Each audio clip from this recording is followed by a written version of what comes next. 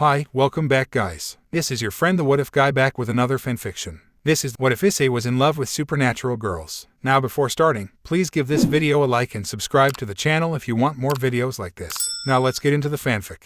Issei Hyoudou was and is, to put it simply, an ordinary young male of ordinary origin. His father worked as a white-collared worker and his mother was a stay-at-home housewife. Although people might claim otherwise since not many ordinary young males of ordinary origin could be in the same position as he was now. 3 years ago he graduated from his high school with an average grade. He had always had a fascination of surviving on his own in this vast great world. Supported by his always supportive parents, his curiosity of the world, and buoyed by his burning desires to see boobs from other places, at the ripe age of 18, Issei moved away from his hometown. He moved from the peaceful city of Hyoudou, his place of birth, a home where he had lived for 18 years. It was difficult, of course. He never expected it to be easy. A fledgling high school graduate who played adult games daily and most of the time just messed about in his school days, backed only by internets and other adults, would have little knowledge of how the outside truly worked. The illogical job requirements and his age got him rejected here and there. Of course, his parents still send him some monthly allowances, although he never used them as long as he still had his own money and keeps them as emergency funds. He rented a small standard apartment, burnt through paychecks even as he was doing multiple part-time jobs to make sure he could live, exhausted himself days to night to a point his body adapted to his rough schedule.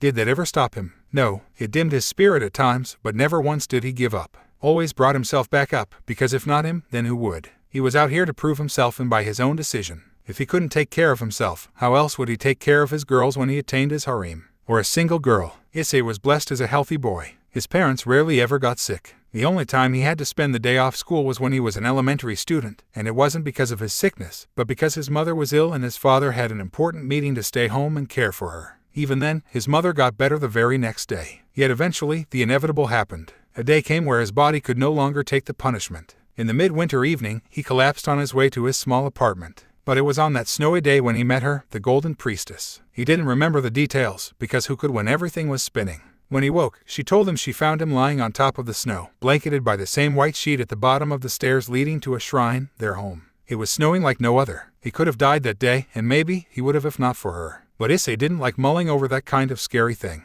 He had never been the kind to dwell on the past and kill his own spirit. Still, it didn't mean he didn't curse his torrid luck. Being bedridden for hours was awfully boring, and him being the adventurer at heart, Issei refused to stay at one place for more than 1 hour without doing anything, except when he had a date with rosy palms. As long as his feet still could carry him, he wanted to move around. And thus, he set forth on a little venture around the shrine. It wasn't a grand shrine by any means. It was old and traditionally wooden. The floors made creaking noises each time he took a step, and although it was cleaner than he thought, it could use some repairs. He doubted many people came by often since there were many other shrines that were more famous. But maybe he shouldn't have snooped around. It was most likely that he shouldn't, because he saw what he was not meant to see. No, he didn't stumble into her while she was changing. He did stumble into her, but not when she was changing. In fact, she was doing an everyday job of maintaining the shrine, cleaning the dust off furniture as she hummed a light melody. It wouldn't be that big of a deal if she didn't have 9 fluffy bushy tails swishing around merrily, or the pointy set of orange ears sitting on top of her long golden hair. This is a dream, he had said to himself. He even pinched his cheek, and shrieked when he pinched himself too hard. His little shriek caused their eyes to meet, and Issei felt a pang of guilt when he saw the distress in her eyes and heard her very silent, "Oh no." But he also felt the warm encasing feeling and a rise of confusion the moment he saw her daughter come running in from the other side of the room. Like mother like daughter, he supposed. The little girl was a spitting image of her. She had the same hair, same furry ears, same bushy tail, except hers was just a single bushy tail. Their scream of panic was the last voice he heard when he fainted. He woke up in the same bed, same traditional futon. But instead of her, someone else was standing in the small room. Someone tall and foreign. Someone with a purple wine suit and dark hair, whose bangs were contrasting blonde. Someone with 6 pairs of night black wings darker than a raven's. Someone who looked like they would spend hours in a nightclub. What one insane dream I'm having, Issei muttered. He no longer felt the crippling heat of his cold, and his voice was no longer husky. His vision wasn't blurry too, and he could see the tall man was looking at him with a grin. "About time you wake up, boy. Any longer and I would have left for another day." His voice was deep, but casually carefree. "I'm not dreaming, am I?" "Unfortunately, you aren't," the man said cryptically as he moved closer, towering against him. At this point, Issei had fully given up on his fate to whoever was above. "Get up, boy, you're no longer sick. And how much longer are you going to stay here and sleep?" Issei gulped. His tone was friendly, but his black wings suggested otherwise. He wasn't judgmental. He was often judged by others, but he was never the one to judge. However, he had never seen a cosplay this well done, and he could only be in denial for so long. Sluggishly, he rose up to his feet, and the man really was tall, a complete head taller than him. Before he could speak, Issei raised his finger. Question, and be honest with me, am I going to die? The man seemed amused with his question. We're all gonna die one day. You, me, but not today. Quite the snarker. Awesome. Issei loves sarcastic people. Okay, then am I going to get hurt? As in, today. Relax, kiddo. The man chuckled, offering a smile. We're not going to hurt you. At worst, we'll have to erase your memory. Like Men in Black. Exactly. He smirked, sort of. But that's only if you want to. Issei thought for a moment to register what he meant or if he heard wrong. Who would want their memory cleansed? Someone who had horrible memories maybe, or dark troubled past like those edgy MCs. But Issei didn't have any such horrible memories or past. Well, what's it gonna be? Want your memory wiped away? It won't be everything. Only for the part where you saw her and me. So, more or less, you'll only forget what happened today. Issei recalled what the winged guy meant instantly. How could he ever forget their tales? Obviously, he didn't want to. He had discovered something he had never seen before, like hell he wanted to forget his discovery. That's like throwing away his research if he's a scientist. Or for a more relatable term, deleting his save file. It's my own decision, right? Yoop. It's fine if I keep my memory as it is. Yoop. And I don't have to pay or do anything if I refuse. At that, the man thought for a while, humming. Well, you don't have to worry about money if that's what you're worried about. Issei sensed a but coming soon. And it did. But there is a catch if you do. Issei didn't like the way he's smiling now. You remember her, the woman who saved you. He nodded slowly, unsure where this was heading. You remember how many tails she has? 9. And how many tails her daughter has? 1. Seriously, where was he taking him with all these questions? Any idea who they are? She's Yasaka and the little girl is Kanu. They live here. Wrong. Well, you're right, partly right. But that's not what I meant when I asked you. He smiled smugly. At least someone was enjoying this. The man then walked around the room methodically. You see, boy, there are various beings in this world. Most humans, like you, he nudged his goateed chin at him, think they're alone. But you can probably tell how wrong they are by now if you have half a brain. He stopped walking and looked at him dead in the eyes. There are various other races, and I'm not talking about ethnicity. His eyes held him to make sure he's listening, and Issei was. What else was there to do but listen? I myself, for one, am a fallen angel. People will probably wonder how far you fall if you tell them that. Crap, that was accidental. And Issei immediately shut himself up. But the guy cracked into a burst of laughter. You've got humor in you. It's fine, just relax. I like snappy brats. They're annoying but not boring. Issei breathed in relief. But still, you better watch your tongues around other people like me. I like jokes, they're fun. Wits too. But others, not so much. He said seriously, and Issei took it seriously. He flinched when he extended a hand, though. Anyway, the name's Azazel. Nice to meet you, boy. Issei grabbed it and shook firmly like a man. Issei, Hyoudou Issei. Nice to meet you too, Azazel-san. You Japanese and your politeness. Just Azazel's fine. Let's keep it casual between us. Retracting his hand, Azazel nodded several times, as if he was mentally sizing him up. Where did we leave off? Oh right, do you believe in supernatural folklores and whatnots? Honesty is the best policy. His father taught him that. No, not really, no. I don't know, maybe. You're confused. Fair enough. Azazel cackled. As you can see, I'm one of them. Fallen angels are one of what your people refer to as supernatural, a convenient simplified term to include any sentient beings that aren't humans. He explained, and the nice lady who took care of you. She's a kitsune and so is her daughter. Their ethnicity, however, is a kyuubi, just like you being a Japanese human. Catch my drift. Issei was far from the best thinker, but he was no idiot. Most of the time. The governments have known we exist for quite a while now, the government. Of course, who else would it be to hide the truth from the public? And both the sides have been working on living together. Lucky you, we're just about to announce the news tomorrow. If not, well, I'd have to do what I have to do. Issei had the sense to pale at that. Azazel seemed friendly, but he could be intimidating. Anyway, don't worry about that stuff. Let's just say you're one of the lucky few. He said, the people here, Mrs. Yasaka and the lively little brat, they happen to be under my watch. On legal terms, I'm their overseer. You know, someone who looks after someone, but not like a babysitter. More like their agent, as you can say. The young boy nodded again. He just accepted whatever he told him as fact at this point. He'd believe him even if he told him the sky was actually green but the government did some science stuff to make it blue because green was ugly. Good. Azazel smiled, glad that the boy wasn't thick-headed. You see, once the announcement is made, the chiefs are arranging a plan to smoothen the progress. Because let's be real. To you, we're freaks of nature, aren't we? Issei furrowed his eyebrows. What? Why? I think that's pretty cool if anything. You do. Azazel's smirk grew into a genuine smile. Well, that makes it easier then. Just to make sure, you're 20-something, 21, 22 next year. Why, good. You're young but old enough. Azazel nodded. I'll just get straight to the point. Would you mind being these families' caretaker? And that means they'll live with you, not the other way around. Issei kept his head cool. The idea was exciting, and inside, he was jumping like a rabbit on caffeine. That'll be nice, but I'm just a guy living in a small apartment. Oh yeah, we know that already. Of course, Issei wouldn't be surprised if they knew where he stored his stash either. And we know where you hide your goods too. Gotta say, you have some fine taste. Maybe I should introduce you to my colleague if things go well. She's quite chipper, young as you. Nice wreck. A bit feisty though. His eyes lit up in flames. Please do. Easy there, kiddo. I like your interest, though. Azazel snickered. Anyway, wow, how many times have I said anyway? Well, anyway, you don't have to worry about living expenses. The Govies will cover any expenses, as long as you follow the rules. And then, with a snap of his finger, a huge bundle of papers appeared out of nowhere, floating to his hands. Issei gingerly placed his hands beneath it, and the moment Azazel let it drop, Issei nearly dropped as well. That was as heavy as he thought. You humans sure love them rules, Azazel commented dryly. I won't bother reading all of them, and you shouldn't either. They're just formalities. Treat them nicely and you'll be fine. Issei smiled. He would rather not read this thick of an encyclopedia if possible. I've been loitering around for too long. Here's my business card. Call me if you agree with everything on it or if you don't. Give my regards to the young Mrs. Chow. And with a 2-finger salute, the fallen angel's 12 black wings shrouded his body, before a black explosion of shadows covered the whole room. Afterwards, only a single feather was left, floating slowly in the air. Azazel had completely disappeared, and Issei had to admit it, that was wicked sick. Damn, he muttered, staring at the lone feather as it swayed to the wooden panel. That just happened.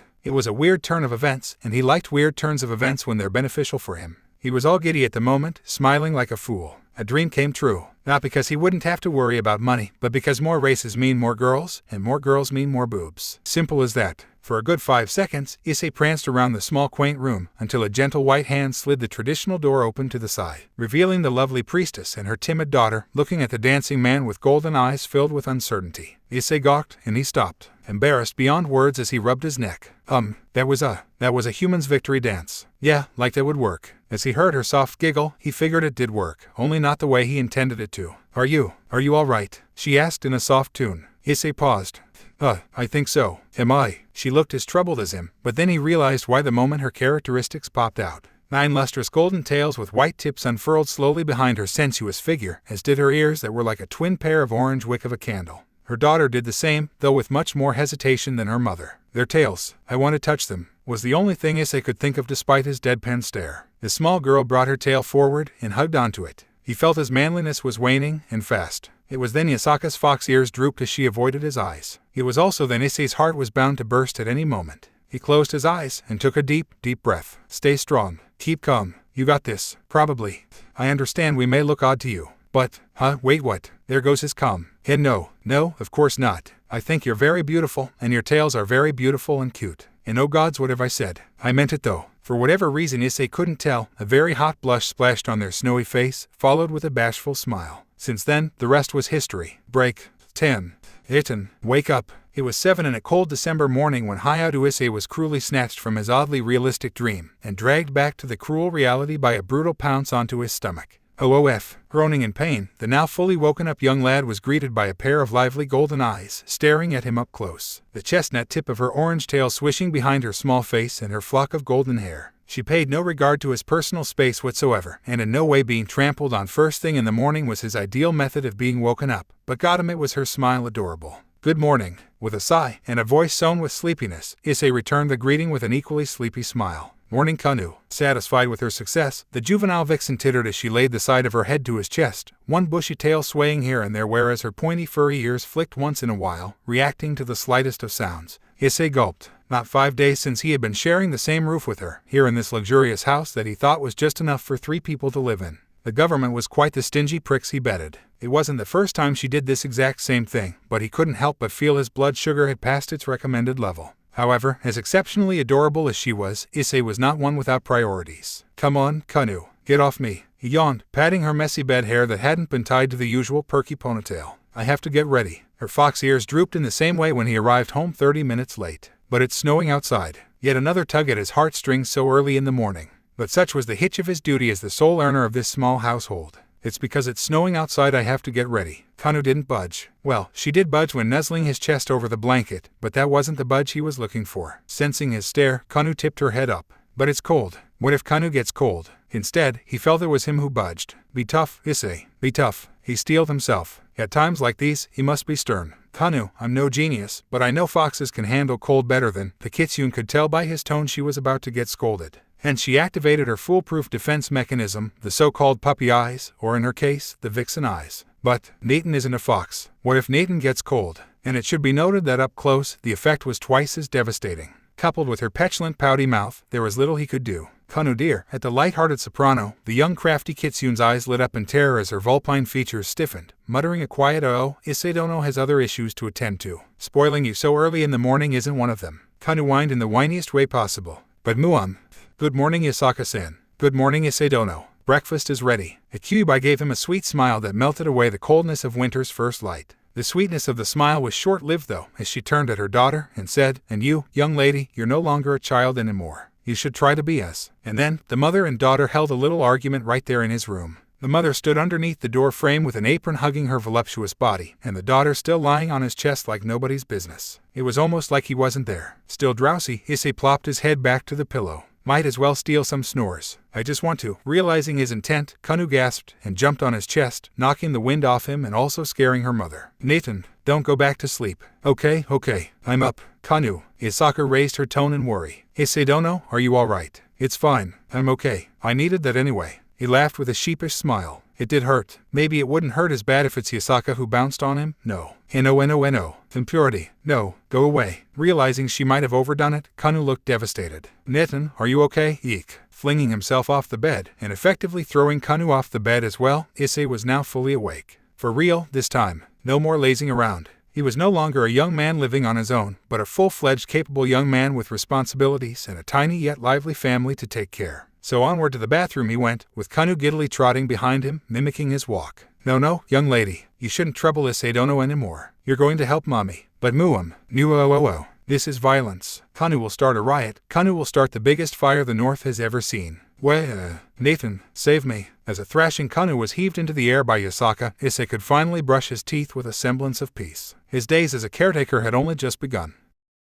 Having sported his faithful plain red jumper to fend off the icy bites of the wintry morning, Hyoudou Issei exited his bedroom with an invigorated self. How was he invigorated so early in the morning? No, it's not because Christmas was a month away. Normally, he wouldn't be bothering with Christmas as that was the day all single guys like him dreaded the most next to Valentine's Day, but this time, he was looking forward for it. Still, that wasn't the case this time. His mother was a morning person, and Issei had successfully inherited her trait. But even then, that was not it, because he could have home-cooked breakfast. And no ordinary breakfast either, mind you. A homemade breakfast lovingly made by a lovely young maiden. Maybe lovingly was a stretch, but imaginations were what colored his life. The house the government gave to them wasn't big or extravagant in any way. Not much different than the standard reasonably priced modern-day Japanese house, and it blended in nicely with the neighboring houses. Nearly similar to his parents except with 2 master bedrooms and spacious enough to house a family of 3 and 4 at most, but any more and it would be cramped. Regardless, it still was a huge upgrade for someone who lived in a tiny living space till about a week ago. Back in that apartment, he could just roll over the floor to get to the other side of his home. He didn't miss anything now, but Issei was certain he'd come to miss the days where he could lie down and pretend he was a crawling slug without anybody noticing. Hopefully the government wasn't watching him. Heading downstairs with Yasaka's breakfast in mind, he was greeted by a husky, deep voice of a man. That couldn't be either of the Kitsunes, else he'd slam his head to a wall. Ah, there he is. Gee, morning boy. Thankfully, it wasn't. Seated at the dining table with the 2 Kitsunes was their overseer, merrily enjoying the dishes Yasaka made. Azazel, Issei started with a frown, but headed over nonetheless. His hungriness wouldn't go away without eating. What are you doing here? He wanted to resume his streak of spending pleasant mornings with a beautiful woman and cheery little girl. He didn't want to add a sarcastic asshole to the mix, thank you very much. Oh come on, don't be like that. This visit is work-related, okay? Work-related. Azazel chortled, stuffing more food to his gobbler. My. These dishes, they're top-notch. You should consider opening up a small eatery, Mrs. Yasaka. I'm afraid I'm not that comfortable with humans other than Issei dono. Ah, of course. Azazel nodded understandingly. It took a keen pair of eyes and sharp ears to hear his self-beating for raising that kind of question. And at the moment, Issei was busy watching Kanu's tail swaying side to side merrily as she chowed down the grilled fish. The young boy only snapped out of its hypnotizing effect once he realized he was spacing out, and looked at the man sitting next to him. What is it? Seriously, I'm not in any trouble, am I? I swear I've been good. Hearing their caretaker's skepticism, both the girls looked at the fallen angel with obvious worry in their eyes. To their relief, Azazel laughed gaily. No. Yeesh, don't make accusations like that. You're making me look like the bad guy here. I'm just here to make sure everything is okay. Basic overseer stuff. The boy troubled you much, eh ladies? Far from it, Yasaka quickly objected. Issei dono is earnest and gentle. Kanu likes him as well. The juvenile vixen nodded cheerfully, seconding the opinion. I can't think of a better caretaker than him. What else she shade? Kanu, please don't talk while you're eating. Isaka's genuine smile was more than enough reward, but Kanu's jubilant cheer was the icing on the cake that was not less appreciated. Added with Isaka's heavenly cooking, Issei felt high above the skies. Look at him, all smug. Azazel scoffed, then took a sip of his black coffee. Still, strange they're this fond of you already. Good to know I did an amazing job choosing the boy, hey. As far as Issei was concerned, he signed up for this by his own will, but he let it off. He was being praised, after all, even though Azazel was clearly fishing compliments for himself. The girls nodded regardless. Giving a firm pat on his back, he then stood up from his seat. Welp, that's done and done. Many thanks for the breakfast. See you, Miss Yasaka, and you too, Lil Miss. Bye, Uncle Z. The young vixen gleamed, fist-bumping Azazel's fist over the table and the food servings. Yasaka spared the carefree fallen angel a quaint smile. But Issei paused at all these nonchalant interactions. Wait, hold on. You're leaving already? Yeah, obviously. Azazel looked equally puzzled as him. What, do you want a fist bump too? That's not, well, why not? And thus, their knuckles bumped. But that's it. Don't tell me you came here just for breakfast. Free breakfast. And coffee, the man added. And yes, that's that. What else do you want from me? I'm a busy man, got other stuff to do. My people need me. I can't dilly-dally around so. Ciao. Issei was at loss of words, and with a gaping mouth, he could only point at the carefree fallen angel leaving through the front door. By both of the girls' blasé reactions, he concluded that's simply how Azazel did his things. Then he popped out again at the door. Oh, just a little reminder, be careful if you meet with other supernatural in the open. Not every single one of us is civilized like me or as kind as Yasaka, and those who are homeless probably haven't heard of the news either. Got it? Good. Ciao. And there he goes again. Issei thought aloud. I thought he only looks after you guys, girls. Yasaka settled down her chopsticks, waiting for her caretaker and daughter to finish their breakfast. Azazel-sama has other supernaturals that are under his care. I was not told much, but I think we can say he looks after a lot. Huh, good to know he's doing his job. Issei muttered. Yasaka-san, how long have you known him? It's been quite a while. Several years or so I'd say. She could barely walk on her 2 feet that time. A fuzzy warm feeling filled his chest as Yasaka stroked her daughter's head. Kanu completely took after her mother, except Yasaka had white tips on the tip of her orange ears and 9 tails. Fufu, how quickly time passes. Now that he noted her distinguishing animalistic traits, Issei dared to ask, I just noticed, but do those white tips have any meaning? The ones on the end of your ears and tails, I mean. He began to worry at seeing her sheepish smile as she slightly tilted her head to one side. They do. And, well, I suppose in human terms, these represent white hair, she said sourly. That morning, he learned humans weren't the only ones to fret about becoming old. Have they become too noticeable now? I suppose I'm no longer young, fufufu. Well, Yasaka-san seems youthful to me. Issei laughed briefly, carrying on with his meal, unaware of the light tint of pink splaying over the mother's pearly cheeks. I guess for meals like these, I'd probably do the same if I was him. Yasaka smiled courteously at his indirect compliment. You're too kind to say Dono. I mean it though. And, can you not call me with Dono? Does it trouble you? If so, I apologize. Again with her droopy ears and guilty look. And no, I mean, it does, but you don't have to apologize. I know you're just being polite, Yasaka-san. Issei said hurriedly. From all the questionable games he played and all the unbelievably dense protagonists that could give a black hole a run for its money, he had learned many lessons the school never taught him. And one of them was to clear misunderstandings before it can really hurt someone. I just don't feel that's right. I'm no noble. Dono is a bit, too regal sounding like. Yeah mom. Why not just call Nathan like Kanu does? The child was ignored. Oh, Yasaka smiled, relieved. Then, should I refer to you as Issei-sama instead? His expression was flat, unaffected, but deep down, he was reserving her voice in his memory. When else will he hear his name spoken politely and with an honorific as high as that? And by a beautiful woman. As a fact, Dono is considered less respectful than Sama nowadays, at least that's the way he saw it. Nonetheless, he was not that obsessed with honorifics. He liked casualness as long as formality was unneeded. Maybe just Eyes is fine. That's what my friends call me with. Eyes, what's this? His heart beat faster than he expected. That's right. This was the first time a girl called him with that nickname and not perv or leech. Forget walking in while a girl was changing. This was enough for him to visit his late grandparents. Eyes Nathan, Kanu repeated, as if having a taste. She decided it was too long of a name. Kanu will stick with Nathan. Eyes, then, Yasaka smiled, speaking his name in barely a whisper as she fondly watched the young man finish his meal, looking a tad bit embarrassed, but happy at the same time. It just became smarter to not wear his feelings on his sleeves. Eyes Dono, Eyes dear, would you like another bowl? Containing his smile was harder than he thought, but he pushed through. No thanks, Yasaka-san, he said politely, pushing his chair off the table as he peered at the clock on the wall. I actually have to leave now. Yasaka nodded. Like her overseer, he had work to do. It's all right. Let me wash the dishes. Be careful, eyes dear, don't exhaust yourself. To be sent off daily with a smile and be called a dear. What more could he ask? Kanu, however, had no trouble expressing her disappointment. But Nathan hasn't played with Kanu yet. Kanu, what did I tell you about this? She slumped to the dining table, ears flopping down. Don't bother, Nathan. We'll play when I get back home, okay? Issei assured with a bright smile, holding out his fist. That was enough to bring joy to the juvenile kitsune as she fist-bumped him. The sight earned a light titter from the mother. Be a good girl until then. As he picked up his necessities, leaving afterwards, Yasaka directed her golden eyes at her daughter, whose ears flopped back down due to his absence. Well, Kanu, you heard what Issei Dono said. If you be a good girl, maybe he'll return earlier. Her eyes lit up. Really? she hummed. And do you know what a good girl does? Be good. Yasaka giggled. They helped their mother wash the dishes. Kanu dropped her smile and whined unenthusiastically. Break, being the only caretaker at his current town, and the first to ever exist worldwide, granted him the privilege of showboating. Once he was allowed to. There was no press conference, no announcement. It had been stated on an international scale that a caretaker should not expose the extra species they currently housed to the outside world to ensure privacy. To many people, they were seen as celebrities. Understandable, because who would have thought they were living in the same world with these people without ever knowing? But to some, they were seen as exotic humans that happened to have animalistic attributes. In other words, freaks of nature. Issei didn't understand why they would label them as such, but what he knew was that some people are simply more judgmental than others. Something that could only be changed by time. It would be a slow process, but they'll get there. He's sure of it. Otherwise, he wouldn't be a caretaker right now, and the supernaturals will be kept as the government's secret. At least now humans knew they were not alone, they just didn't know about the supernatural's whereabouts. So, to keep people from getting suspicious and snoop around, Issei couldn't just stay at home and had to work like an ordinary student.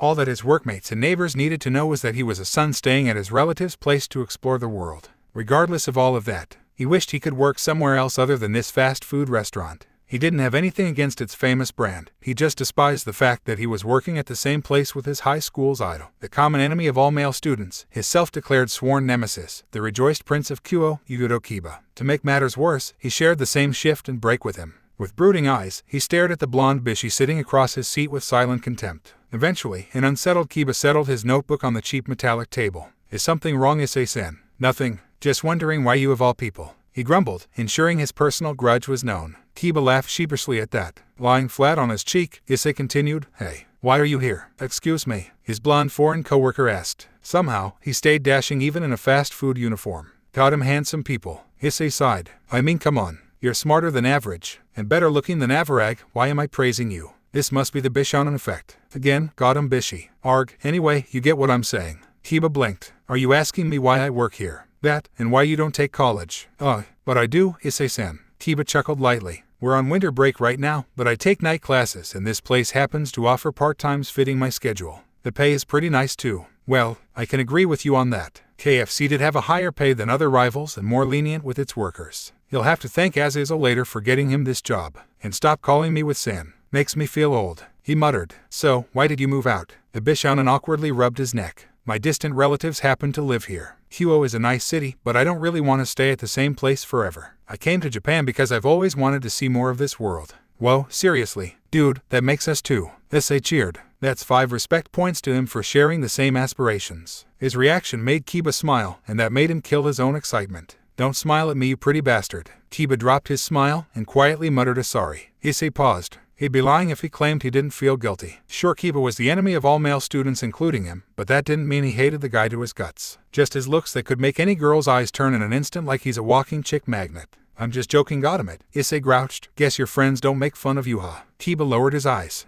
Yeah. Issei paused. Now he's no psychologist or a mentalist, but he's pretty sure that was a forced smile. Are you telling me you have no friends? Kiba froze, keeping his faint smile. Not really. A handsome guy with nearly excellent grades, who was flocked with female students nearly anywhere he wandered around the school 90% all the time, the rumored unbeatable kendo master, didn't have a single soul to call his friend. The equation did not compute. His brain errored and caused Issei to freeze for a good 5 seconds. Issei-san, you're bullshitting me. Kiba flinched from surprise. What about the girls? They talked about you all the time like you're the only guy in the school. Kiba's eyes widened at that. They did. Issei's eyes narrowed at that. You didn't know. Well, I never heard them talking about me. Rather, they rarely ever talked to me. Kiba laughed ironically. And the same thing with the guys. I wonder if I ever did them wrong. Issei was about to call him out for pretending, but the blonde Bishi looked absolutely clueless and genuinely troubled. Unless Kiba also had a knack for acting, because it was too realistic to be acting. You've got to be kidding me. 3 years and you don't have a single clue. Was it that obvious? Kiba asked nervously, and also hopefully as he looked at his brunette coworker, slightly tilting his chair forward. Do you know why? So not only ordinary-looking guys suffer the clueless syndrome, huh? Issei said out loud with a straight face. Kiba was expectedly dumbstruck. It's because of your face, man, your face. Kiba became even more dumbstruck, feeling his handsomeness by hand. And my face. Yes, Issei half yelled. I'll be very clear with you, it's because you're a go. Good. Got him. Why do I end up praising you again? I'm sorry. Face and palm, Issei sighed deeply. See here, Kiba. The reason why you're never approached is because you're unapproachable. Unapproachable. Exactly. Issei half yelled. Again. Because you're like in your own space. The talented, good-looking, surrounded by girls' space. Kiba was about to object, but Issei held up a finger. I know, they don't talk to you. But that's how it looks to us average-tier dudes. You're one step above us at everything. Albeit a little bit confused, Kiba listened wholeheartedly. Another reason is probably because you never start the talk. Issei continued, scratching his head. But that's probably because the dudes leave when you come. So, in conclusion, Issei grabbed his chin sagaciously. The guys were jealous of you so they avoided you. At least that's what I thought. Oh, but I don't mean to. Kiba appeared dejected. Issei didn't want to. He didn't even think the day would come, but he felt bad for the Prince of Kuo. Then what about the girls? Dude, do I look like a girl to you? You hang around them a lot more than I do. How can I tell what's on their mind? Even if I do, I'm not telling you. Issei grumbled immaturely. Like I'll let you hog all the girls. Slumping on his arms to enjoy his break a little more, Issei took a peek at his former schoolmate's expression. Introspecting himself it seemed, and there's confusion sprinkled with guilt and mixed with plain sadness. And here he thought the guy didn't have any issues. Damn him and his morality. Sighing loudly, Issei shuffled off the chair. Their break was about to end regardless. Bah, you're not a high schooler anymore anyway. It's not like there's no students in your uni. And if I'm you, I'd start hooking up with all the girls, Mui. Welp, time to get back to work. Aye-san. Issei stopped his exit. What? I told you to drop the san. Sorry. Kiba looked genuinely sorry. Could he never understand a friendly banter? Oh right. Friendless. Do you hate me? What? Why would I do that if I don't even know you? I just hate your face. Issei laughed, but stopped mid-laughter. That was a joke. Don't take that seriously. Why yes, so, that makes us friends, right? Oh my GAHD he's awkward. I don't know. Are we? Kiba looked conflicted. Oh my GAHD he's dumber than he looks. Yes, man. We're friends. Pals. Friendos. Amigos. Latinos. We don't need to say you're my friend to be friends. Thank you, Issei-san. It was at that moment Kiba gave a smile so sincere that if Issei was a girl, he'd surely fall for him. But he wasn't a girl. Do not give me that look. No, not unless you're a girl. Issei loved round things, not rectangles. He liked burgers, not hot dogs. And getting that heartfelt of a thanks and smile from a bishi was too much for him. And again with the sen. Just call me Issei or eyes. Actually no. That's reserved for girls. And his parents. And those close to him. Kiba's not close to him. Just call me Issei. Okay, Issei. He felt a tingly feeling on his hands and back as if ants crawling all over him. Goosebumps. Those were goosebumps. Right. On second thought let's go with kun instead. Issei-kun. He stared at Kiba with skepticism.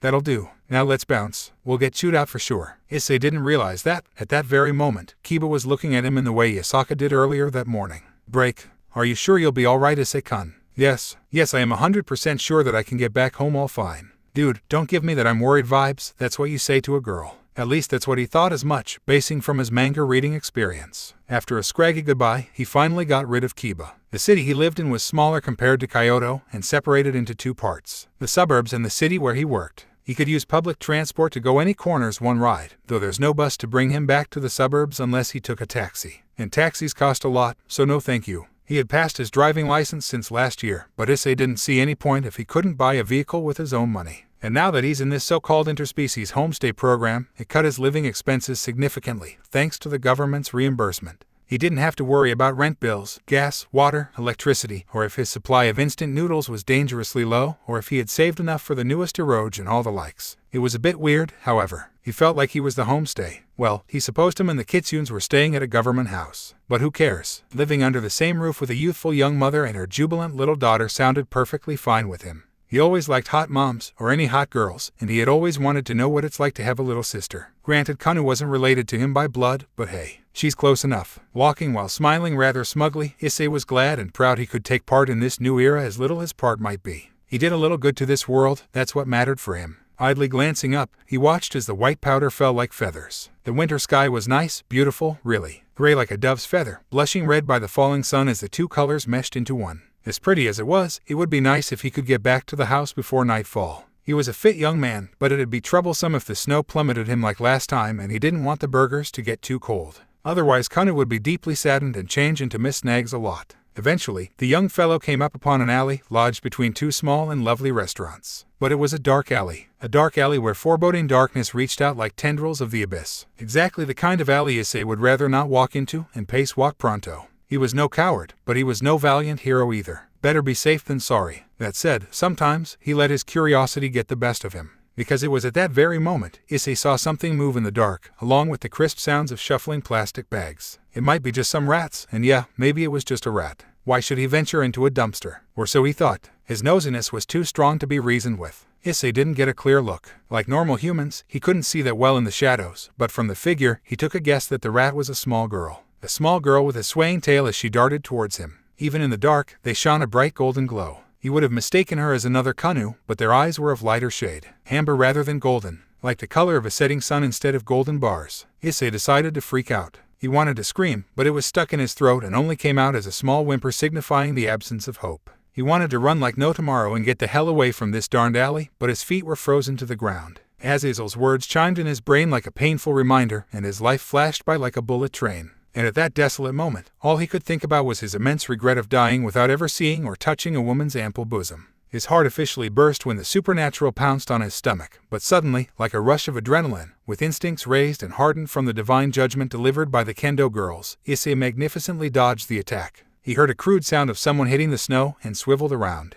And there she was, laid face first on the snow with her butt flaunted in the air, with a white slender tail sticking out from between the gap of her shirt and shorts. It was thinner compared to the kitsune's bushy counterpart, and white as the snow's. Not the most proper clothes during this kind of weather, but Issei supposed she was resistant to cold like Kanu and Yasaka. She grunted with a silent voice as she lifted herself off the pile of snows, and Issei had the sense to take several wary steps sideward, in case she jumped at him again and he had to break to a dash. Who knew getting chased by those kendo girls made him a proficient runner? He noted she had a pair of white feline-like ears too. Unless she was amazing and devoted to cosplaying, those ears shouldn't be able to twitch and move like that. Are you okay? He shouldn't have asked. He should have made a run for it and stopped pushing his luck. So got him as easily tugged heartstrings. As if his awkwardly spoken words snapped her out of a trance, the girl's feline traits fluffed up in surprise, turning around to face him with a jump. Her slit black pupils dilated, eyeing him with suspicion. He confirmed she was indeed a supernatural, and small too. Probably not much older than Kanu, he thought. Issei also noted she didn't look so healthy and was eyeing at his burgers. Kanu's burgers. Issei reassessed the situation and did the math.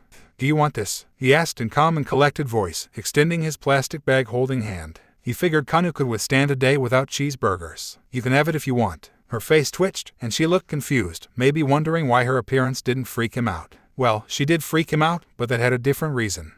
If you're wondering, I've already heard of the supernaturals. I have two staying with me right now, in fact. Azazel didn't mention he's not allowed to tell he's a caretaker to the supernaturals. She was hesitating, but he was getting closer. Look, I won't bother you. I know my kind isn't so trustworthy yet, so I'll just leave this here and be on my way, okay? Issei put the plastic bag down and started to walk away from it, thinking, why does it feel like I'm getting a stray cat to trust me? Hearing the sounds of the crackling plastic, probably her taking out the food, Issei smiled to himself. He did good today. Wait. Issei paused his walk. Somehow, he picked up her soft voice, merely a whisper and as fragile as the falling snowflakes as if it'd melt. He turned around and nearly shrieked when she was suddenly in front of him. He did not hear her footsteps at all. The same plastic bag in hand, she was looking up at him with big amber eyes and droopy white feline ears, and with a face that froze him faster than the weather. There was a new world champion of puppy face and she wasn't Kanu. After a gulp, Issei asked her, yes. Can I? The plastic bag rustled as she held her petite body, a meaningless effort to fight the cold. Can I come with you? He did gain her trust, and his heart did pop. The wind howled, peppering the night with ice-white dust. With no signs of an improvement, once again the weather prediction was just that, a mere prediction. Yasaka could feel the tingly cold creeping underneath her turtleneck sweater, and that's telling a lot for a Kyuubi resistant to cold. Presently seated at the living room, fended off from the looming hail but not from uneasiness, Yasaka's golden-tinted eyes lingered at the snows rattling the windows. She watched the white powder piling up at the stiles of the windows, frosting the glasses in white as her mind wandered elsewhere. The front door had been left unopened since he left, and it's been 30 minutes past his usual time, and there hadn't been any signs of him ever since. Yasaka's worried. It didn't help that Issei didn't pick up her call. She wished she had learned how to use that tiny gadget. At least then she could text him a message, ask him where he was or what he was doing. If he was staying warm in a place, at least then she could do something other than sitting around, doing nothing. Going out to search for him was starting to become a need rather than a want, but that would mean she had to leave Kanu behind. She was able to hide her fox-like features for days, but Kanu wasn't. On top of it all, she would hate herself for causing trouble for her caretaker more than she had to. Clutching her chest, she could only hope and pray for his safety. Fortunately, her daughter was there to take her mind off things. In front of the running TV, she saw Kanu in the middle of her daily ritual, dancing to her action cartoon's catchy outro song. Her luminous tail flaying here and there, following her every motions and twirls as she ended it with a glitzy victory pose. Hands on hips, Kanu posed with a smile so smug she'd make an excellent magical girl, the cheery yet haughty one. Catching her mother's giggles, the little Vulpine swiveled and trotted towards her and stole a glance at the front door. Muum, is Nathan home yet? Did her worry infected to her happy-go-lucky daughter, Kanu wants her cheeseburger. Nope, Hisaka smiled. Some things might never change. She didn't appreciate Azazel's influence on her pronunciation of certain things, but she'll overlook it this time. He'll be home soon, dearie. Be patient. But Kanu's not a patient. With a dull tone, Kanu puffed her cheeks, leaping to the sofa and plopping her head on her mother's lap. In tune with her emotions, her ears and tail slouched indolently. What if Nathan ate Kanu's burger? It's not nice to doubt other people, dearie. And it's Nathan's food, he bought it. Humming softly, Hisaka gently stroked her daughter's tresses. Smooth, never tangling, soft, and feathery like the finest golden silk. Though enjoying the treatment, Kanu stubbornly whined. It's not nice to eat others' food too, especially Kanu's food. We don't know that. Hisaka patted her forehead lightly as a warning of an imminent cheeks pulling if she persisted. As always, it bred a pouty kitsune. Aren't you worried about Nathan? Kanu glanced up, holding her mother's golden eyes that she shared, and then placed her face on Hisaka's skirt with a disinterested, "Nah, Nathan will be fine."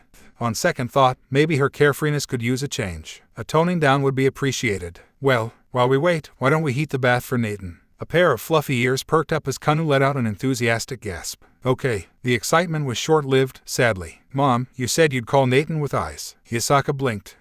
You're right. Mommy forgot. Can Kanu take a bath with Nathan? Her mother's smile was gone in half of a second. No, and her ears drooped once again.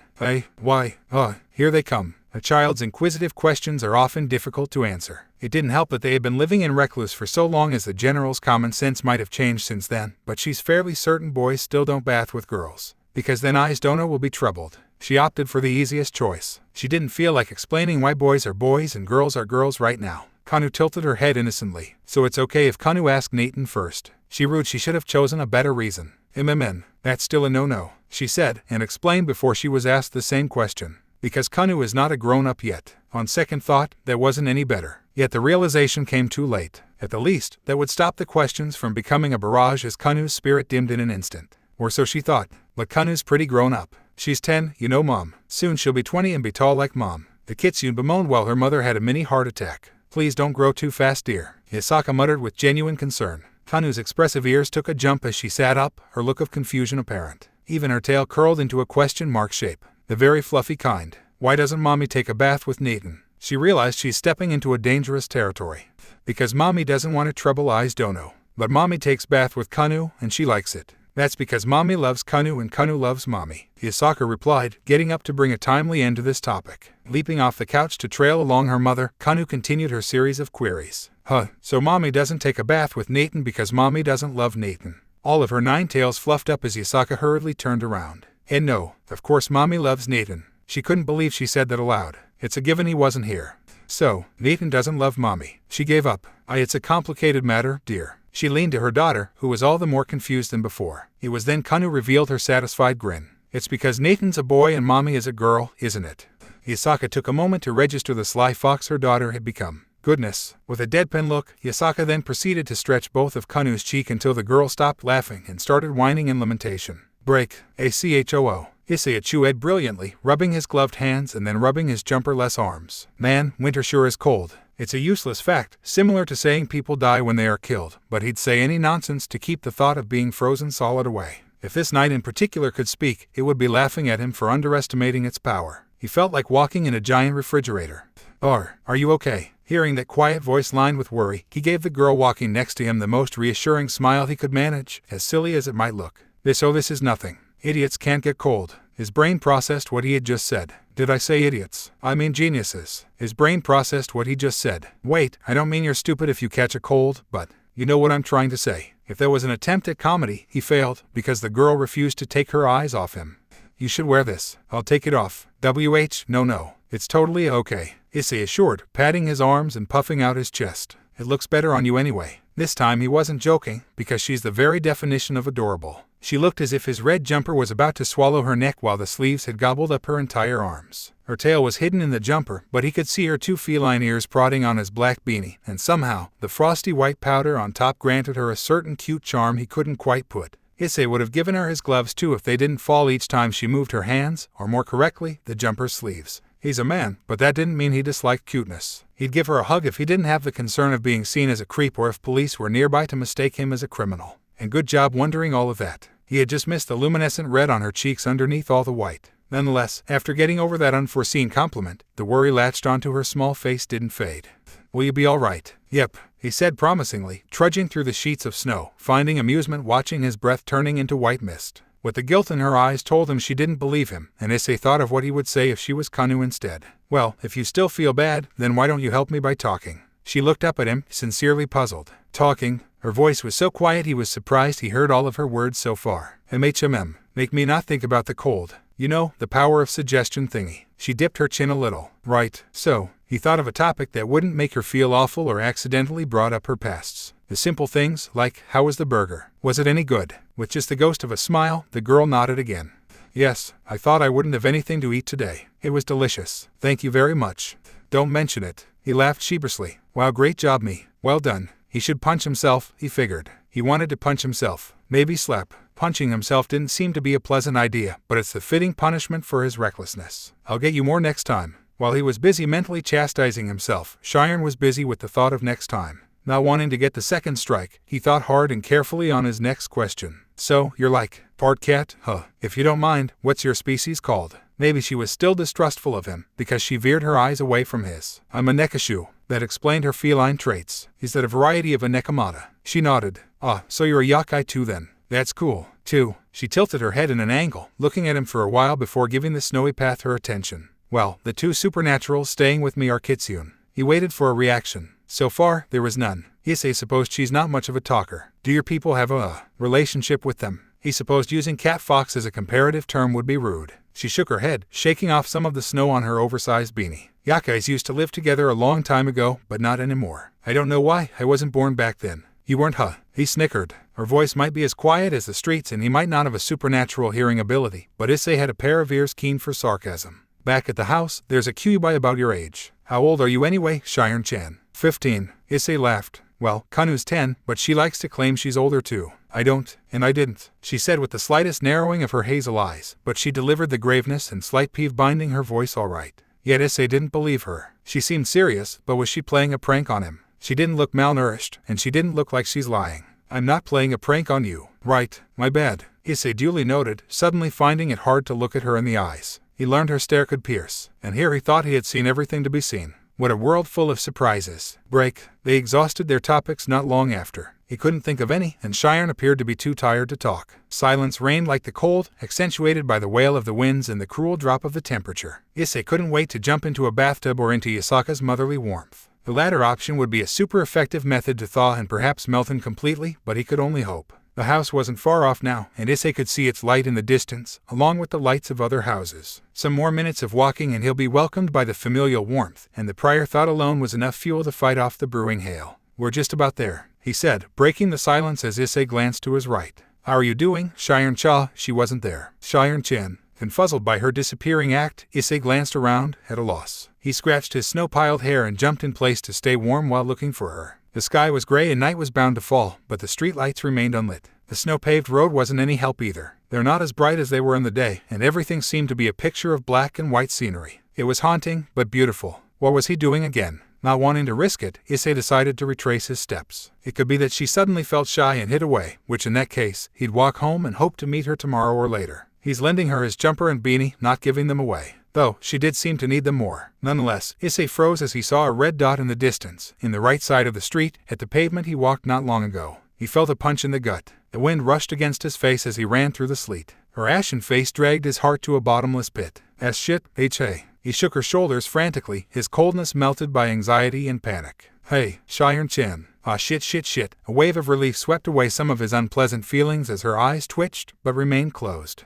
His worry worsened as he noticed her body feverishly shivering and how flushed her cheeks were, and it wasn't a reflection of his sweater. He calmed himself. He had to deal with this. Freaking out could wait for later when he had dealt with this. Hang in there. Carefully lifting her to his hands, foregoing her fretting lightweight, Issei dashed as fast as his feet could carry while still paying attention not to slip and trip. During his run, Cheyenne curled into a ball, making herself smaller as she was drawn in by the warmth of his thumping chest. They arrived at the front door in no time, but having no free hands to pull the handle or knock, Issei resorted to using his head. Door was hard and it hurt. It swung open not long after Issei realized he could have used his foot to kick the goddamn wood, revealing a Kanu in a brown bear onesie. Nathan, Kanu's overjoyed expression waned away as she realized he wasn't alone. Huh, goodness, Issei dono. Seeing his snow-ridden state, Yasaka gasped, before noticing the small girl in his hand. She pulled Kanu inside to make way for the two. Hurry, come inside. And that is what he did. Immediately heading to the living room, leaving puddles of his snowy adventure behind, Issei gently laid the nekashu on the sofa as the girls followed suit.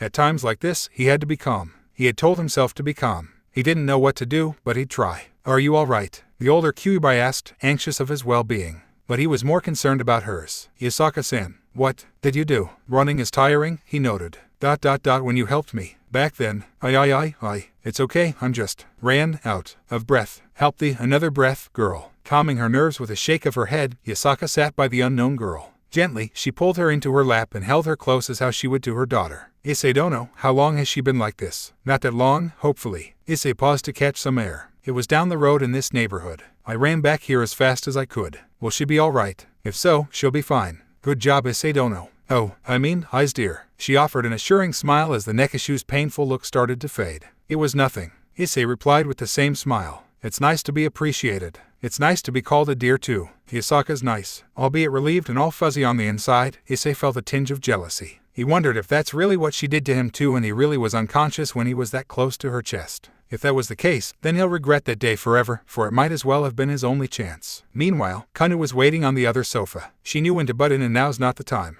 So with her palms on cheeks and body lied flat, the vulpine in a bare garment curiously spectated, wondering how things would ensue rather than being worked up. It's a bit frustrating how carefree she looked. Well, that was one hell of a day. Issei sighed as his breathing steadied and the fright subsided. He didn't even feel cold anymore, just drenched.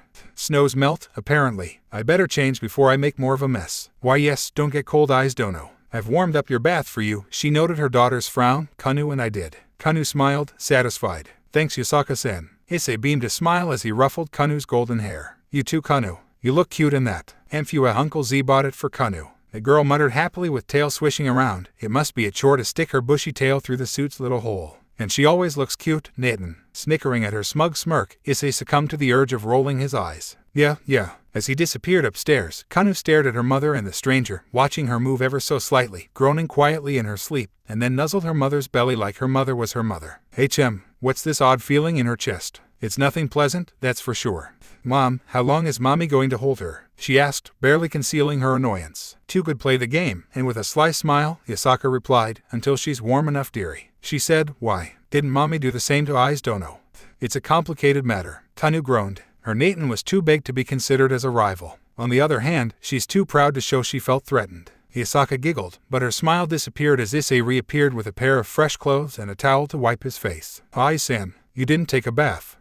I'll do it later, he said apologetically as he scratched his head, taking a seat beside Yasaka to have a look. On another note, it should be noted Yasaka was stunning in a purple turtleneck knitted sweater and a long skirt. It heightened her mature charms for one, and it emphasized her ample breasts for two. Issei was having trouble where to look. He knew where, and the temptation was killing him, but he knew it's inappropriate as his father's words echoed deep in his conscience. There's a time and place for everything. No wait, that's Oak's voice. Punting away the thought, Issei took a look at the white-haired girl. She's fast asleep. He wouldn't blame her. Yasaka's lap must be insanely comfortable, he thought. Oh, and she must be tired. She was scraping something to eat at the back of a restaurant. He began, and already Yasaka was moved. She let off a tiny gasp. You poor thing. Issei resisted poking her wilting ears. Yeah, I didn't think she'd come along with me, but she did anyway. And he's happy she did. Is it alright if we let her stay for a while? No use dilly-dillying. Her. Oh, I have no qualms against it. The decision isn't mine to make, but I think you should ask Azazel-sama, Eyes Dono. She said politely and quietly as to not wake up the nekashu.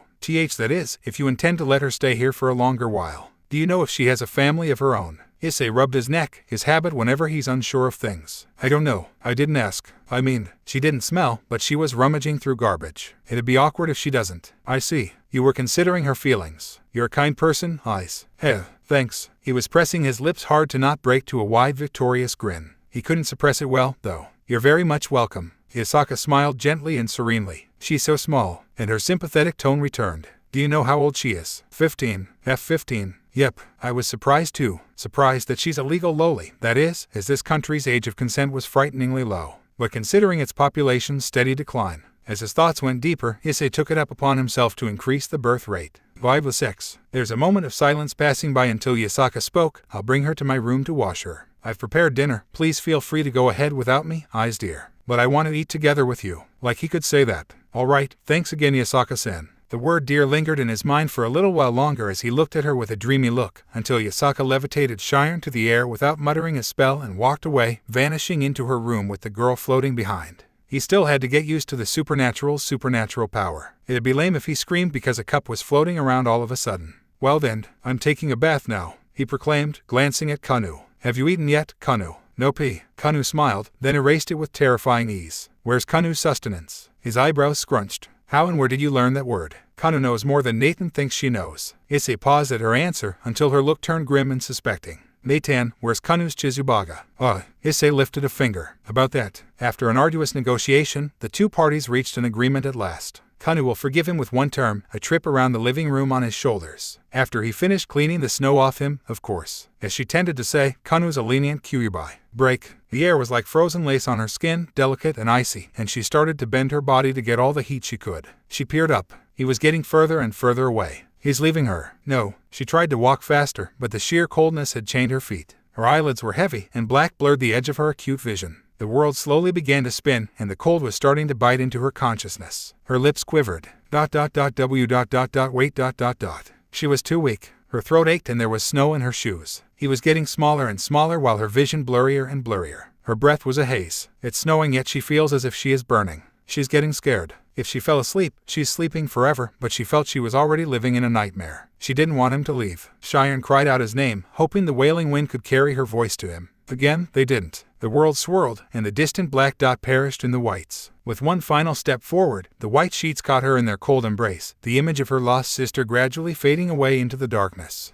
She woke up from her nightmare with a gasp. Heart pounding, mind empty, eyes hurting and cheeks runny. Every sense urged her to claw her way to sit up and get herself reoriented, but she remained bound on the soft material wrapping her in warmth and a coziness she had become unfamiliar with. How long had it been since she last slept on a mattress? More importantly, how long was she gone? Why was she in a bedroom and not out in the freezing cold?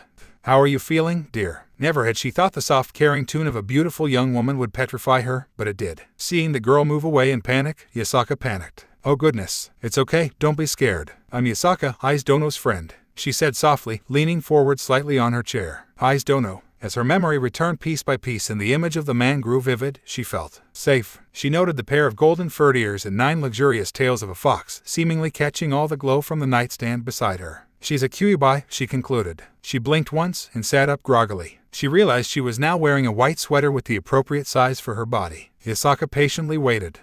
How did I get here? Her coarseness caught her by surprise. Every word felt like it ground the walls of her throat. Please have a drink first, dear, Hisaka implored, handing her the glass of water she had settled at the bedside table. The girl gladly accepted, muttering a quiet thank you afterwards. Do you not remember anything? Aiz Dono told me you two were heading here when you fainted. He carried you here, Shion-chan, isn't it? She nodded, staring into the empty glass with a sullen look, before looking at the kyuubi's eyes.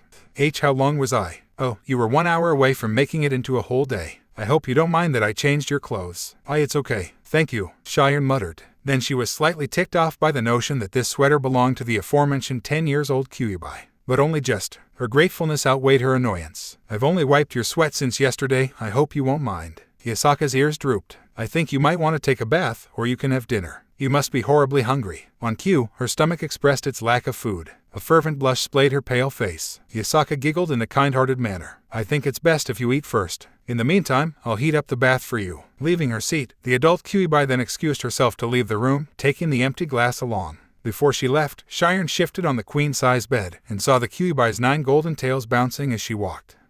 Thank you very much. She received a warm smile in return. You're very much welcome. Please take your time and make yourself at home during your stay, Shion-chan. Then the kind Kyubei left the room, using one of her tails to coil around the doorknob and shut it close. Crumpling the blanket, the word chimed several more times in her head as it then resonated down to her lips. Home, what a beautiful word. At the moment savoring Yasaka's marvelously cooked dishes, Issei took note of the chef's arrival upon the dining table. Before speaking, he chewed down the fried fish. He didn't want to get reminded of his manners. How is she, Yasaka-san? Is she up yet?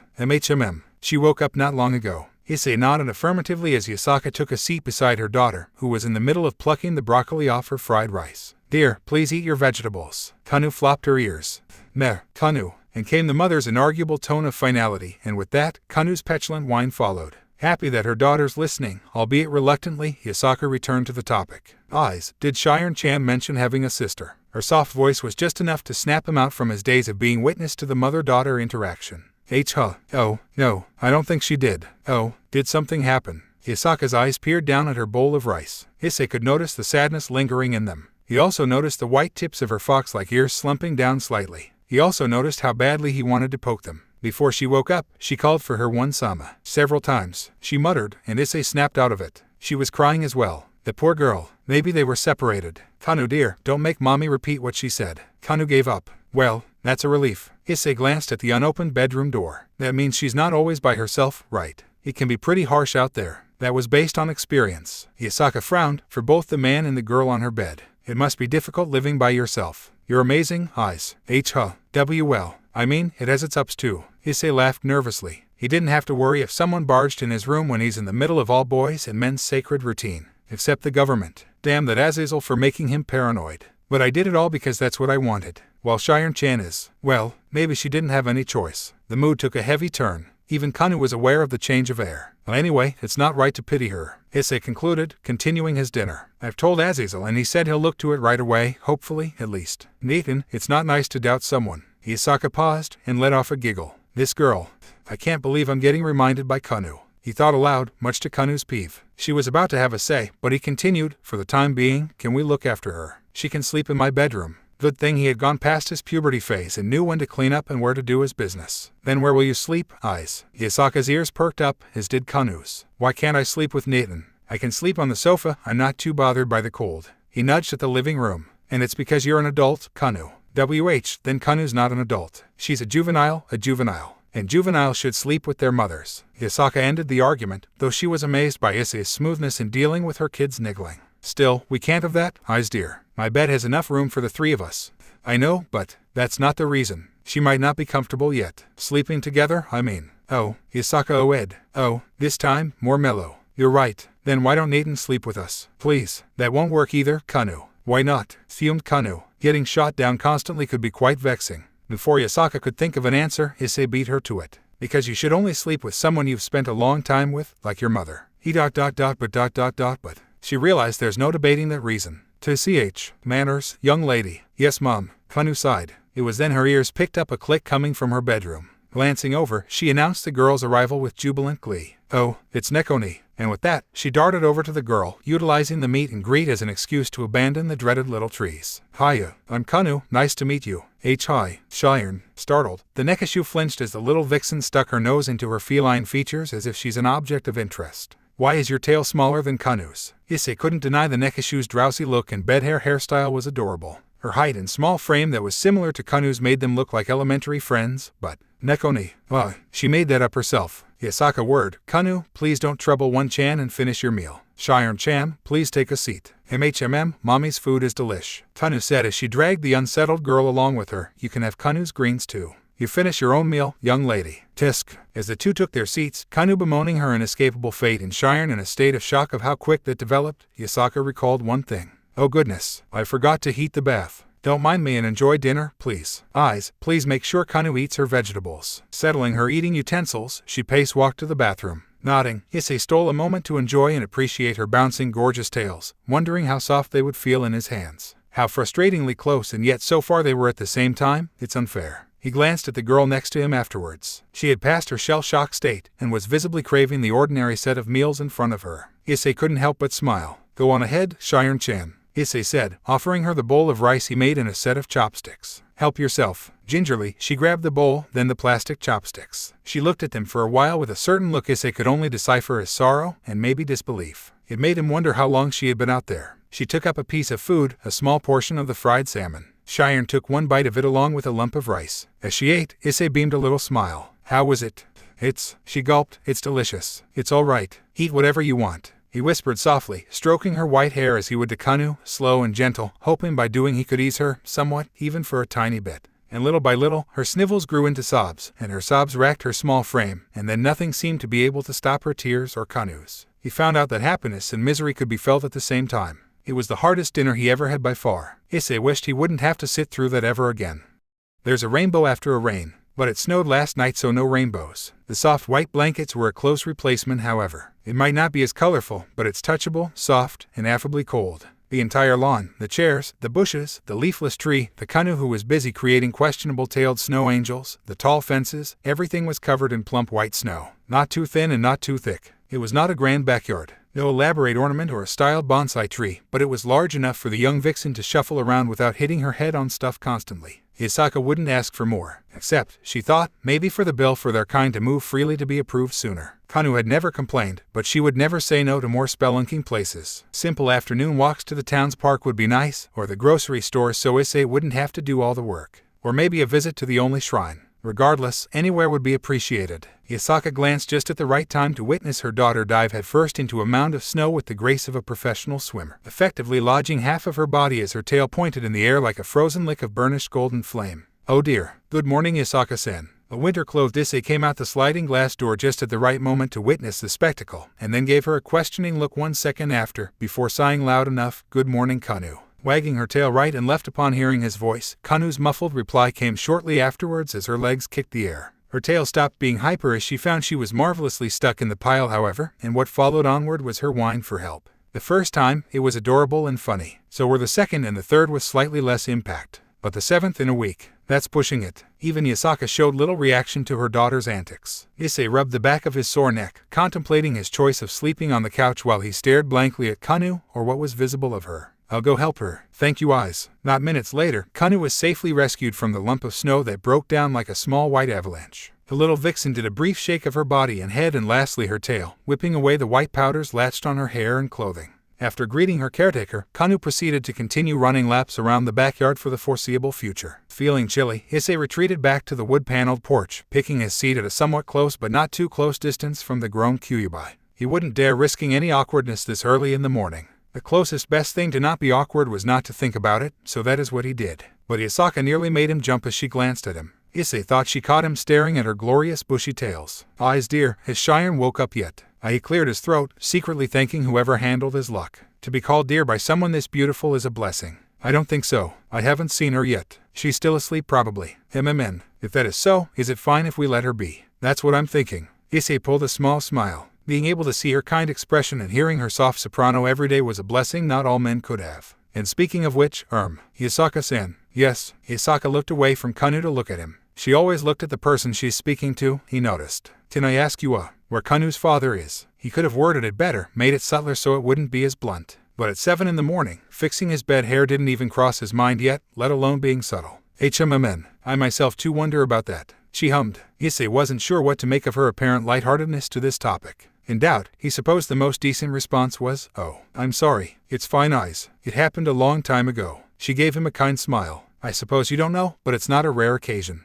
Not just for us Kitsune, but for Yakai in general. We are an endangered kind, and having a child is a responsibility I'm very happy to take. With another mellow hum, Hisaka glanced over to her daughter. And one I'm glad I took. And then Kanu dove to another mound. Well, most of the time. Kind, beautiful, and a loving mother. What a great woman she was, thought Issei as he yanked Kanu off the snow. He could only hope to have a wife as kind and caring as her. Tiwa, Kanu exclaimed. She did the shaking snow dance ritual again, brushing away a small heap with a quirky flick of her tail. Thanks. If Kanu's bright and infectious smile was his payment for his labor, then Issei certainly wouldn't mind. Tail flying around, balls of her feet bouncing, Kanu peeked past Issei's side to look at the porch. Nathan, where's Nekoni? Is she up yet? Why did everyone expect him to know if the girl was up or not? But before he could reply, both of Kanu's ears perked up as excitement gleamed in her amber eyes. Oh, there she is. She burst right past him and her mother not seconds later. Exchanging glances with Issei, Yasaka carefully rose and headed inside to join in the welcome wagon, as did the caretaker himself. How was Nekoni-chan's sleep? Can Nekonkoni still hear when she sleeps? Kanu sometimes does. Why are Nichan's ears white? Oh, can Kanu touch them? She arrived just in time to save their guest from Kanu's barrage of questions. The intention might be nice, but Cheyenne was clearly overwhelmed. And with that still sleep-ridden look, she didn't seem to be the morning person cat girl Issei supposed. That said, the Nekashu on the sofa looked criminally adorable. She was wearing Issei's thickest coat and she was making herself smaller than she already was by hugging her knees. It's hard to believe she was only a few years younger than him. Not to mention her ears. Hers and Kanu's and also Yasaka's. So close but yet still so far away. Life couldn't be crueler to him. Why must he adore fluffy things? Kanu dear, don't disturb her too much. Yasaka gently patted Kanu's head, who then whined and bolted her mouth. It's obvious the myriad of questions was still brewing in her mind. I apologize for her nosiness, but please understand. We rarely meet someone new. A thought rang in Issei's head just after he admired the newcomer's looks. It must have been unpleasant to be living like a recluse, doing the same thing for who knows how long over and over until it became a routine. He wanted it to change, but at the moment, he could only hope. It's okay. Cheyenne spoke drowsily. Her voice was even more silent than it normally was. He probably wouldn't be able to hear her if it was rowdy. Which brought another curious question to his mind. Do yakai have sharper hearing? How much do they resemble their animal counterparts in terms of senses and ability? He could tell Kanu was nimbler and seemed to have an endless energy, but that might just be her. While Issei was busy questioning life mysteries, Yasaka continued the small talk. Did you have a nice sleep? Why yes, it's nice, thank you. Mom, why didn't Nathan sleep with Kanu and Mommy? Mommy's not falling for the same trick, sweetie. Boo. Anyway, it's too early to ponder these questions. Snapping out of his thoughts, Issei found out he was being stared at by the girls. Normally, those would be demeaning half-joking kinds of stares, but they were looks of worry and maybe slight confusion. Eyes. Realizing it was rather overwhelming, Issei shivered and blinked several times and played it off with a laugh. You sorry, I'm still sleepy I guess. What was it again? Geez, Netten should pay more attention. Look who's talking. She bit back with a smug look. Kanu's talking. Issei allowed her an easy win this time. His vigor hadn't filled up yet. Nothing that couldn't be handled by a cup of coffee, of course. Eyes dear, I was asking if you would like some coffee. He didn't know she could mind read. Why yeah. Yes please, thank you Yasaka-san. With a light tune, Yasaka waltzed to the kitchenette, browsing through the cupboards while Kanu resumed her interrogation. Issei decided to stay and have a little chat with the two. Not every day he'd see a cat and a fox together on a couch. Was it rude to use that as a euphemism? Shoo. Her silent sneeze somehow startled both Issei and Kanu. It was kawaii as fuck, but it got him a bit worried. Cats aren't that fond of cold, and maybe she shared that same trait. Are you cold? But it's not that cold. Wiggling her ears as the surprise settled, Kanu scooted closer and gave Cheyenne a nice warming hug, now startling the Nekashu as a faint red streak smeared her cheeks. I am fine, Cheyenne managed. She then tried to push the vixen as politely as possible. Please get off me. But, Kanu's warm. Kanu drooped her ears in confusion and gloom, tilting her head slightly so her ears fell sideways. Never had Issei wanted to touch them as bad. He couldn't imagine himself being in the Nekashu's position. He wouldn't know what to do with that puppy face, or vixen face, maybe. Cheyenne was more lost than he was. Faced with such a genuinely guilt-ridden expression, she struggled to say a single word. She ended up shriveling herself, and spoke in the quietest of voices, oh okay. Her ears recharged in an instant and with a joyful squeal, Kanu latched onto her like she did and would, hugging her not with just her arms but her tail as well. It coiled around Cheyenne's petite frame. Uneasy at first, Cheyenne got comfortable fast. It was as if she was melting. Someone else was melting too. His jealousy was catching on. It's unfair. Not wanting to risk turning green with envy early in the morning, Issei left the two to check up on Yasaka or do whatever, maintaining a poker smile he had perfected in the last few weeks. See, Kanu's warm right. Why yes, Mfufu Nekoni, why is your tail so thin? Can I touch it? Like, touchy. Issei would like to be touchy as well. He better move away fast. And that he did. Unfortunately, seeing the vixen's mother tails bouncing as she moved around the kitchen didn't help his fixation very much, if at all. Noting the young man taking a seat on the stool, Yasaka glanced past her shoulder. Ice, your coffee isn't ready yet. Would you like something to eat as well? There's still a few eggs left. Yes please. Thank you Yasaka-san, Issei said, making a note to make rounds to the grocery store later. Maybe slouching on the counter would help. Nope. Yasaka's soothing humming still entered his mind, and he still could see her, walking around in an indescribable fluent yet enchanting manner. He could still hear the girls chatting in the living room, well, mostly just Kanu, but that's because she's the loudest. Either way, he couldn't find his inner peace. Then there were knocks on the front door, and as it opened, Issei took a peek at his potential savior. Howdy everybody, Azuzel here. The fallen angel so cheerily announced as he swung his dark coat at the coat hanger nearby. For a free meal. Issei dryly announced. Indubitably, laughed the carefree man as he greeted Yasaka and vice versa, taking a seat at Issei's side and slammed his back. Issei oofed, and Yasaka's ears flinched at the noise, but Azazel paid no mind. So, what's for breakfast? Air, Issei flatly replied. Very cold air. There's only eggs, will omelet be alright? Anything is fine as long as it's your dishes, but just eggs. Azazel looked horrified. Boy, you must do something about this. I can't eat eggs every day. Issei kept his dry tone.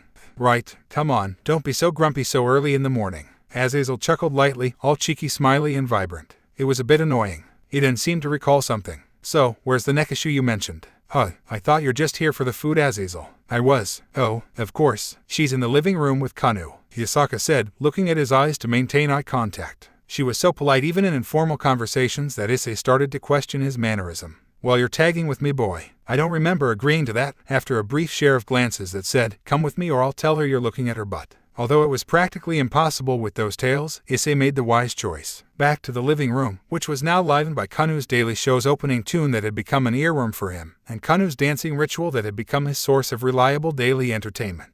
The show didn't make any sense. It was something about a man that got hit by a truck and was somehow transferred into another world because magic. Apparently, he was destined to be the magical girl to combat the men with funny mustaches. Issei didn't question it. It's anime. It's meant to be enjoyed, not questioned. He didn't question why Shiren seemed amused either. Just as Kanu was about to do the finishing twirl, and right before Azazel could snatch any picture with his cell phone, his arrival was noted and Kanu ended her dance prematurely. It led to Azazel's awe of disappointment. Uncle Z, she greeted, dumping her show for the moment as she ran at the fallen angel. Always greet your guests must have been planted in her. Zhao. Issei hoped she would not mimic this man's phrases now. Did you bring Kanu anything? Making a face, Azazel stared at the vixen bouncing on the balls of her feet. Straight to the point, aren't you? But no, Kanu, I didn't. She stopped bouncing. Boo, stingy. Stingly Uncle Z, or Z stands for Ztini. Issei an arcade while Azazel laughed. Kanu, behave. Kanu joking anyway, and so, she ran back to the couch, making a leap that her mother made a tiny fuss about. Don't jump on furniture, kids, no matter how jump-able they looked. After that short commotion, the two noted that they were being stared by a pair of nervous amber eyes. And by they, it was just Azazel. Good, because Issei wouldn't want to be distrusted by Shiren. Or anybody else. Azazel took a casual stroll to the sofas, taking a seat at a lone armchair as he rested his limbs. Shiren kept a wary watch on him while Kanu kept an unwary watch on the TV. Issei, he felt awkward standing, so he joined Azazel, sitting in the other armchair. He tried not to let the show's bizarre soundtrack disturb his listening.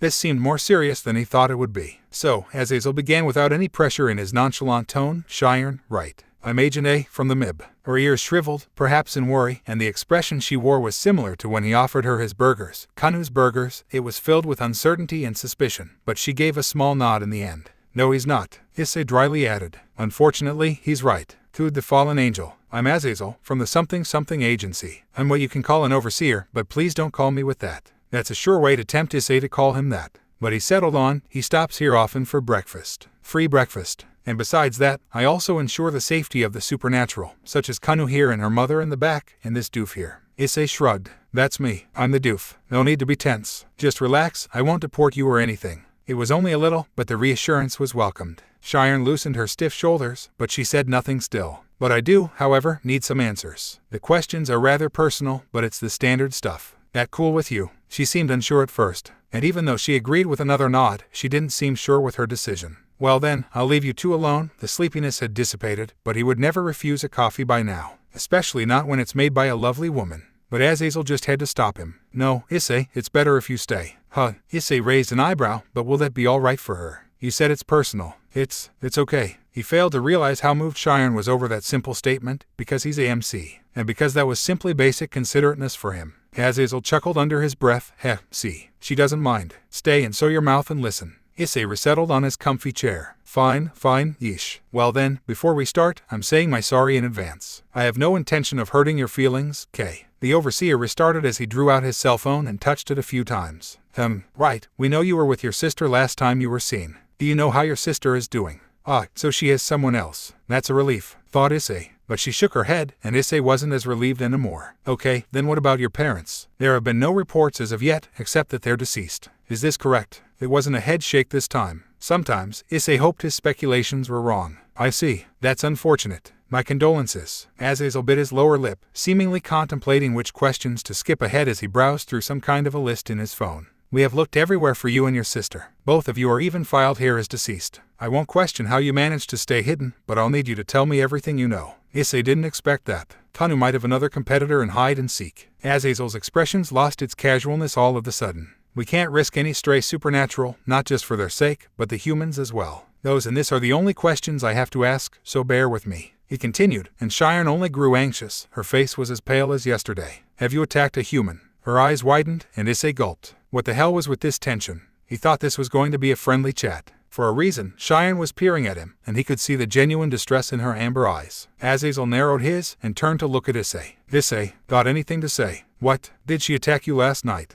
You said you only met her. Attack. Issei took 5 seconds to process and recall what happened last night. Oh, well, if you count missing me and plowing the snow as an attack, then yes. And his casual look returned. Huh, you know that still classifies as an attempted assault, right? Yeah, right, in the snow, Issei said, unfazed. You should get them to testify. Fair point. Azazel chuckled. He returned his attention back to the girl, whose face was equally red when she had a fever. So, besides him, any other incidents? Cheyenne shook her head, much to Issei's relief. Azazel nodded a few times, scrolling through pages in his mobile phone. It made Issei wonder how long the actual list of questions would be had he didn't skip it. Perhaps having a laid-back overseer wasn't so bad after all. Ah, this here is a good one. Do you want to stay here? They both took 5 good seconds to register his question. They failed. First time you talk to me and it's a question. Come on, girl. Azazel gave way to a throaty laugh. Cheyenne made herself smaller. I'm sorry. It was then Kanu stepped in the fray.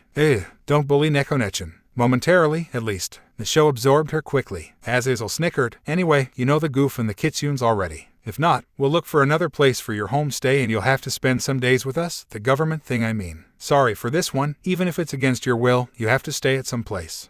I don't have to. Do I have to do anything? Hey, everyone who wasn't born today is already registered. Don't underestimate our power, Azazel said so proudly. Issei was starting to doubt him again. So, how's it gonna be? I don't want to rush or influence you, but you'll cut my work time if you say yes. Issei rolled his eyes.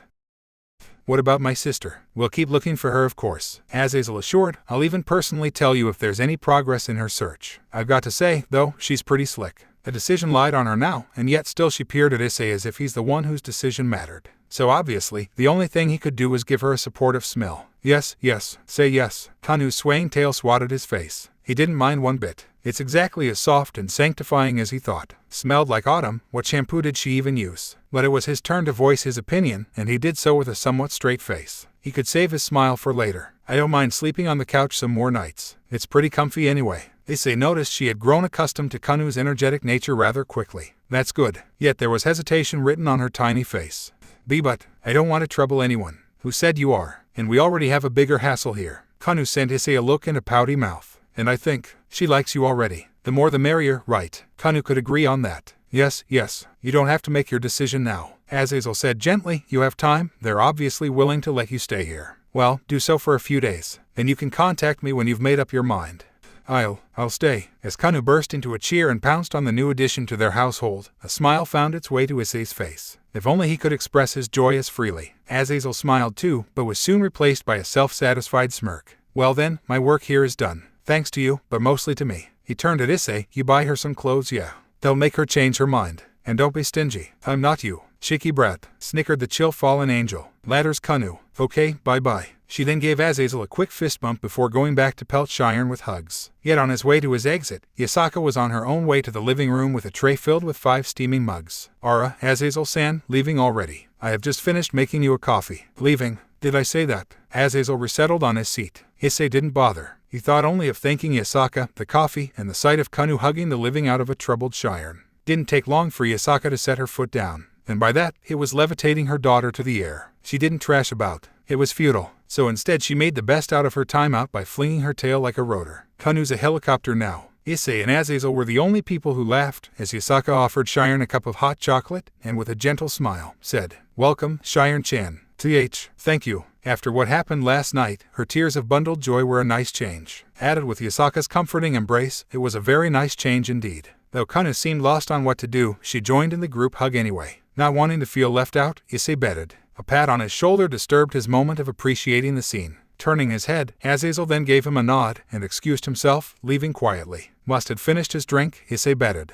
But nonetheless, on this cold day, it's warm. Break. The addition of Cheyenne to their household brought another flavor. She didn't talk much, but it might be because she hadn't warmed up to them yet. They didn't mind, of course. Rome wasn't built in a day and so wasn't trust. At least Issei knew he wouldn't mind. And he doubted that Yasaka or Kanu would either. Yasaka was too nice and she was mature and understanding, while Kanu's only care was that she made a new friend. Aside from that, now that there was someone else to look after her daughter, Yasaka had more freedom. She wouldn't have to worry about Kanu when she was out to buy groceries as much, or worry about her daughter in general. She had to promise her snacks, otherwise Kanu would apparently convince Cheyenne to start a riot with her. A little scolding then ensued. She wouldn't want her daughter to threaten anyone, as adorable as she might be, and she was going to buy her some anyway. But that's not what bothered her. It was what she said afterwards. Fine, fine. Kanu gets it. Mommy wants to walk alone with Nathan. Those words wouldn't stop replaying like a broken record. She was only going with him to help him with the groceries, that was all. It didn't mean she didn't want to. Not because she wanted to, but why did her daughter's words bother her so much? Yasaka-san. Why yes. His voice made her jump. Somehow, even though it was softer than his usual tone. But she wasn't the only one that jumped. Why Yasaka-san, your ears. Oh dear. Hurriedly, Yasaka palmed her fox ears and made them disappear from sight. It was fortunate there was nobody else there. The snow hadn't fallen, and hopefully wouldn't, but it was chilly still. Issei supposed the people around the neighborhood would rather stay in their cozy quaint home instead of freezing out in the open. Issei would as well. He enjoyed winters, but if he had to choose between heading to the supermarket to handpick and buy groceries, and lazing at his home and surviving the winter with instant noodles, he'd choose the latter in an instant. But that would mean Yasaka had to go there alone. Sure, she was resistant to the cold, and she wouldn't even mind had he stayed at home, but God admit what kind of man would let a young woman trudge through this weather and carry all the bags alone. On the plus side, he's on a walk with her. That's an instant win in his book. For once he was not alone, and she's a beautiful young lady way beyond his league too. He wouldn't be surprised if people mistook him as a creep, which was kinda sad now that he thought of it. As the fluster faded away, Yasaka calmed down enough and asked, yes, eyes. It was nothing. Issei awkwardly fixed his muffler. He must look rather weak next to her. He wore a full-fledged winter attire while Yasaka simply wore a sweater atop of her casual wear. You look troubled. Yasaka tilted her head. Troubled? Yeah, well, never mind. Maybe it's just me. A good soldier knew when to withdraw. Better to keep it casual than awkward and uncomfortable. A quick change of topic was needed. Do you like it here, Yasaka-san? She nodded. The neighborhood isn't noisy. It's not crowded as well. Her sweet giggles danced within his mind in an instant. As Issei did his best not to get nervous, Yasaka glanced at the dove-gray skies, wondering if it would snow later today. It's peaceful. Yeah, it's pretty quiet here. It was indeed peaceful. Hope it stays that way. Why is that? Eyes dono. Again with the dono. He let it slip, for now. Because, I want to have a peaceful life. He ended with a joking laughter. Oh, I'm sorry. He stopped. The sound of the scrunching snow faded. For some unclear reason, Yasaka looked down. And knowing what he said was the reason, it stung him hard. Wait, why? You said you want a peaceful life. With a dejected look, Yasaka rubbed her left arm. But you have to look after all of us. Me, Kanu, and Cheyenne-chan now as well. It just occurred to me, you must have something you wanted to do before. I'm sorry. No, please don't. Good gods. And he thought Kanu's puppy face was devastating. Good thing he had his muffler to hide his face for a moment. Peace is great and all, but I'd like to be happy too. And I'm very happy with you guys around. It's less lonely. Maybe it's too soon to say this, but having you guys around is probably the best thing ever going to happen to me. Another laughter filled in the blanks as Issei went on ahead. There's a market they both had to go to. Yet as he noticed Yasaka wasn't walking along with him as there were no other footfalls in the snow, Issei paused. Crap, so he swiveled around. Was that too much? Yasaka enthralled him even if she was simply doing her everyday stuff. So when she was staring at the sleet-white floor, standing timidly, eyes wide and cheeks flaring red, with the same expression a girl from his class would wear when they were confessing to someone who wasn't him, his heart completely missed a beat. And she's a mother of one. Pure maiden still existed. He felt lucky nobody else was here. No one else was able to see such a wonder. I'm sorry. I'm just too happy from hearing that. Yasaka finally spoke, covering her cheeks and peeking from the edge of her fingertips. Thank you, eyes dono. Issei coughed into his muffler. And no problem. Their walk was quiet afterwards. The snow hugged onto everything like a day-old baby, new and clingy. Yet when all else was cold, there were bits of hidden warmth in this wintry time. Today, he found them twice. Break. What are you going to make later, Yasaka-san? Do you have anything you want to eat? Eyes-san. I'll gladly eat anything you make, honestly, he said nonchalantly. Hands resting on the shopping cart, Issei glanced around the supermarket, past the housewives and their children, checking out all the veggies and general foodstuffs he wouldn't be buying if he was still living by himself. Oh, okay. It was then Yasaka wished she wore a scarf. At least then she could hide her face. Do you have anything in mind? His eyes wandered some more, now lashed at the faraway meat sections, when he cringed as he heard a butcher's knife cut through a thick piece of beef meat with ease. Well, I don't mean anything rude, but do you think Shiren-chan likes meat? By the time he looked at Yasaka, she had already calmed herself. Meat, she hummed. She did seem to like yesterday's dinner. Issei laughed lightheartedly. Come on, who wouldn't? He could have sworn he heard a whimper-like noise from her, but as he turned around, all he saw was her hands covering her face and the light giggles of the nearby housewives. Newlyweds sure are nice, Yufifufu, so tittered one of the gossiping wives. Ahaha, we're not married. Issei would be happy if he could get a wife half as nice as her, though. Oh my, not yet. No, not that, but he was fighting a losing battle, he realized. Nothing he said would change their beliefs. Excuse us. With a polite bow, Issei took his retreat and ushered a still furiously blushing Yasaka to the meat sections before her ears or her tails popped out. Away from the pesky wives, though he knew they meant well, Issei breathed a deep sigh. He didn't realize going shopping would have this kind of extra challenge. Picking the right vegetables was hard enough already. Sorry about that, Yasaka-san. He chuckled awkwardly, again, for who knows how many times since the past hour. Delicately fidgeting with her slim fingers, unable to look at him in his eyes just yet, she replied quietly as she shook her head. It's okay. I don't mind. Really? You're so nice, Yasaka-san. Now that's the real relief Issei had been waiting for. He would be shattered if she didn't want to go shopping with him because of that silly misunderstanding. Oh well, best not to think about it anymore. A minute wasted is an extra minute of Kanu's nitpicking. Alright then, what meat should we get? And so they went with their little adventure, browsing the arrays of meat in the display, surrounded by blocks of ice to keep them fresh. After a little bit of discussing, they ended up with beef. Yasaka mentioned making a beef gyoza and Issei could hardly wait anymore. In the middle of weighing the glorious and tender meat, Issei heard a familiar voice coming from a display stall to his left. And what he saw was something he would plainly describe as unbelievable.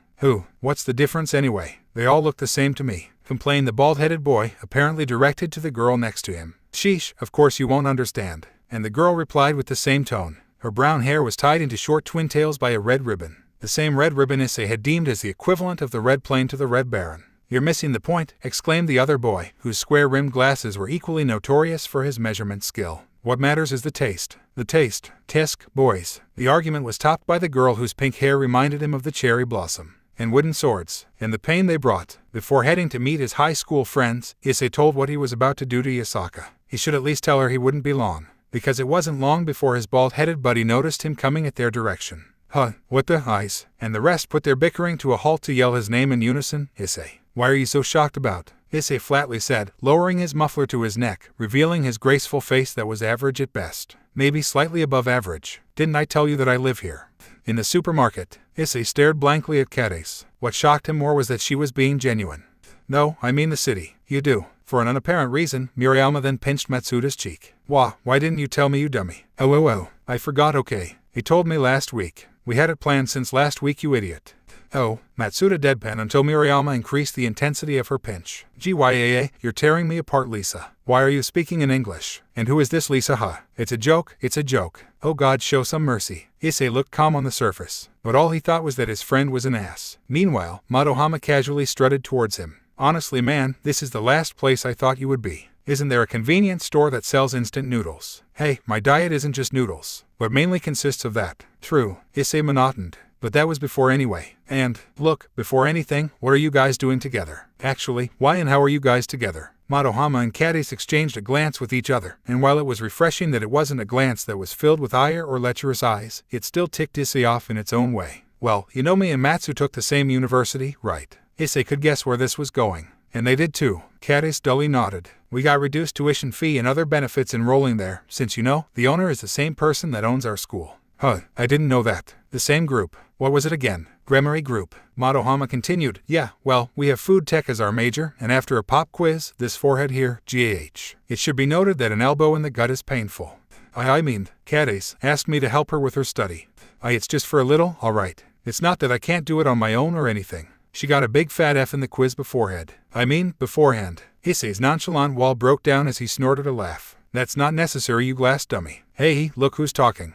You wipe that smirk off your face, yelled an agitated Cadiz, who then, as she fathomed there was no way she's winning this alone, resorted to her most reliable backup. Murayama, I'm being bullied. Seeing her brunette friend, soulmate stomping her way along with Matsuda who had his hand rubbing his red cheek, Issei unconsciously sent his prayers to whoever was up there. He was grateful there were no wooden swords lying around nearby, although that bamboo tree over there seemed equally dangerous. but he assured himself they wouldn't go that far.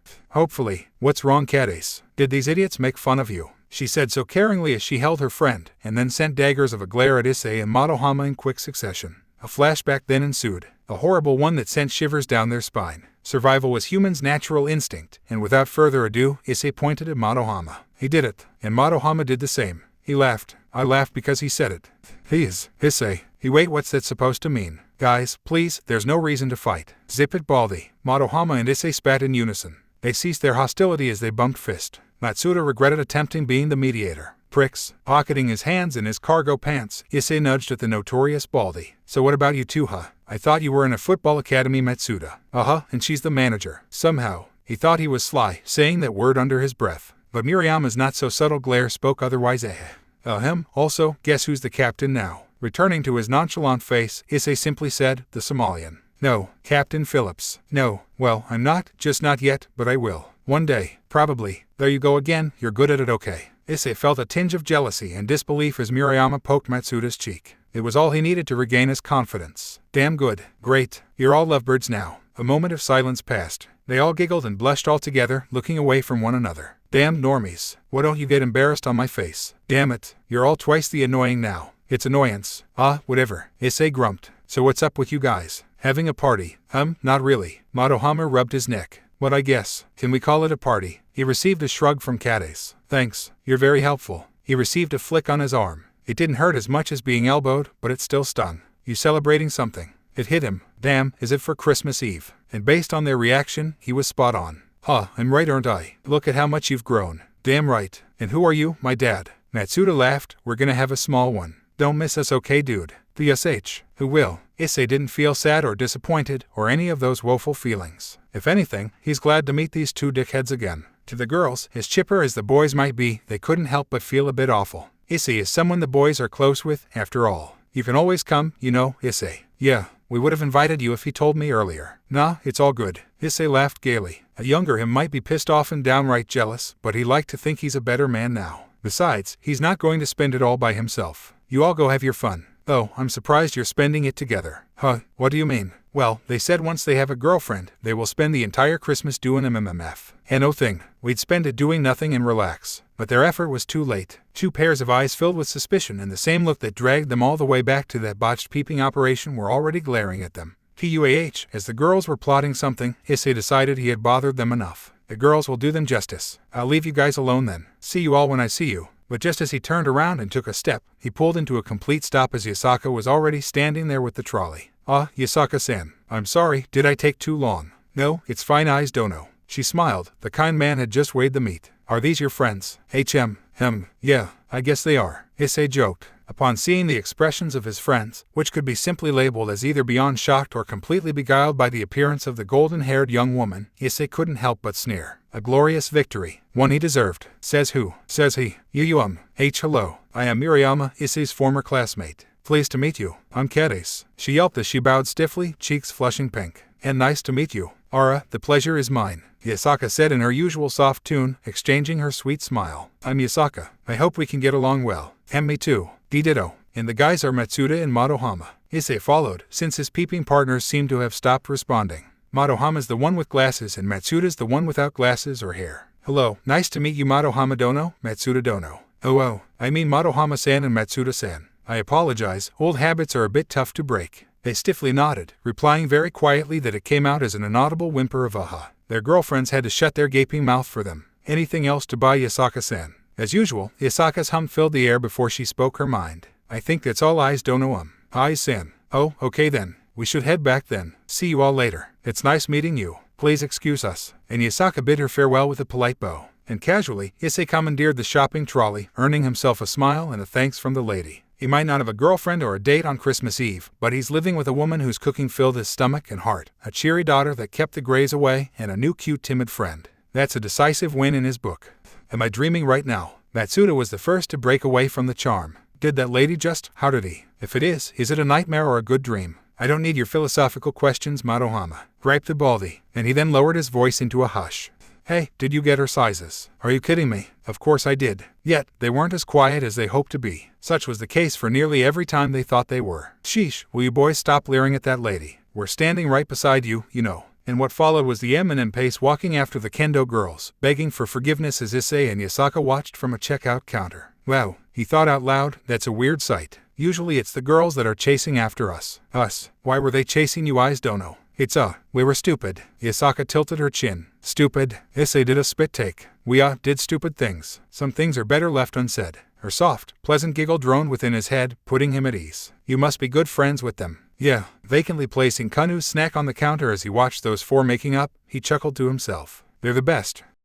There's a limit of amusement provided by creating snow angels, dashing through the snow without a one-horse open sleigh, throwing snow at snow, and making tiny snowmen and his friends in their backyard. That limit had been reached and refused to budge. At first, she handled it just fine. When her show was running and Cheyenne was still awake, all was well. The problem began to take form when the show ended and transformed into a gossip show, and when Cheyenne was starting to be lulled by the cold. Surfing from channels to channels, Kanu groaned as she found nothing worth her attention. Nekoni, she whined, rousing a drowsy Cheyenne. Looking at the almost adolescent Kitsune sprawled on the rug, she gathered all the vigor she had, which wasn't that much to start with. Keeping her eyes open drained most of her energy, and the cozy blanket cocooning her was no help. Yes, Kanu's bored. Boredom, the enemy of every living being. Even if she had little to no experience with holding an actual conversation with anyone other than her sister, and much less so with children, as a temporary freeloader, Cheyenne's determined to be as helpful as she can be. The problem was, she only had one idea on how to deal with boredom. Try sleeping. Well, Kanu just woke up. The girl protested, standing up with a bounce to show her undying liveliness. She wants to do something fun. Sleeping isn't fun.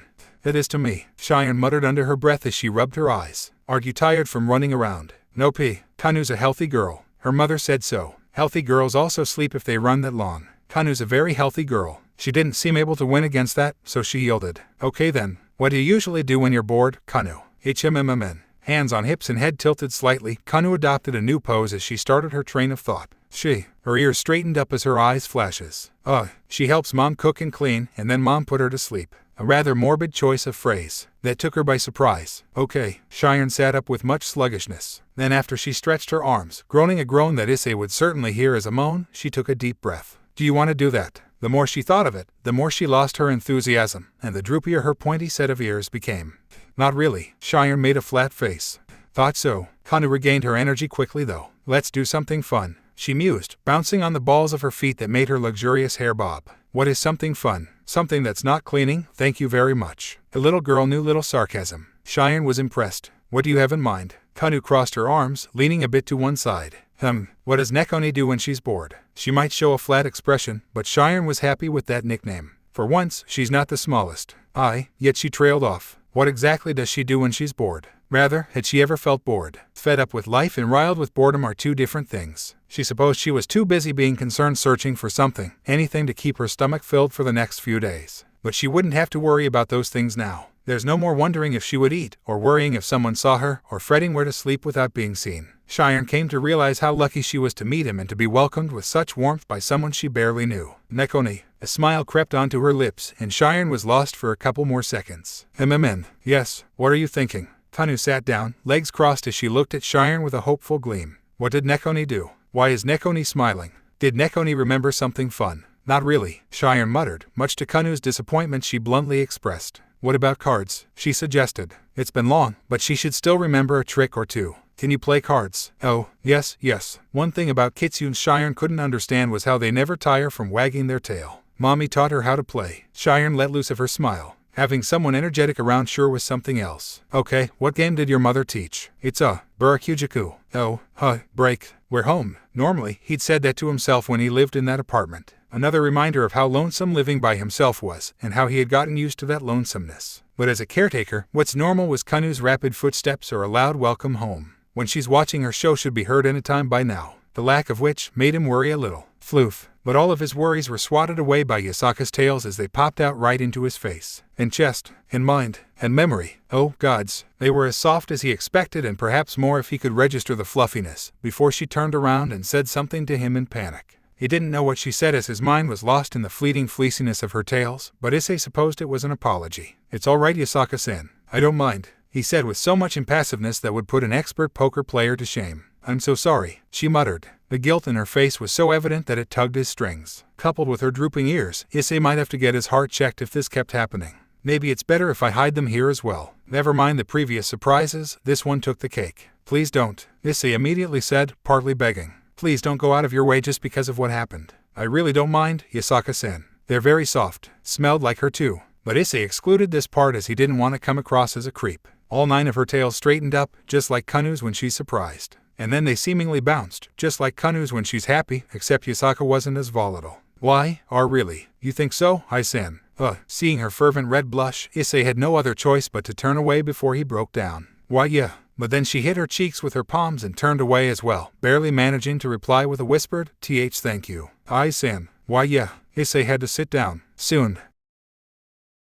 Else his knees would give way and his resigned expression would crumble. Thankfully, Yasaka retreated to the kitchen while he tangled his winter outerwear, reasoning that she had to prepare for lunch. However, his rest was not to come at that moment. He still had to carry the groceries there, which he did after standing by the entrance for a while, overall happy to be alive. There wasn't much of an exchange as he placed the groceries in the many cupboards while Yasaka arranged what would be needed to cook. But needless to say, the both of them were very conscious of one another's presence. Neither knew what to say, and Issei would rather avoid an awkward conversation. But then help arrived, in the form of a petite young girl whose messy white hair and drowsy look indicated she was asleep until recently. Another sight stored right into his memory. Hello, Shiren-chan, he said, trying his best not to stare at her many cowlicks for too long, or the faint redness of her cheek from sleeping on her arm. Good morning, Shiren-chan. Yasaka joined in as she diced the meat. Is Kanu asleep? She's asleep, she muttered, seemingly not fully alive yet. I fell asleep too. I'm sorry. It's unfair how they could equip their already deadly guilt-ridden expressions with their kin's characteristics. Those sad ears would be the end of him. It's okay, dear. She must have worn you out. Yasaka hummed, it's winter too. Is it true that Nekomatas like to sleep more during winter time? Not all of them, but most of them do. And I'm guessing you're among one of them. Why yes. A light blush splayed on her face, nearly causing Issei to drop a can of sardines. See, can I help? Of course you can, dear. You can cook, Shiren-chan, Issei asked as he settled down the last of the groceries in the cupboard. The very end of her slim white tail flicked once. Ken, not really. B, but I want to learn. First day of her homestay and she already offered to help. While some might say she did that to avoid feeling like a freeloader, Issei believed she's genuine. There's a spark of interest in her amber eyes, despite the lingering sleepiness, and that's a will to learn if he'd ever seen any. Okay, I'll do my best to teach you. Yasaka smiled as she prepared a saucepan for the stew. Do you want to make the broth, Shiren-chan? She nodded, and then said, I don't know how. It's all right, I'm sure you can do it. Can you put the bones in the oven, please? There's no better and kinder teacher than Yasaka, and as they began to dance in the cozy white kitchen, Issei decided it was best to leave them. He wanted to watch. Oh, he really did. It had reached the point where he felt as if he's going to miss a spectacular scenery. But that'd make him feel conscious of not doing anything, and the kitchen was not big enough for the 3 of them to move around. Excusing himself, he went to the living room. Scattered on the rug were jumbled playing cards, evidence of Shiren's method to keep Kanu entertained. A wise choice. He couldn't imagine her having to carry Kanu and make laps around the living room. Now that he thought of that, he wanted to see it at least once, as unlikely as it was. Meanwhile, splayed on the sofa was the young Kitsune herself, all curled up and softly breathing. Her favorite small blanket hugging her snugly, and Issei smiled. Kanu never used her blanket as a blanket. She had always uses it as a bolster. She's a nice girl, Issei thought aloud, as he then picked up and tidied the playing cards. Then as he glanced outside the window pane, he was frozen by the sight of a platoon of snowmen strewn along the backyards, with tiny pebbles as their eyes, along with their disfigured compatriots that looked as if they were brushed by something that was as lush as Kanu's tail. But those were the lucky few. As Issei glanced further, he could see their mangled version, most likely the result of Kanu pretending she's Godzilla again. Break. Days came easy and the moments passed slow. For every time either of the girls talked to Shiren, Issei's brain seemingly automatically recorded all of it. Kanu's excitement was honest and Yasaka's pleasantness was sincere. They didn't try to make Shiren feel welcome, they didn't have to. She's comfortable being around either of them, and Issei's thankful for that. Now the only question he had in mind was if she's comfortable being around him. He didn't have Yasaka's balmy motherly warmth or Kanu's amiable eagerness. He also didn't have fluffy tails or ears, and he's a boy. But there was no use getting worried about all of these things. The more he worried, the more he tended to mess it up, as such was learned during his early middle school days. Sometimes, it's best to let it flow. He was nodding sagaciously without knowing, until his workmate disturbed his pondering. And also, and most importantly, his break time. Say again, Issei said, almost flatly. I didn't catch it. Your friends are here, Issei-sen. A uniformed Kiba repeated, hanging by the cheap door. Just call me Issei Godamnit. All right, Kiba gawkily said, they're Madohama-san and Matsuda-san. They said they wanted to see you. Issei sighed. Of course it's the once and most probably still notorious M&M. Who else would dare pester him in his sacred work area? At least he had someone else to blame if his manager chewed him off. All right. With much reluctance, Issei left his metallic chair. That was cheap. Thanks for tellin'. And so, Issei glanced down at the clock on the wall and made a mental note to return 5 minutes before his break was over. Putting on his winter jacket over his uniform and taking off the flashy red cap, Issei strolled out to the eating area. Business was slow today. It was snowing after all. The looming Christmas was also a likely reason why the girls stopped visiting. There were more empty seats than seated, and spotting Matsuda's clean-shaven head was as easy as finding his clean-shaven head in a crowded place as long as the crowd isn't Buddhist monks. A sense of danger shadowed over him as Issei took the brunt of their dirty look. "What's up?" Madohama huffed. "Hey, what's up?" He shoved his cell phone right up at Issei's face. This is what's up, eyes. I get that you're jealous of my perfect eyesight, but I can't read this close either, Madohama. Shut it, smartass. Sit down, Matsuda said loudly, almost shouting.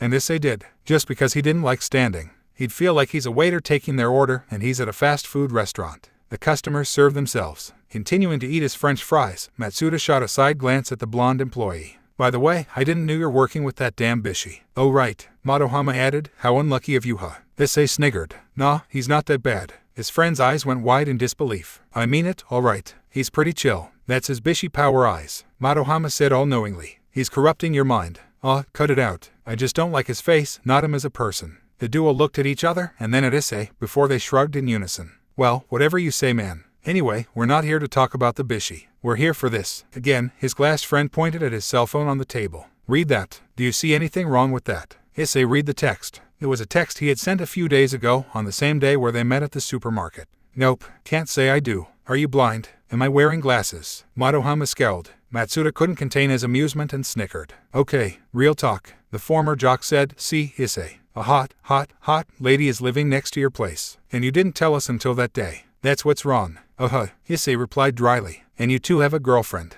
They looked equally flabbergasted. Matsuda even gasped like the time he was accused for peeping for the 19th time and more. "This and that are two separate things, Issei," Madohama explained. "If you have a priceless painting, do you not look at another painting?" Issei thought for a while. "Last time I checked, people aren't paintings."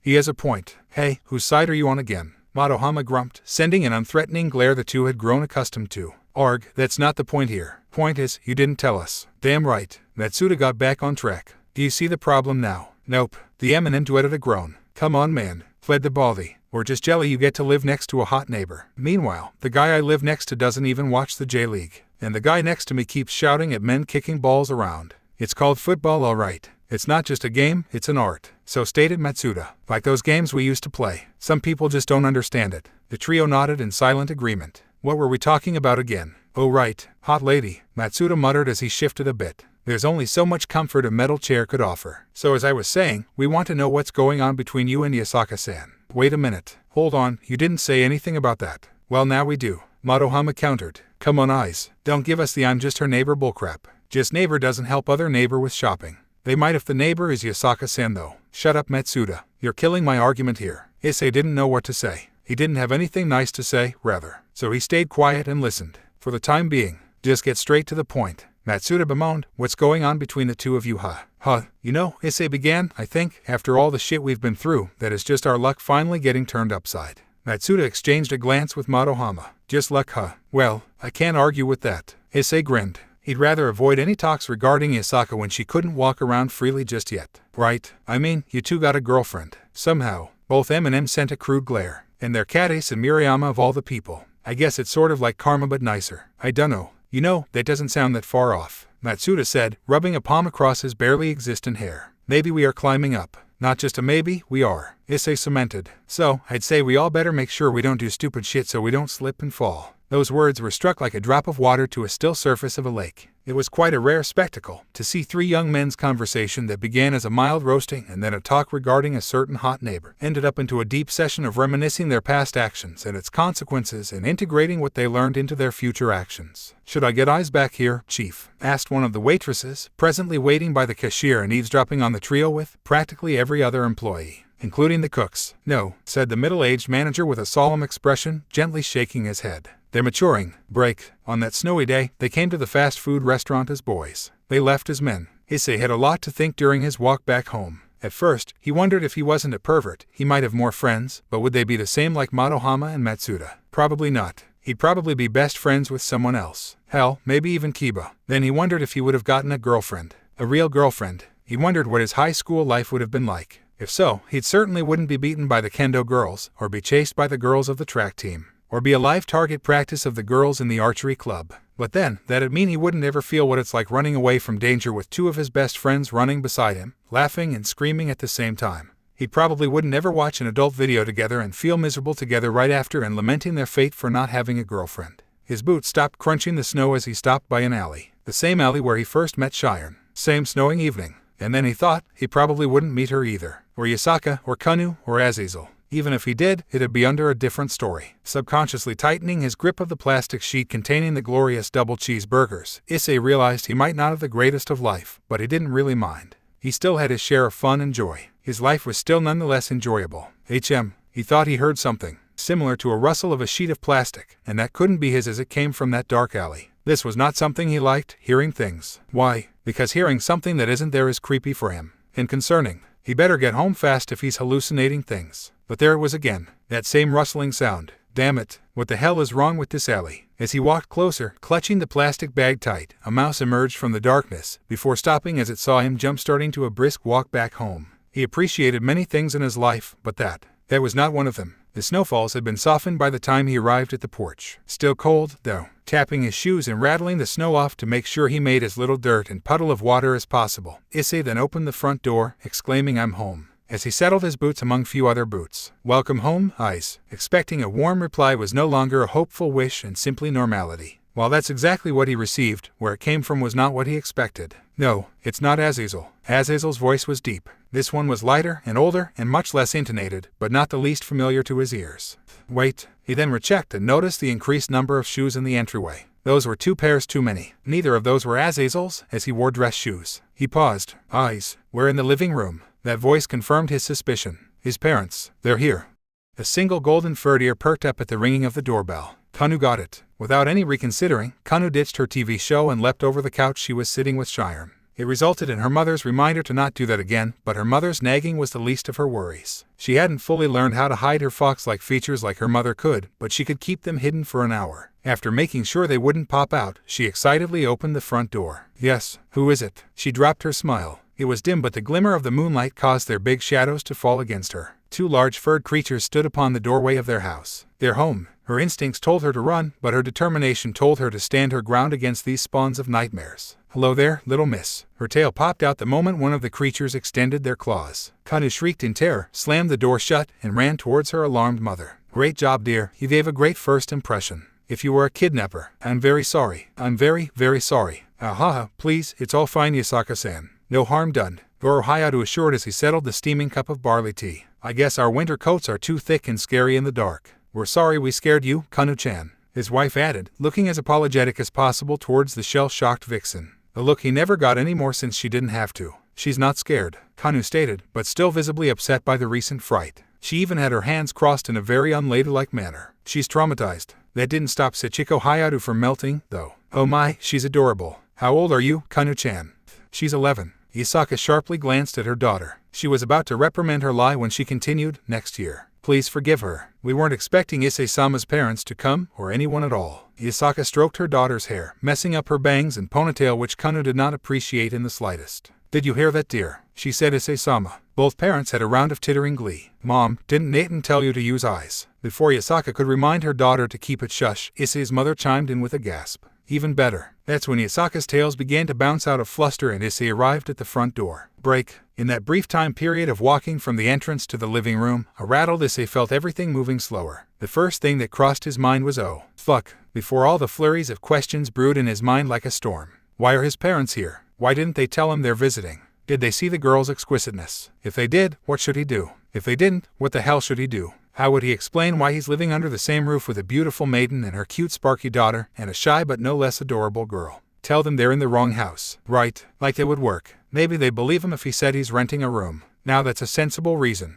He only needed Cheyenne to participate, and hopefully she would. Yes, let's stick to that. Issei calmed down. He needed a cool head and a calm mind. Get water first. Assess the situation. Proceed as it fits. Yet as he stepped into the living room, his voice rang tranquilly as his knees felt like giving away. "I'm dead." What he saw first was Yasaka's lustrous tails as well as Kanu's, flaying about like dancing tongues of flame. They were both seated at the couch side to side with whom he guessed was Cheyenne. His parents were on the adjacent couch, looking at him with excitement. It's like Issei had just achieved something grand. which he never really did. A bit saddening, really, but he knew he's average at best anyway. He could only hope Azazel would make it quick with the forget-me-yes magic thing and leave his parents unharmed. It's been several weeks since the announcement, but supernatural beings were still mostly hidden from the public's eyes. Slow and steady integration, as Azazel mentioned, and Issei would prefer it that way. Well, that's before tonight at least. Now he wished it's fast and pacey so his parents' memories wouldn't have to be disintegrated. Issei, his thickly coated father, greeted him with a jovial tune and a wide smile he had never seen before. Ignorance is a bliss. There you are. Come, take a seat. Issei walked rigidly towards the couch. He felt like he's going to hell. Hello, parents. Why are you so stiff? Aren't you happy your parents visited? His mother asked. Like her husband, she was also quite thickly coated, except hers had those woolly collars. She looked as if she had no neck. Yes, I'm so happy that my mind still hasn't registered you guys are here. Just give me a second. He blabbered as he sat by an armchair. Usually, Azazel sat here. He claimed it's the comfiest chair, and it really was. Welcome home, Issei. As he sat down, he took the chance to study the girls' expressions. They didn't look that much different, surprisingly. Just more reserved, except Kanu. She looked bored, already having to stay on the same spot for more than a minute, though her ears and eyes flickered at the sight of the familiar plastic bag on his hands. Should have put this on the table first, Issei thought, staring at the hidden burgers awkwardly sitting on his lap. Eyes, don't be rude. His mother suddenly chastised him. Yasaka-san just greeted you. Oh, thank you, Yasaka-san. He dipped his head. Sorry, I was spacing out. Yasaka nodded, telling him it's fine. So, what are you guys doing here? That's not a question you ask your parents. So said his dad in a joking tune. Aren't we allowed to check up on our favorite son? Was that an attempt to embarrass him in front of the girls? If so, his father had to do better than that. Well, I am the only son. Gorohyo nodded sagaciously, crossing his winter-coated arms in front of his chest as his wife then said, Well then, when are you going to properly introduce us? Introduce you? Wait, how long have you been here? Not too long before you're here. We would have arrived earlier if your dear father didn't make us miss the train. I was booking the hotel. Yes, but I told you to book it the day before. Not today. No comeback for that. Goro should have been wiser.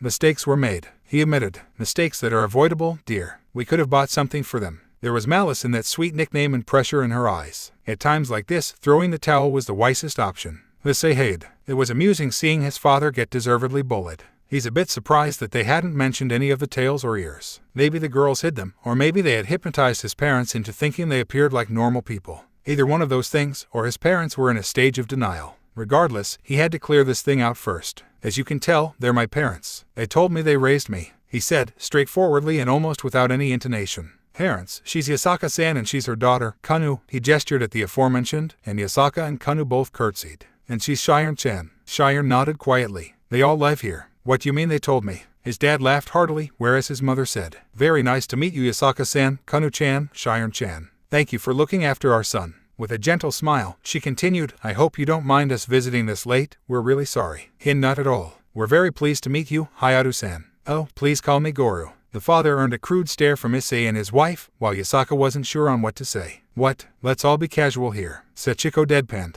a facial expression she had successfully passed on to her son. Eyes, will there be any good-looking supernatural that lives here? Goro gulped. That was a clear warning if anything. Got it, honey. But Issei was bothered by something else. You knew. If we can't tell just by looking, you should be worried. Fair point. But that also verified his worry. Sighing loudly as he confirmed the gravity of this situation, Issei slumped to the armchair. Ah crap. Mommy, Nathan said a bad word. Yasaka politely ushered Kanu to be quiet. In response, the daughter gave a defiant look that expressed how unfair it was because she was whispering to her. Her unruly feeling was lifted by none other than Issei's mother herself. Language eyes. I didn't raise you to be a sailor. Wah, it was hardly a rude word. And I didn't raise you to be an orator either. If I wanted you to reproach me, I'd have put you in a lawyer's school. The girls excluding Sachiko watched and listened as the small family entered a small argument, which escalated into a discussion regarding their son's career choice and other eligible career branches he could dive into with his current skills and job experiences. Kanu hadn't got a clue what they're talking about and honestly was much more interested in the plastic bag in Issei's hands. Nathan, what's in there? That stopped the debate. Oh, right, it's hamburgers. Issei took out the brown paper bag and immediately Kanu's eyes lit up. She's like a moth to a flame, except the moth has fluffy tail and ears and is a fox. So perhaps a fox to a flame was a more fitting idiom. Here, for you and Shiren-chan. Thanks. Kanu squealed and wasted no time snatching the plastic-wrapped unhealthy bundle of heaven and gave Shiren the other one before heading back to her seat and being quieted by the burger. One of those burgers was meant for him, but seeing the smile on their faces was fulfilling enough. Issei noticed his mother was soundly giggling for a reason he didn't know or wanted to know. Thank you, Issei-san. Issei smiled. A thank you had always been his preferred pay. You're welcome. Thank you, Issei-san. Yasaka said, you spoil her so much. It's fine. My manager gave them for free for some reason. He even looked like he was proud of him when Issei expected to be lambasted with a lecture or even a pay cut for extending his break time. Until now, he still wondered what it was all about. He's not complaining though. Oh, that's right. Yasaka-san, I was told you found him lying on the street some weeks ago. Thank you for saving our boy. Sometimes, he doesn't know his limits. Oh ho ho. Please don't mention it, Hyoudou-san. I'm sure Issei-san would have done the same to anybody. Issei's parents looked surprised. The pleasant kind of surprise. My, would you look at that? Just how highly regarded is our son, I wonder. Issei, on the other hand, I feel like I was just insulted. But as he put that aside, he realized one thing. Wait, who told you Yasaka-san helped me? More like saved you, yapped Goro. You should pay more attention to your health. Why yes, Dad, Issei dejectedly said, but come on, how did you guys know already? Oh ho ho, Mom knows more than you think I know. Azazel-san told us the very day you became what's it called again? Sachiko shot a dirty look at Goro as if she had been betrayed. You ruined the fun. Right, Azazel, of course. Why didn't he think of that winged freeloader before? But now at least, he could feel at ease. Being worried for nothing was better than worried for something. Phew, okay. So where do you sleep actually? Eyes. Thus came the unexpected questions rather unasked. At least for the girls, save Kanu, who even followed with Nathan sleeps here. Yasaka blushed furiously. Sachiko nearly squealed in glee as Kanu pointed at Yasaka's lap, but Issei banished all misunderstanding without fussing. She meant the couch, Mom. I sleep on the couch. And gone was her mother's excitement. The couch. Who are you? Your dad. Oh ho ho ho. The wife might be laughing, but the husband knew all too well not to test his luck and wisely joined the laughter, albeit it was less genuine. He would very much rather not sleep on the couch, thank you very much. Back to the main concern, Sachiko's womanly intuition made her realize that there were genuine guilt written on the girls' faces, and that her son wasn't laughing along. Oh dear, she muttered, putting a palm over her mouth. You're not joking. Not wanting to worry the others, Issei simply laughed it off. Well, it's not like the couch is all bad. I can even watch the TV too, phew. Now you better watch your health, young man. Mom will deal with you personally if you overexert yourself again. Prep. She meant it. That smile wasn't a light-hearted smile but a smile of warning. Why yes, Mom. With a satisfied sigh, a middle-aged Goro Hyoudou settled down his can of beer, now very much emptied, by the wooden veranda overlooking the white-sheeted backyard. Like father like son, Issei did the same. Ah, that was nice. Years ago, he'd complain it's bitter and ask for chocolate. Goro laughed chestly, unfazed by the cold winter night. Your taste has matured too, son. Of course. Issei shrugged, smiling airily. He then felt as if he was influenced by Kanu's smugness. Now that you mentioned it, Dad, I don't like chocolate anymore. You don't? Nope. Not the sweet kinds at least. I always thought you'd have a sweet tooth. Or is it because you didn't get any Valentine's chocolate that they turned bitter? Hey, that hit too close to home. It's funny though. I get friendship chocolates too, you know. We both know that doesn't count.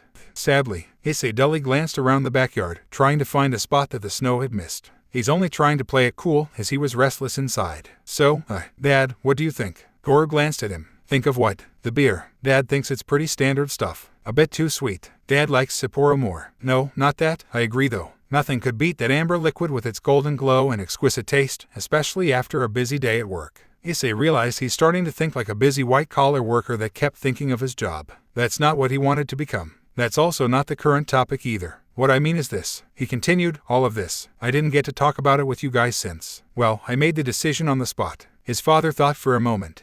The entire caretaker thing. Issei nodded.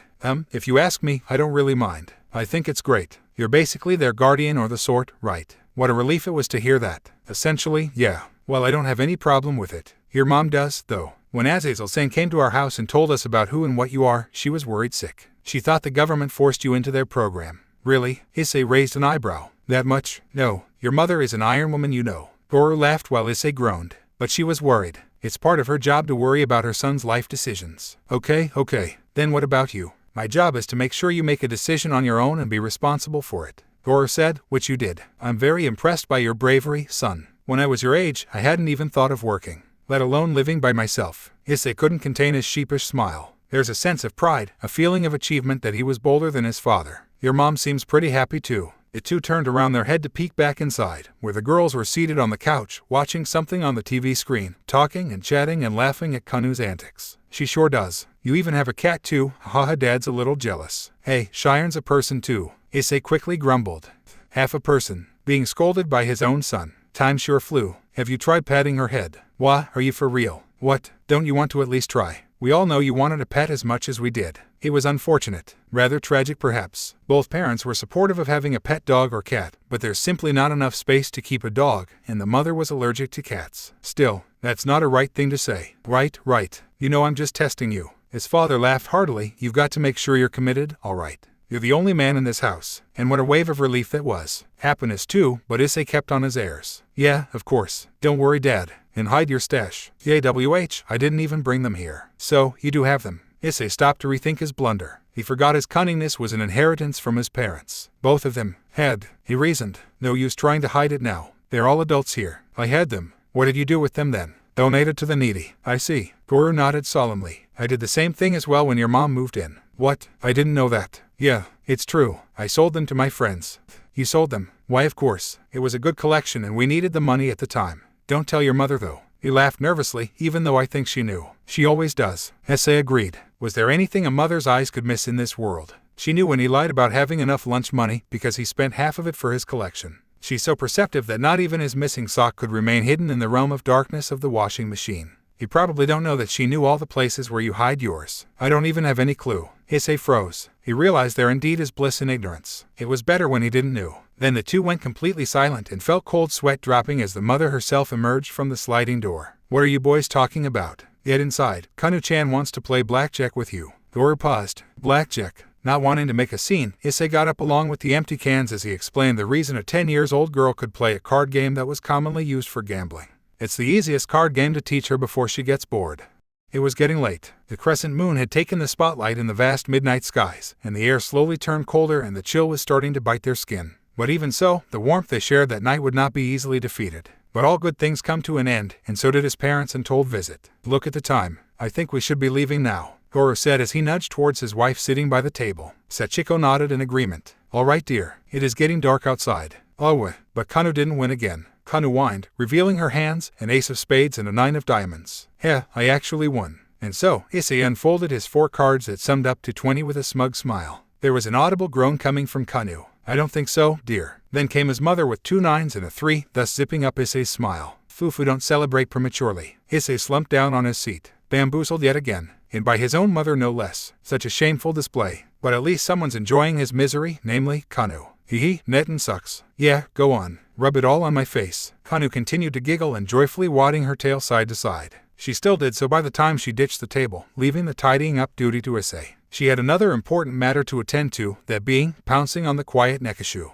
Nekoni. Her sleek white tail stiffened a bit. She's not used to Kanu's energetic huggle just yet, it seemed. At the front entryway, Yasaka straightened down her sweater as she stood by idly. Thank you for visiting Hyoudou-san. Do come by anytime you want to. We'll tell you the next time, said Sachiko Hyoudou as she and her husband walked towards the front door. As he helped her wear her coat, she continued, do watch over my boy. I hope he doesn't trouble you too much. Oh, not at all. If any, I'm the one who should apologize for having to trouble him. My, you're very polite. And so very young. It would be nice if he could have a wife like you. Oh. Why, you're too kind, Hyoudou-san. Her pearly cheeks went aflame, and all of her 9 tails wagged for a brief period. Take care, Yasaka-san. And good night. Goro nodded his head, which earned him a look from his wife. What are you suddenly being formal for? Sachiko skeptically grumbled, but her smile returned as she noticed the incoming girls, with one latched onto the other. Kanu-chan, Shiren-chan, see you two again later. Bye-bye, boss-in. Kanu cheerily replied while Shiren gave a polite and silent nod. Boss-in, and then Issei popped out from the corner. Isn't that supposed to be Oba-san?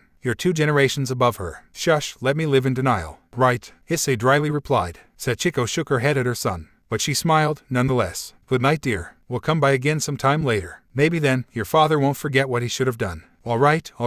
Good night, everyone. And with that, the two braved the night, disappearing in the distance. Issei loitered around the front yard for a while to watch them bicker for a while. He chuckled to himself, and then went back inside to rejoin the girls. Break, and the night grew darker and well past Kanu's bedtime, which mattered little for Yasaka as her daughter had never stayed awake past her bedtime. Chances were either she tired herself out or asked for a cup of milk before ultimately getting lulled to sleep. But she hadn't asked for any, and she was sitting quietly by the living room, staring at the TV like a nice quiet child, hugging her own tail. The last part worried her the most, as she only hugged her tail when she's nervous. Kanu, are you sleepy? It's about time to sleep, and I-san might want to rest as well. Kanu hummed, and unconsciously checked the clock on the wall. Oh right, time to go to bed. With that, she leapt off Issei's designated bed. Night, Nathan. Don't go to bed too late. Issei, who was at the time looking for some late-night snack, grumbled his response. Yeah, sleep tight, Kanu. being told by a kid. How humorous. Then again, maybe she was worried for nothing again. Her daughter more often than not did the unexpected.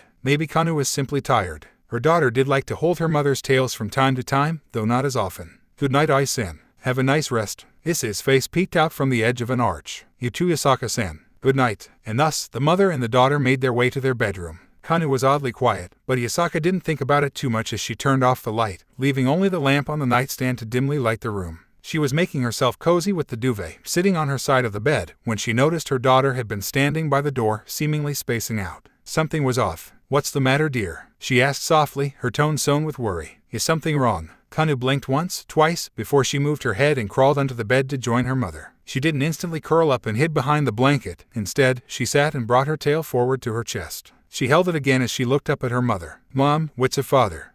There it was. The question she had been hoping to avoid and even had forgotten, but nonetheless was prepared to handle as it was expected. Sooner or later, it would come. A father he's someone who helped Mommy get pregnant with you. Perhaps her answer could use some work. She really wasn't ready for this after all. Kanu folded her arms and slanted her head slightly to one side, as if weighed by her thoughts. So, without a father, Kanu won't be with Mommy. Yasaka nodded.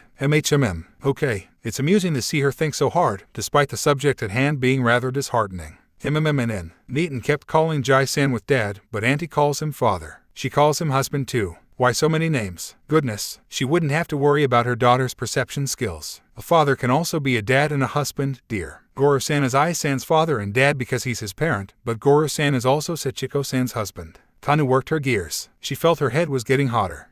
Okay, parents. Yasaka stroked her lush golden mane, untying Kanu's ponytail as she did. You'll understand soon, dear. So Nathan has two parents. Kanu creased her eyebrows. Why, does Kanu has two parents too? Is it because Nathan's a boy that Nathan gets to have a father? Of course you do, dear. And no, it's not because of that. She replied softly, offering her hands to her daughter. Kanu quietly scuttled to her side, and Yasaka warmly embraced her. Ai-san, Goro-san, and Sachiko-san are humans. We're kitsunes, dear. Our fathers have different jobs than humans' fathers. Being a dad is not one of them. Jobs, Dad. What's the difference?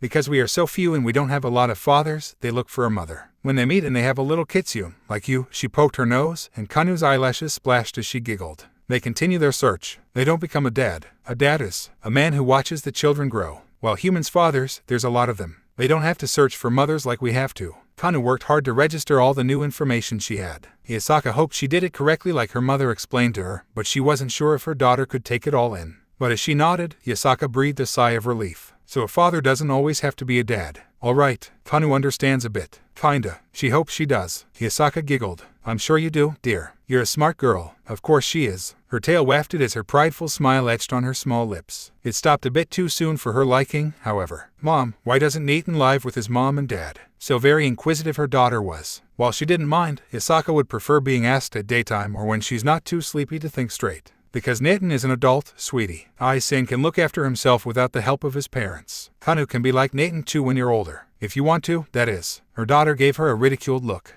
Why would Kanu want to be away from Mommy? Fufu, who knows? You'll have to ask Nathan about that. Yasaka said. All right, she'll ask Nathan tomorrow. Realizing what she had done, Yasaka mentally apologized to Issei for dragging him into this. The two made themselves comfortable as they settled underneath the duvet, still warm in each other's embrace. Then another question nudged Kanu's mind. Is Nathan a father? No, dear. Ai-san isn't. He doesn't have a child. Oh, okay. But Nathan can be a father, Kanu said, wanting to confirm her new knowledge.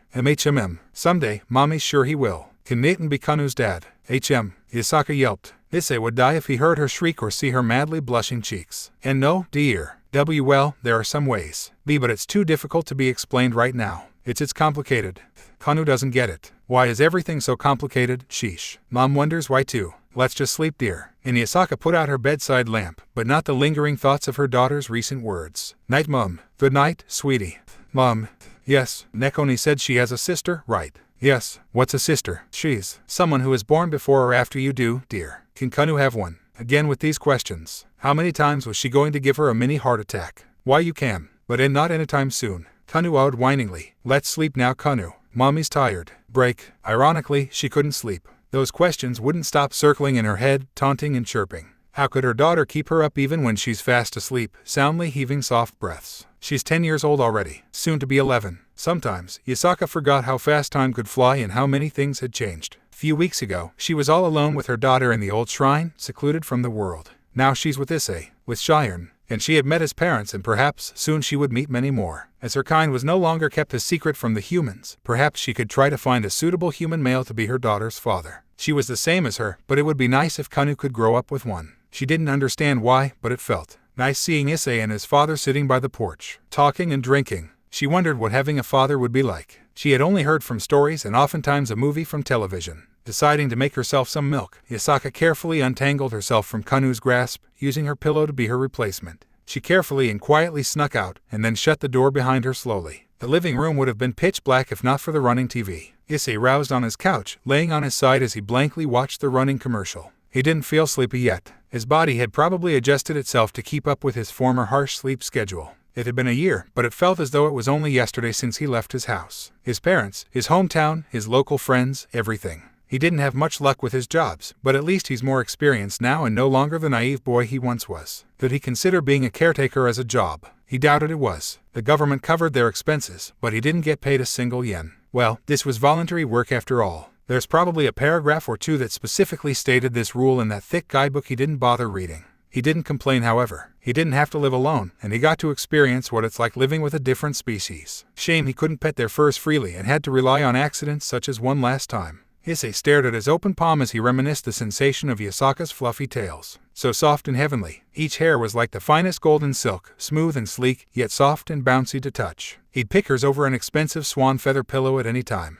There better be no one in this world that hunts them for their tails. He might consider creating a task force or expand the International Anti-Poaching Foundation to Japan. As the commercial ended, Issei heard the clicking of a door. He looked over his couch, getting up to a sitting position. It was dimly lit as the TV was the only source of light, but those 9 flame-like shadows were impossible to mistake. Yasaka-san, eyes, you're still awake. You have work tomorrow, no. Issei scratched his hair as he looked at the clock. A minute past midnight. Today actually. Oh dear, then you better have some rest. Are you all right? I was going to make some hot milk for myself, do you want some as well? As if he could tell her he couldn't sleep because of the couch's unfriendliness to his back. But the offer for hot milk was too precious not to take. If it's not too troubling. Yes please, that'd be great. Thank you, Yasaka-san. Issei watched her tail sway as she turned on the light just short enough that she wouldn't caught him but fulfilling enough that he felt comforted. It still made him wonder how she could fit those fluffy things in her clothes. Cheyenne must have it quite easy as she only had one small tail. He knew Kanu had most of her clothes specially cut for her tail to pop out.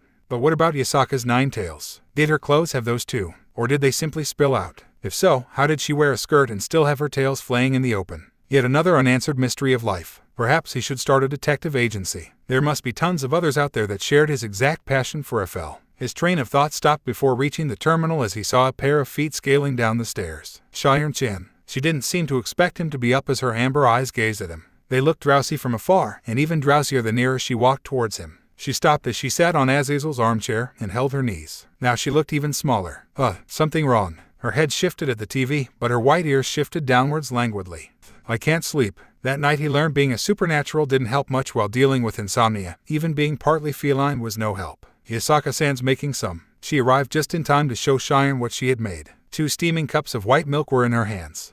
Cheyenne-chan, you're having trouble sleeping as well. Yasaka giggled as she gave Issei his share. Would you like some too? She said nothing but gave her a timid and uncertain look. They all knew she wanted the hot drink. Issei took it as a yes, so he stood up and gave the glass to her. Well, here you go. Understandably, she's reluctant. A little push was all he needed. It's fine, you can have it. I think I'm gonna have some instant noodles instead. I'm kinda hungry. Thank you. He didn't need to lie and she took the offer. A win-win situation if you ask him. Her quiet thanks was the cherry on the cake. It'd be nicer if he could fluff her ears though. God, what wouldn't he give to have 7 minutes in heaven? Just a minute would be enough. Yasaka whiffed the milky scent, taking in its mild sweetness. Her tongue tingled in anticipation. After a few soft blows of air, she sipped the hot white milk. The warmth coursed through her body like a warm hug, her mother's hug. It might not be as calming or as comforting, but it gave her a reminder of what she had, and Yasaka wouldn't ask for more from a glass of milk. Sighing in content, the young Kyuubi glanced at the seat in front of her and found Cheyenne was still blowing air on her drink. She then stuck out her tongue and dipped the red flesh in the white sea before wincing and shutting her eyes in pain.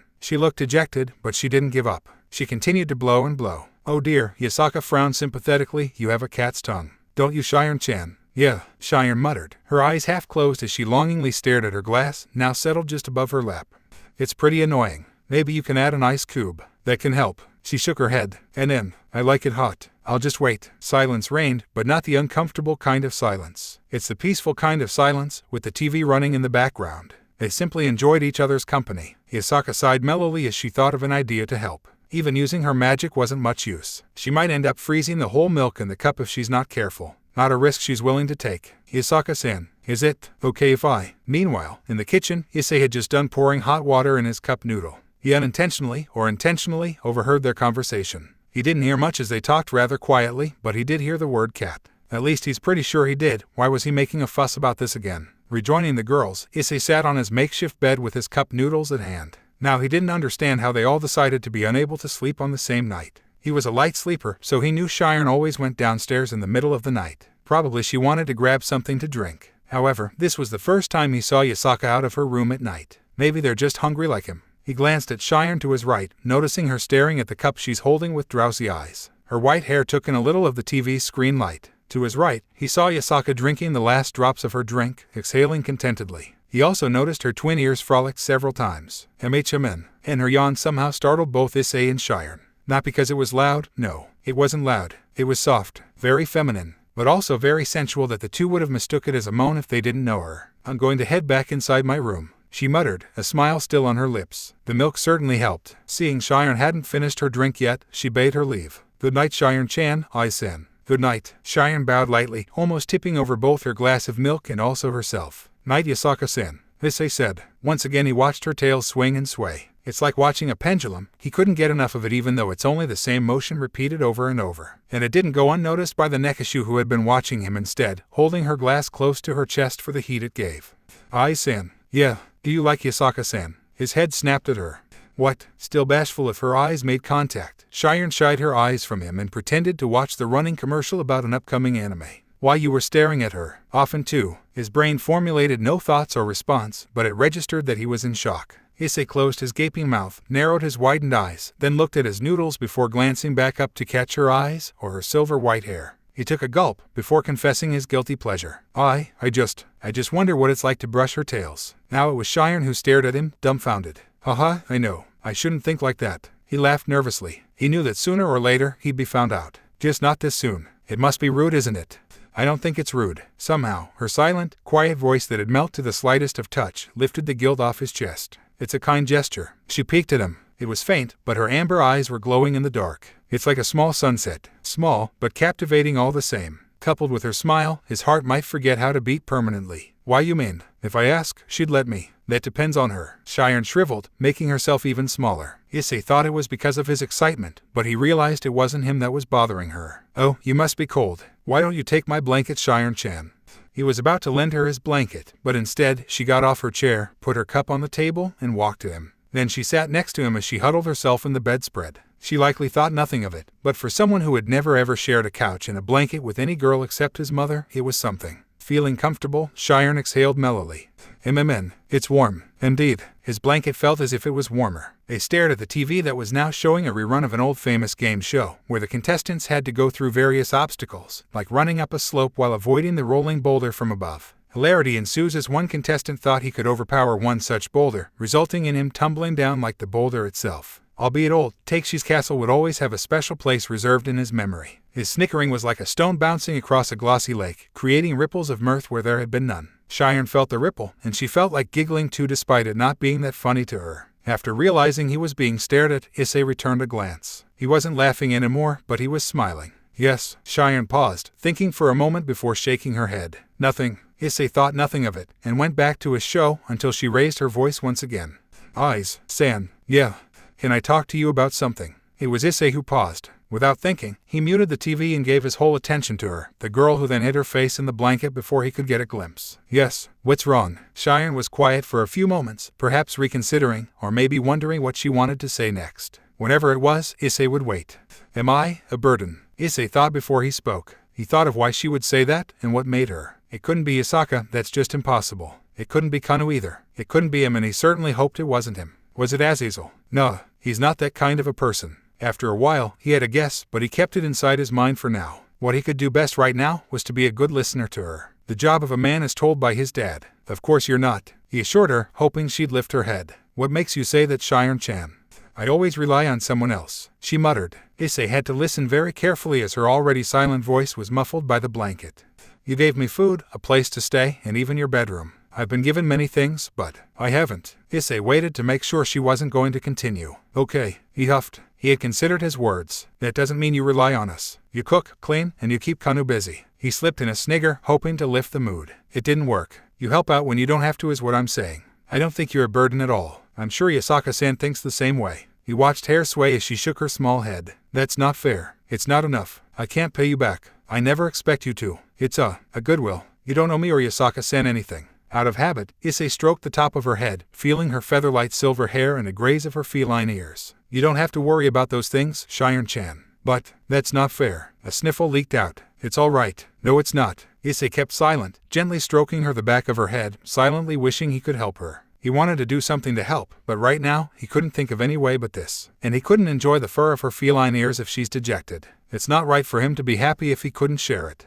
If that's true, then then why did Nisama leave me? As she finally lifted her face, Issei didn't know what to say, but he felt awful. No one should ever make this kind of face. She was flushed. There was confusion in the midst of the distress in her amber eyes, as if wondering if it was something she did, asking a question she didn't understand. He didn't understand either. They didn't teach how to deal with these things in school. Issei didn't know what to say. He didn't even know if his strokes were helping. He knew he wanted her to feel better even if he didn't know. He knew she's a nice girl. There had to be another reason, but whatever it was, it's not her fault. It's not your fault. Her face crumpled and Issei felt his heart sink yet again. Her tears overflowed from her eyes and they dripped off her chin, forming a small wet stain on the blanket. She wept, heaving soundly as her voice hitched. Issei settled his hand between the pair of white ears and gently stroked her hair again. It's not your fault, Cheyenne-chan. I believe in you. He wanted to give her more than just a caress. He wanted to give her a hug, but he wasn't sure if he should. The only woman he had ever hugged was his mother, and he'd feel like he had taken advantage of her if he did. She surprised him as Cheyenne leaned into his chest, bawling unceasingly, hands clutching his shirt. He was surprised that his hands remained hung in the air, before eventually holding her head and her shoulder. It was a rather awkward position, for both him and for her, but at the time, they didn't care. Issei loved his bed. It's the greatest thing to ever exist. The epitome of invention. Always there when he's exhausted from working, never judged when he felt like being a lazy, unproductive stain on society, and it kept him in warmth against all cold. Having to separate from his bed was like having to separate from a good friend of his. The couch was comfortable as a couch, but it failed to hold a candle against the mattress. Issei's back was willing to testify. But as it was for a greater cause so that a youngling wouldn't have to experience a back pain at her age, Issei didn't feel any regret. He's a hero who had sacrificed for the greater good, or a man. Still, he missed the feeling of being hugged by a sea of blankets, the pleasantness and the craving to wheedle within their cozy embrace, to sprawl around with little care of the world. It was a blissful feeling, such as the one he's in right now. His eyes shot wide open as if he was torn away from a nightmare. His hand clawed the familiar springiness beneath him as his fingers tangled with the sheets. He's not on his couch. The couch was never this soft and heavenly. He's on a bed. Why was he on a bed? His bed. And why was Cheyenne sleeping next, on top of him? And she's all nestled beside him, huddled up close to his sides. Issei only required a glance of her face to recall everything that had happened last night and why he ended up being here. He carried her to this room. She had cried herself to sleep and there's no way Issei would have left her to sleep there. He remembered he was very nervous at first. Yesterday morning he had never held a girl, and that night, not only he had stroked her head and ears, he hugged her albeit awkwardly, and carried her. There was too much that was going on, but Issei managed to calm himself by the pretext of fearing to accidentally drop her. Of course, his intention was to simply put her to bed. He might be a pervert, but he's not a sicko. That's why he was about to leave when he felt a tug on the end of his long sleeve. Ai-san, please stay. Now her face was pleading and impossible to refuse, but Issei did. He nearly stayed by his principles if Cheyenne didn't say, I'll feel awful if you don't. This is your bed, not mine. She insisted even when her voice was obviously burdened by drowsiness. He had reasoned, but there's no chance of him winning against that face of hers. And putting the thought that she's a girl and he's a guy aside, he did miss his bed. Added to his sleepiness factor, he might have made his decision without a clear head. Right, that still didn't change the fact that he slept together with a girl. Oh gods, what should he say to Yasaka if she saw him? This had to be one of those hard-to-explain situations in those uncanny harem manga. Issei often wished for that to happen in his life, but never had he dreamt his wish would come true. All right, calm down, he told himself, setting his mind and priority straight. As light and soft her small arms were, he couldn't enjoy her closeness when he felt as if he's taking advantage of her. That's not the way of the manly. First, he checked on Cheyenne to see if she's about to wake up anytime. Nope, still sleeping peacefully. Her breaths came out softly as her chest rose and fell in a peaceful way. with the uttermost care, imagining himself as Indiana Jones in that famous idol swipe scene, except he's the golden idol and the bolster is the sack. Issei lifted one of her arms off his chest as his other hand prepared the bolster to do the old switcheroo. The coordination of his ass and his experience in moving like a slug made the task easier than he imagined. Deftly, the young Hyoudou Issei succeeded in slipping away from her grasp, with the bolster acting as his replacement. Cheyenne didn't seem to realize that she's now clutching the bolster tightly, snuggling her face onto its cover. That could have been him. He could have felt what it's like to have a girl snuggling him, felt more of her warmth. But that's just not fair to her. She didn't know, and Issei refused to stoop that low. Heaving a quiet sigh, Issei scratched his hair and yawned, and was reminded once again that winter is cold and blankets are warm. Hence why he made sure Cheyenne was comfortably tucked in. She moved slightly as Issei dragged the blanket to better cover her. She's only a few years away from his age, yet she's so small. Perhaps only a few inches taller than Kanu, who was 5 years younger. He couldn't believe, or rather, couldn't understand why she had to go through whatever she had gone through. After ensuring she's well blanketed, Issei went to his drawer to draw out some of his clothes and his work uniform. Cheyenne rarely woke up past 8, but she slept past midnight. Issei didn't want to disturb her if she overslept her schedule. He tiptoed out of the room, inwardly complaining about the cold floor that stung the sole of his feet. The moment he got out safe and sound, he wasted no time in reuniting his feet with the plush slippers waiting just by the door. As was Yasaka, Santa Muerte. The entire world plummeted down around him. How would she think of him from now on? As a leech who snuck into a girl's bedroom. Technically it's his, but at the time, it's not, to do morally questionable things to her. What could he do to clear all of this? He's not guilty. Maybe. Issei. Yasaka withdrew her hand that was about to knock on Issei's face. You've woken up already. Her head slanted lightly as she presented him a smile. Good morning. Did you sleep well? I swear it's not what it looks like. I can explain, honest to wait. Was she seriously being nice to him despite the misunderstanding?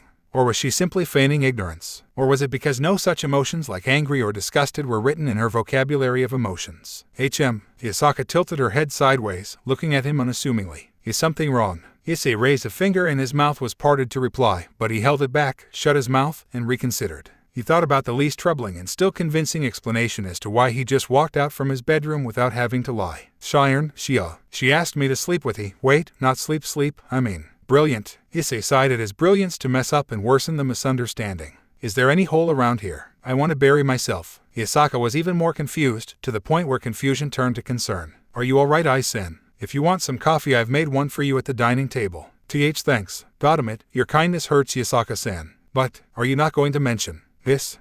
She gave him an awry smile. I'm sorry, Issei, but I don't understand what you mean. She's so unassuming it's ridiculous. No, I'm saying I just slept in the same room with Cheyenne-chan. Well, it's not because I wanted to, but I still did. So, I'm sorry. But isn't this your bedroom? Are you an angel? Issei said, and he was serious. His intense stare made Yasaka flinch lightly. A bit nervous now, the Kyuubi glanced down at her hands as she fidgeted her fingers. Cheyenne-chan told me about it last night, and I agree with her. It's not right for Issei to sleep on the couch. In the end, he's the punchline. But had I known it would trouble you this much, I would have. By gods, Issei couldn't take this anymore. It's not good for his heart. And no, I'm very grateful. Issei paused. Being nervy was not his ideal mood. It screwed his words and attitude. Grateful. I meant to say grateful. You're all so considerate to me. At that, Yasaka raised her head and gave him a warm smile. Just what he needed on this cold morning. That's because you've been considerate to us, Issei. Your mother said you're selfless, but please don't strain yourself. If you have anything you want, please talk to me. I'd like to help you as much as I can. Issei blushed. That's the nicest thing someone had said to him. If he was in a dispirited state, he thought he would have wept right then and there. But, as he wasn't in a disheartened mood and very much happy, he gathered all the courage he could muster in these 5 short seconds, and said to her, well, actually, there's one thing I've been wanting to ask of you, if you don't mind.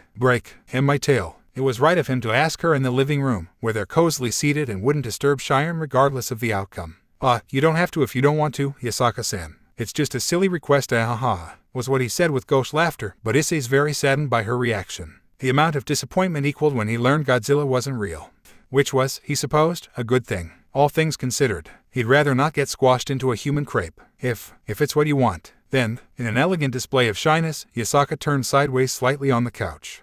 Please be gentle. Really? Issei couldn't hide his excitement anymore. You'd let me. Yasaka grabbed a cushion to act as her comfort, and held it tightly. If it makes you happy. I never had anyone touch my tails before. Never being seen might have played a big part in that. Slowly, as to not make her nervous, Issei walked towards the seat. Her tails accompanied the whole middle seat and he had to take the last one. They smelled like shampoo and soap. Nice and didn't sting his nose. He swallowed a gulp. His heart was beating fast from the anticipation as his hands hovered a little bit away from her many tails.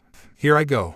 Hisaka squealed, but Issei couldn't hear it. He felt all of his burden fly away. All his problems lifted. All emotions faded but content and pure joy and tranquility as he patted one of Hisaka's 9 tails as softly as he could while still feeling the magnificence of its fluffiness and softness. It's far different than a cat's and it's fuller than the tail of a husky breed. Often her faint orangey tail would twitch ever so slightly, seemingly bouncing at his strokes, and the white end would brush the tip of his chin. Issei could now cross out one wish in his bucket list, one he thought would come true, just not this soon in his life. In conclusion, it's the best. For him, it was his little piece of heaven. He couldn't ask or even think of a better way to start his morning routine, and frankly, Issei didn't really care. He got what he wanted after long, and he's fine with that. But as with all good things, he had to set a limit. He wouldn't want Hisaka to be disturbed too much.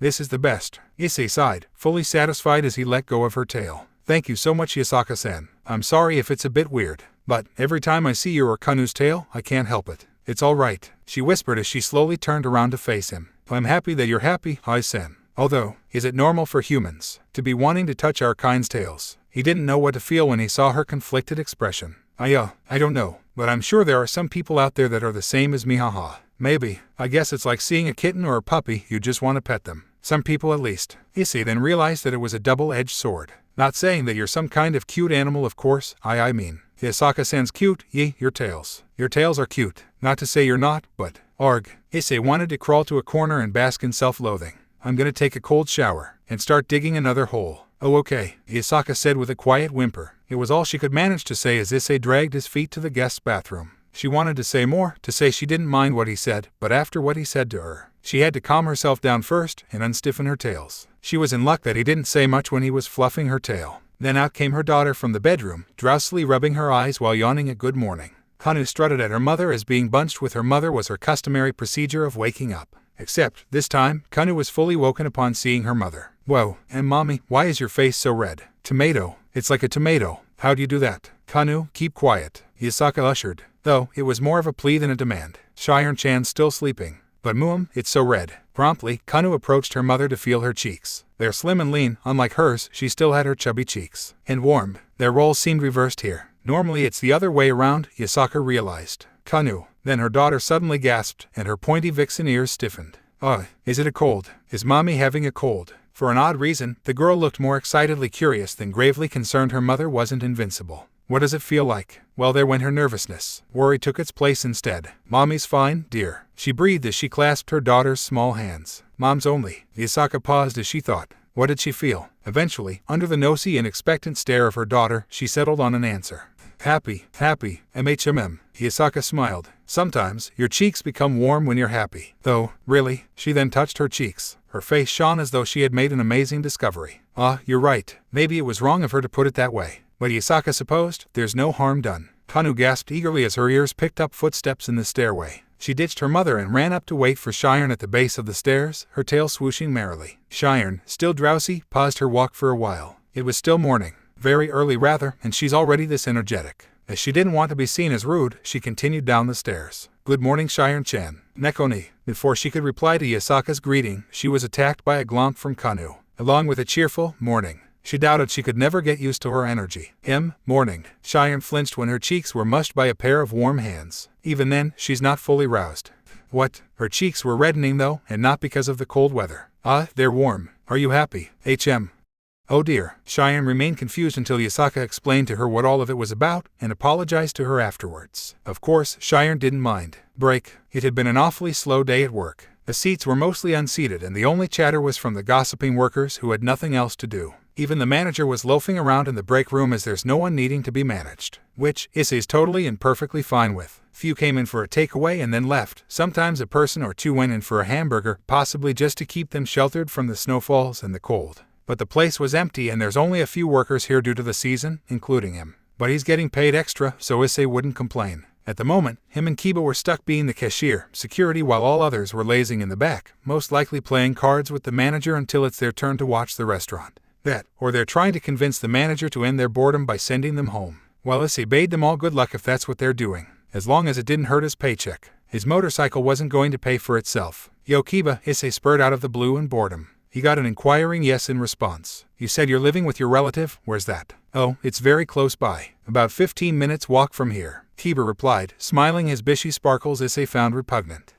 So it's near that uni, huh? Yeah, it's very convenient. Bet it is. You're practically in the center of everything. And the town's small enough already. If you trip over you'll end up at the shopping district. Kiba laughed, because Issei wasn't sure if that was a mild chuckle or a laughter. Was the laughter of handsome people contrasting with his kinds? Or was that just Kiba? As Issei was about to go on about his favorite topic, girls, the glass door swung open and by nature, the two straightened their posture. Welcome to JFC, how can we help you? Issei recited the usual welcome line. The same line that nearly made him nuts due to how many times he had said it in the same exact tone. But such was the hardship of being a fast food employee. Except, it didn't come without any merit. One of which was meeting cute or beautiful customers. A young girl who just stepped in was a prime example. Cute, blonde, small, full cheeks, and cute. Her eyes were the color of money and renewal. Her green dress and her lustrous golden hair made the color of her eyes seemingly pop. So it's true that the same colored shirt can bring out the eyes. Issei learned something new today. Hello. The girl curtsied. In a fast food restaurant. Forget her eyes, his heart was about to pop from her mannerism. But the moment her eyes lit up as her gaze fell on his blonde co-worker, Issei abandoned all hope. Big bro. What? Issei scrunched his eyebrows and his head snapped at Kiba, who was, apparently, troubled by the presence of his English-speaking sister. That was sacrilege, but as he was not one with siblings, Issei suppressed the need to chastise this ungrateful handsome bastard. It was working hour and he supposed he'd be troubled as well. Maybe, for a sister as adorable and airy voiced like her, she's free to trouble him whenever. Asia, what are you doing here? Kiba, still behind the counter, said to her in his usual voice, which would be gentle, soft, and apparently angelic according to the majority of girls of his last school. If they knew this guy's English was insanely fluent, Issei wouldn't be surprised if they built him a shrine or an altar or the sort. Why aren't you wearing any coats? It's snowing. If you catch a cold, Miss Greisler will be worried. I'm sorry, I forgot to. Kiba sighed and relaxed his expression. Well, never mind that. What are you here for? My work isn't done yet. Sister Greisler asked me to tell you she can't pick up Miss Zenovia. Okay, I'll head there when I'm done here. As their conversation went on, Issei was left wondering who Greisler was. Was she their sister? How come he never knew that? Another possibility would be she's the girl's sister but Kiba's relative, hence the miss. That made the most sense to him in his mind. Luckily, there was no customer during their chat. No reason for their manager to yap. Asia, Kiba restarted, this time in Japanese. It was Japanese because Issei was no longer thinking in English. I'd like you to meet Issei-san. He's my friend. Issei-san, Asia. Kiba's smile was a little bit too sweet for his comfort, but Issei let it slide. Hello. Hyoudou Issei, nice to meet you. Nice to meet you too. The girl hurriedly bowed. How polite of her. Her Japanese wasn't as fluent as Kiba's, but it didn't give Issei a hard time. I'm Asia Argento, and I better head home. There's no one at home. Wait, let me get my scarf with that. Kiba headed to the dresser, located near the break room, leaving Issei with the cute girl. Issei should thank him later. Now then, if only he could convince her that there's nothing to be scared of since the girl seemed as if she was going to jump at the slightest noise or a touch on her shoulder. Informally, he leaned on a counter. So, are you his relative? Asia-chan. Yes, I'm his distant cousin. Asia explained, Sister Greisler is our legal guardian. Legal guardian. That explained why Kiba's parents weren't there when it was parents' visit. I see. You must be pretty close to him, huh? Calling him big bro and all. Yes. What he received was a smile so bright that Issei felt he needed a pair of black sunglasses. Was that the power of little sisters? Before he could proceed with light questions, Kiba returned with a purple scarf in hand. Here, Asia. Get home safely. Thank you. She happily received the scarf. Goodbye, Issei-san. See you later, big bro. Still wearing her warm smile, the girl left the restaurant with the scarf hugging her neck. Dude, she's hella cute. Issei noncommittally summarized. Since you're her cousin, do I get your permission if I ever ask her to hang out? It was merely harmless fun. No meanings attached but a little tease as even Issei himself knew he didn't have the guts. But what Kiba said to him would forever be written in memory like a character from a certain company that told tales. Well, if it's you, I think I'd be happy for her. Dude, was the only thing he could say. Who on earth raised these children? Saints. Anyway, what about Zenovia? He only learned from listening, but Issei hoped he pronounced her name correctly. Might be handy if he ever met said girl. Is she her sister or yours? She's Miss Greisler's adoptee. Kiba smiled. There was a certain softness and sadness in his eyes that Issei had only seen once in his life, when his mother finally accepted the fact that his father had eaten her pudding. But he's fairly sure this one wasn't of the same caliber. Well, I guess, in a way, it's the same with me and Asia. Well, alright. That was a bit too much for him to handle at the time. My sympathy man. I didn't know. It's alright, Issei-kun. Kiba smiled genuinely. We're as happy as we can be. Good for you, man. This time, Issei gladly returned the smile. How old was she? Asia or Zenovia? Well, why not both? Kiba nodded several times. They're both a year younger than us, so. I guess I should have told you that instead of asking. Issei frowned. Hey, don't sweat it. Right, why yes, seniors huh? He hummed thoughtfully. He's fairly certain all school was on holiday. And even if it wasn't, you have to pick her up. Yes, she's also working part-time but she's at the shopping district. She's not good with directions. Issei owed. Well, you go big bro. He snickered, and Kiba notably became embarrassed. But, damn, she came all the way here just to say that. Why didn't she call you instead? Kiba didn't respond. Deep down, Issei felt uneasy, thinking he might have struck a wrong chord. After all, not everyone worked because they wanted to like he did. Until 5 seconds later, a realizing came by. They both paused. Issei stared at Kiba. The blonde employee took out his phone from his pocket. It's not outdated, nor it was recent. So essentially, their phones were from the same generation. We rarely use it, she must have forgotten.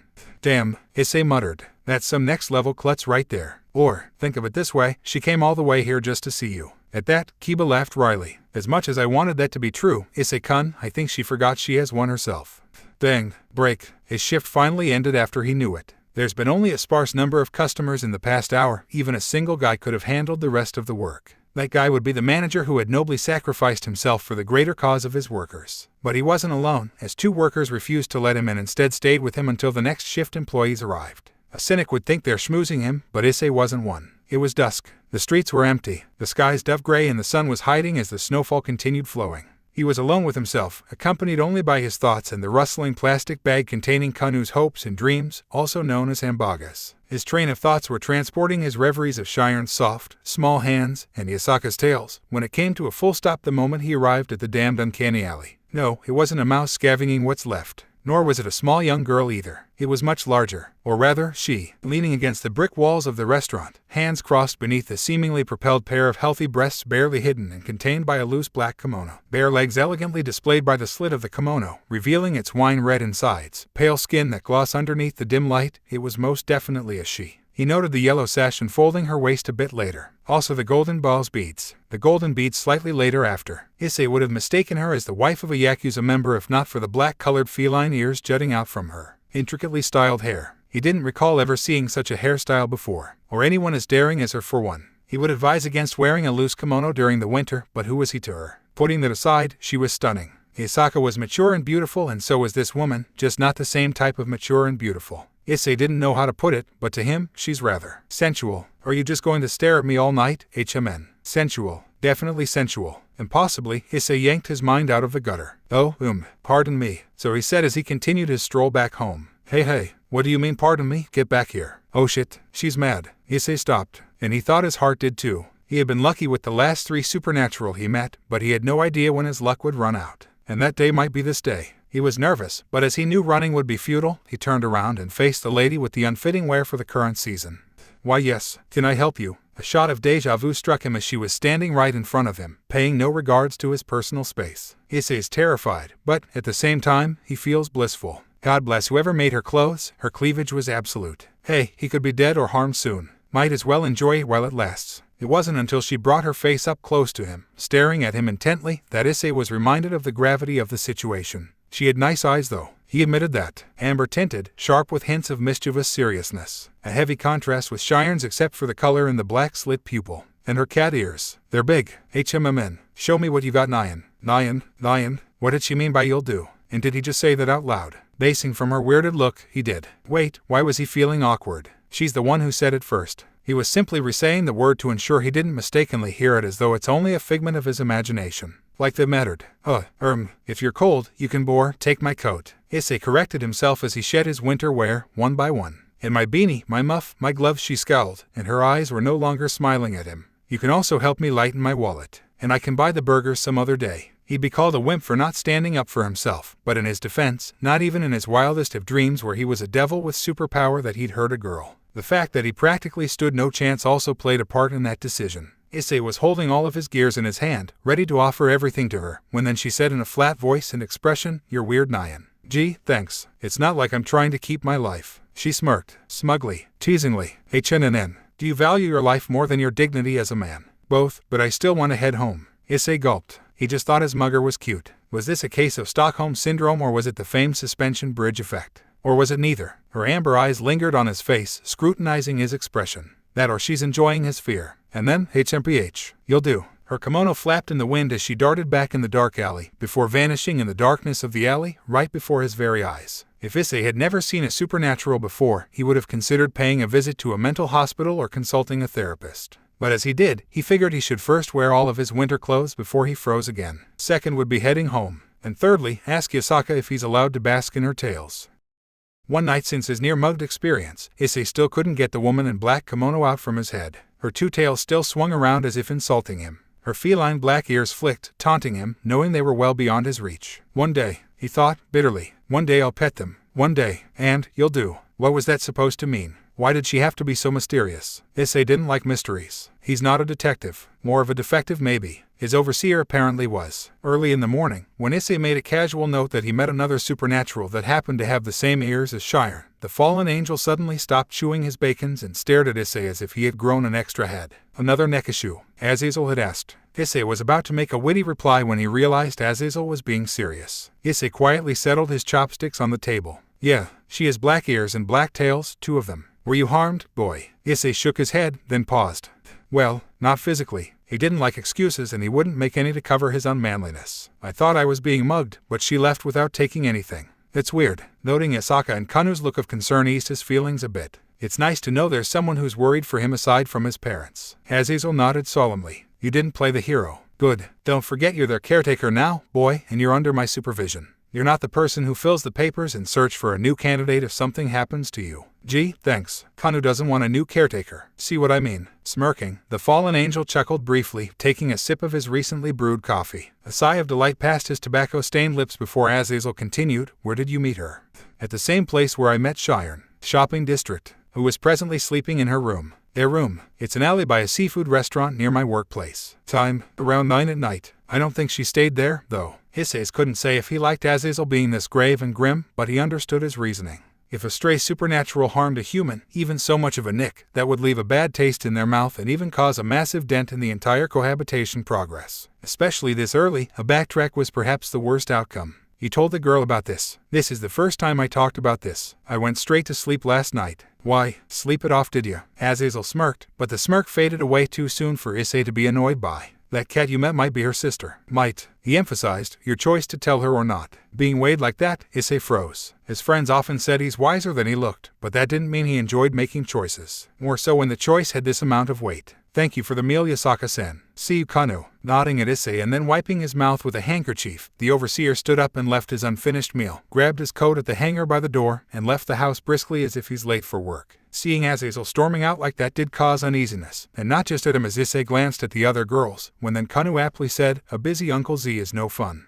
What do you think, Yasaka-san? Should I tell her? We don't know if she's her sister. But, I think you should, Ai-san. If she is his sister, I think Shiren would like to know. Yasaka said so with a smile, a gentle one. A supportive smile that told him she had yet to know Shiren's feeling towards her sister. At that, he could only reply with a weary smile, and thanked her quietly. The two kitsunes tidied the table as he continued the rest of his breakfast. As he finished the last bit, the girl in his mind stepped down the stairs. Her white hair an adorable mess, and her soft little yawn didn't go by unnoticed. Neko ni morning. Good morning, Kanu. The two would say it to one another as if it was scripted. Kanu would have more energy as she eagerly hugged the Nekishu, and Shiren would look both troubled and happy at the same time. This small scene in the morning never failed to lift his spirits, except for this morning.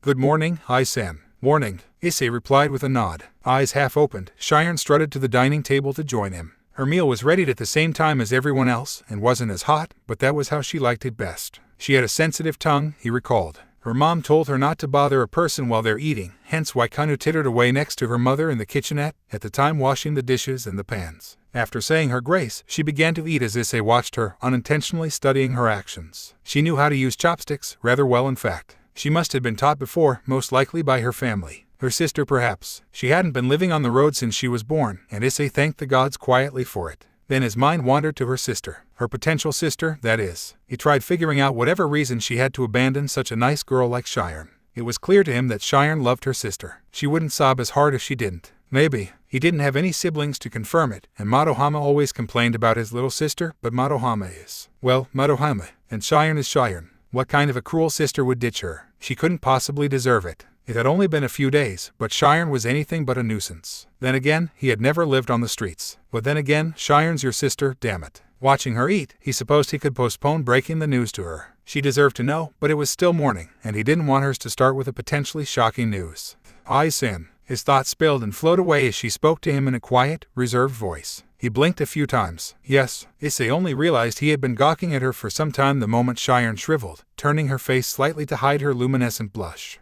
Please don't stare at me. It's embarrassing. In my bed. Break. You sure it's her, boss? What if she's just another Nekomata? We'll still have to catch her regardless, you dolt. Azazel bickered as three of his underlings had a round of contained laughter. Even if she isn't, letting her walk around without a care-sitter is dangerous. It'll dent my paycheck. His 4 assistants looked at him with silent disappointment. It only took him a sentence to shut them down, and all of yours. So what's the plan? Trap her. His mauve-suited subordinate spoke up eagerly, nearly as eager as his next compatriot who was dressed rather proactively. He still wondered how on earth those buttons could hold still. No doubt that boy would very like to meet her. Trapping her seems to be the most effective and safest way. Tut, tut. Nothing is more dangerous than a cornered animal. The Gothic Lolita of a fallen angel, Midalt, said as condescendingly as she could. Isn't that a rudimental fact? Are you only mature in appearance? Before she could end it with her usual demeaning laughter, Calawarner retorted simply. Beat it, shorty. I am not. Short. You're right. You're short and flat. Why you? As their umpteenth quarrel started, Donasik stood idly as he simply immersed himself in the amusement. Azazel would hardly be surprised if this man started a bet over the two, or gathered an audience so he could bet. Sometimes, Azazel wondered if this was the retribution of his sins. They seemed to never tire out of giving him reasons to visit a pub or a shake shack after his work was done. Knock it off, both of you. Thankfully, not all of his subordinates were children who picked fights at the smallest of things. Thanks to Rainer, he didn't have to strain his voice this time by speaking mildly louder than he usually was to get their attention. Or so he thought. And who are you to order us around? Middle shot back, narrowing her eyes at the rookie of the group. Brad's got a point, Calawarner stated with the same amount of bitterness. She might be dull-headed, but you're the greenie. What did you say to me? Rainer could only gnaw on her lower lip and sunk to her seat, unable to retort, all while Donasik smirking like a fool. That's enough. All of you, Azazel grumbled, and suddenly their meeting room was silent. He had hoped they could control themselves better, but he knew they weren't heading anywhere close. She might be the greenie, but she's more maturity than the two of you added all together, so shut it. The girls awkwardly eased to their seat, eyes glancing on their laps in shame. All of you are working together for as long as it need to get all of you to cooperate with one another. You're all here are in the same position, including you, Donasik. Azazel could see his eldest underling grumbling, but what needed to be done needed to be done. Right now, it's like seeing a dysfunctional family. Wonder who's the smallest daughter. That's enough, Calawarner. And you too, Midalt. Azazel reminded her faster than Midalt could rev up her barrage of complaints. They both hung their head in shame. You're all here for the same thing, to be an overseer and lead your own band of misfits. You know what they say about leading and following. You don't want to hear me yapping on and on about it, do you? Replied with nothing less than a submissive silence, Azazel continued. Good. We have a supernatural cat on the loose roaming this city, and we will make an effective plan that we will have her caught within the next few days. By then, we'll have a toast afterwards and blow out our paychecks. Is that clear? Yes, sir. At least they still listen. As his subordinates worked their gears, 4 heads with one goal in mind, Azazel chuckled at his own thought most of the times at least. Break. Issei absently watched as the snows kept on piling, plummeting the small backyard within its soft white sheets, burying Kanu's numerous snow soldiers and her self-proclaimed fort. The kitsune was upset. Understandable. He was upset when the waves swept away his sandboobs. But he wasn't pondering to relive his childhood memories. He was steeling himself to be the bearer of the news. Cheyenne was lazing on the couch, cozily wrapped with a thick blanket and armed with a sweater to fend the cold. The girl seemed to be dozing off as per usual, and Kanu was attempting to keep her from sleeping, as per usual. They had eaten, and they had played a quick game of cards. Their daily routine as long as they weren't allowed to leave the house. He found it rather cruel as they seemed like prisoners, but changes need time. People needs time to get used to them. Now he was straying off his track to another track. Shaking his head and propping himself off the seat of the dining table, Issei made himself resolute. In the kitchen, at the time placing the plates, Yasaka looked at him with a knowing look, as if asking if he was going to tell Cheyenne about her sister. Issei gave her a nod, and she gave him an encouraging smile. Just what he needed. Taking his steps leisurely, Issei sat at the couch, next to Cheyenne, whose sight to the TV was blocked by Kanu's tail until she gently moved the orange brush. Step 1, approach. Done. Issei mused as he absently watched Kanu's show. Step 2, bring up the subject smoothly. Since it was an important and sensitive matter, he should be gentle without beating around the bush. The question, however, was, how does one be smooth? Damn it, Issei, man up, you coward. Again, steeling his nerves, Issei was about to speak. The words were in his throat, waiting to make their entrance. But Cheyenne giggled, and his resolve wilted. She was smiling. She was enjoying herself. Could she smile once he told her? Did he want to risk it? In truth, no, he wouldn't. But that would mean going against his better judgment. Issei took a deep breath. Cheyenne, he called, and the Nekishu flicked her feline ears at him before turning her head to look at him.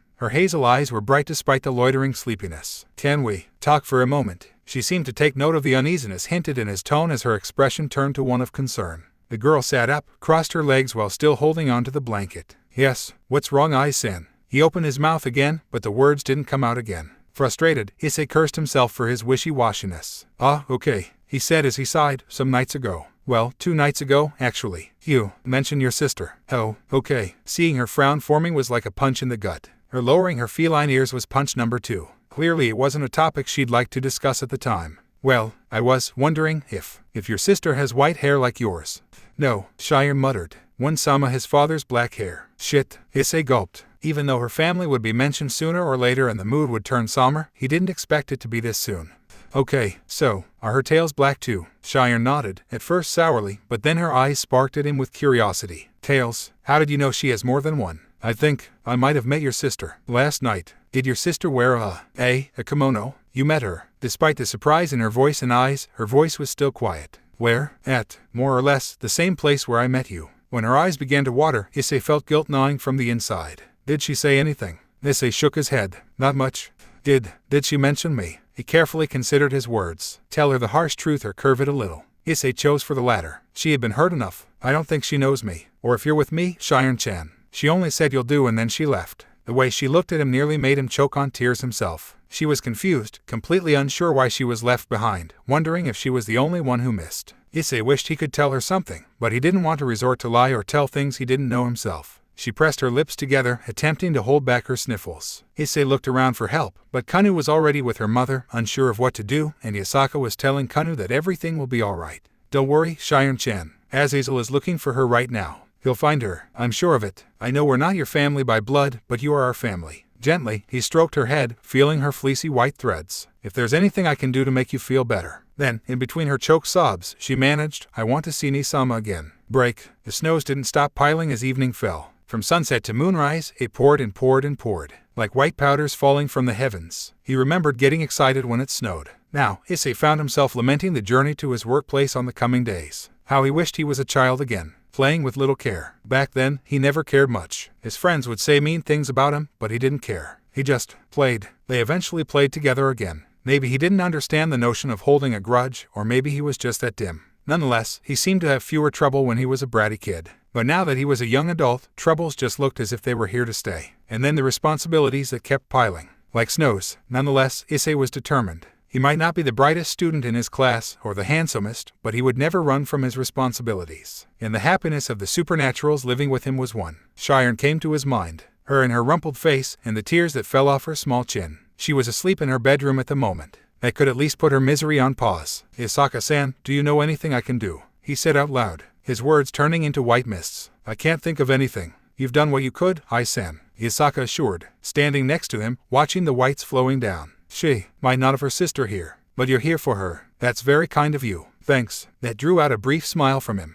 "I still wish there's something else. If I could have done more. I don't have a brother or a sister, but I think she loves her very much. Maybe I should try helping Azazel with the search." Isaka listened quietly, a frown on her light lips. She too wanted to help, but she too knew just as much as him. "You've done your part as a caretaker, Issei. Let Azazel-san do his."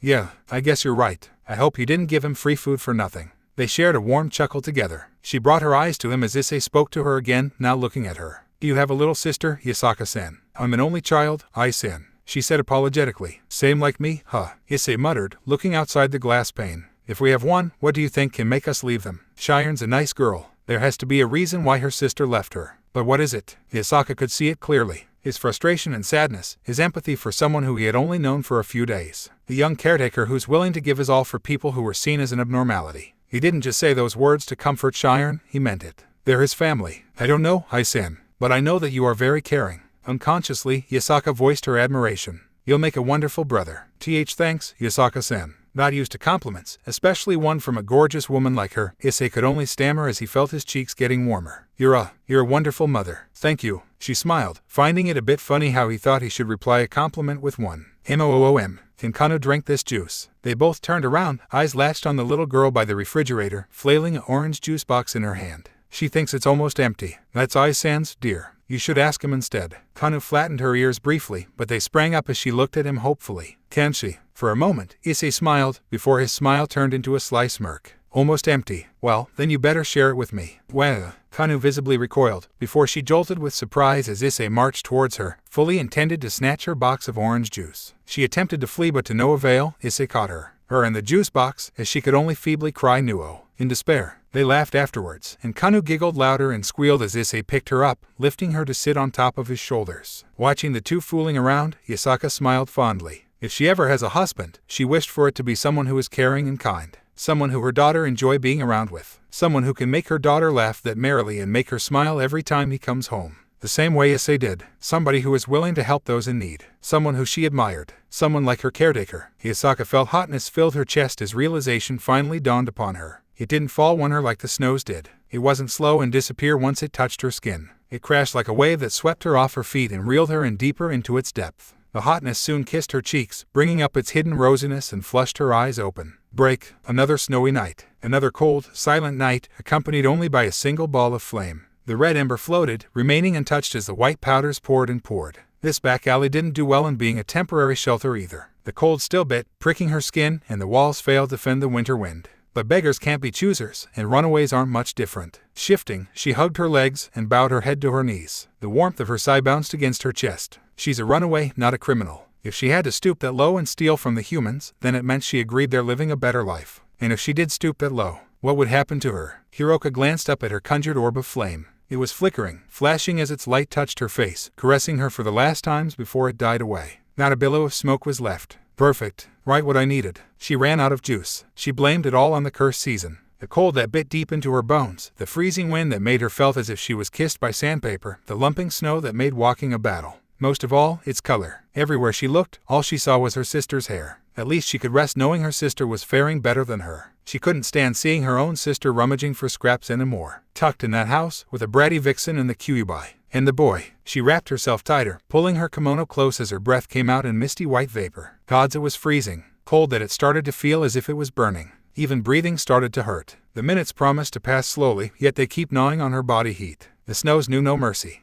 She should have taken that boy's burgers. At least then she would just be cold right now, and not both cold and hungry. Took his wallet too since he offered it. Who was she kidding? He's her sister's sitter now, or caretaker. Whatever it was. Too tired to think. Too cold to care. Eyelashes felt like rocks weighing down her eyelids. But knowing her sister was in that home, tucked in with warmth, well fed, was more than enough for her. Shiren's fine. At least, she could tell their mother that much when she sees them again. Every fiber in her body jolted as she felt something was thrown over her. A woven fabric that clasped her as it draped over her. A trench coat, gray like a dove's feather. Her breathing became severed. She was practically panting as she tried to open her eyes. We're in a back alley, behind the Grimory's warehouse. It must be hailing. She couldn't see anything but a silhouette of a tall person. A man, most likely. She's cold. No, not her personality. The lass is ill, Azazel. Hasn't moved since I found her. Her garment might play a part in that. She should run. Get up and run. Get up, Godamit. Doubt she'll run. Doesn't like she's able to stand either. What, do you want to gamble on that? She heard him say. His voice was gruff and heavy. Experienced. Is it me, or Nekamadas are this pale in general?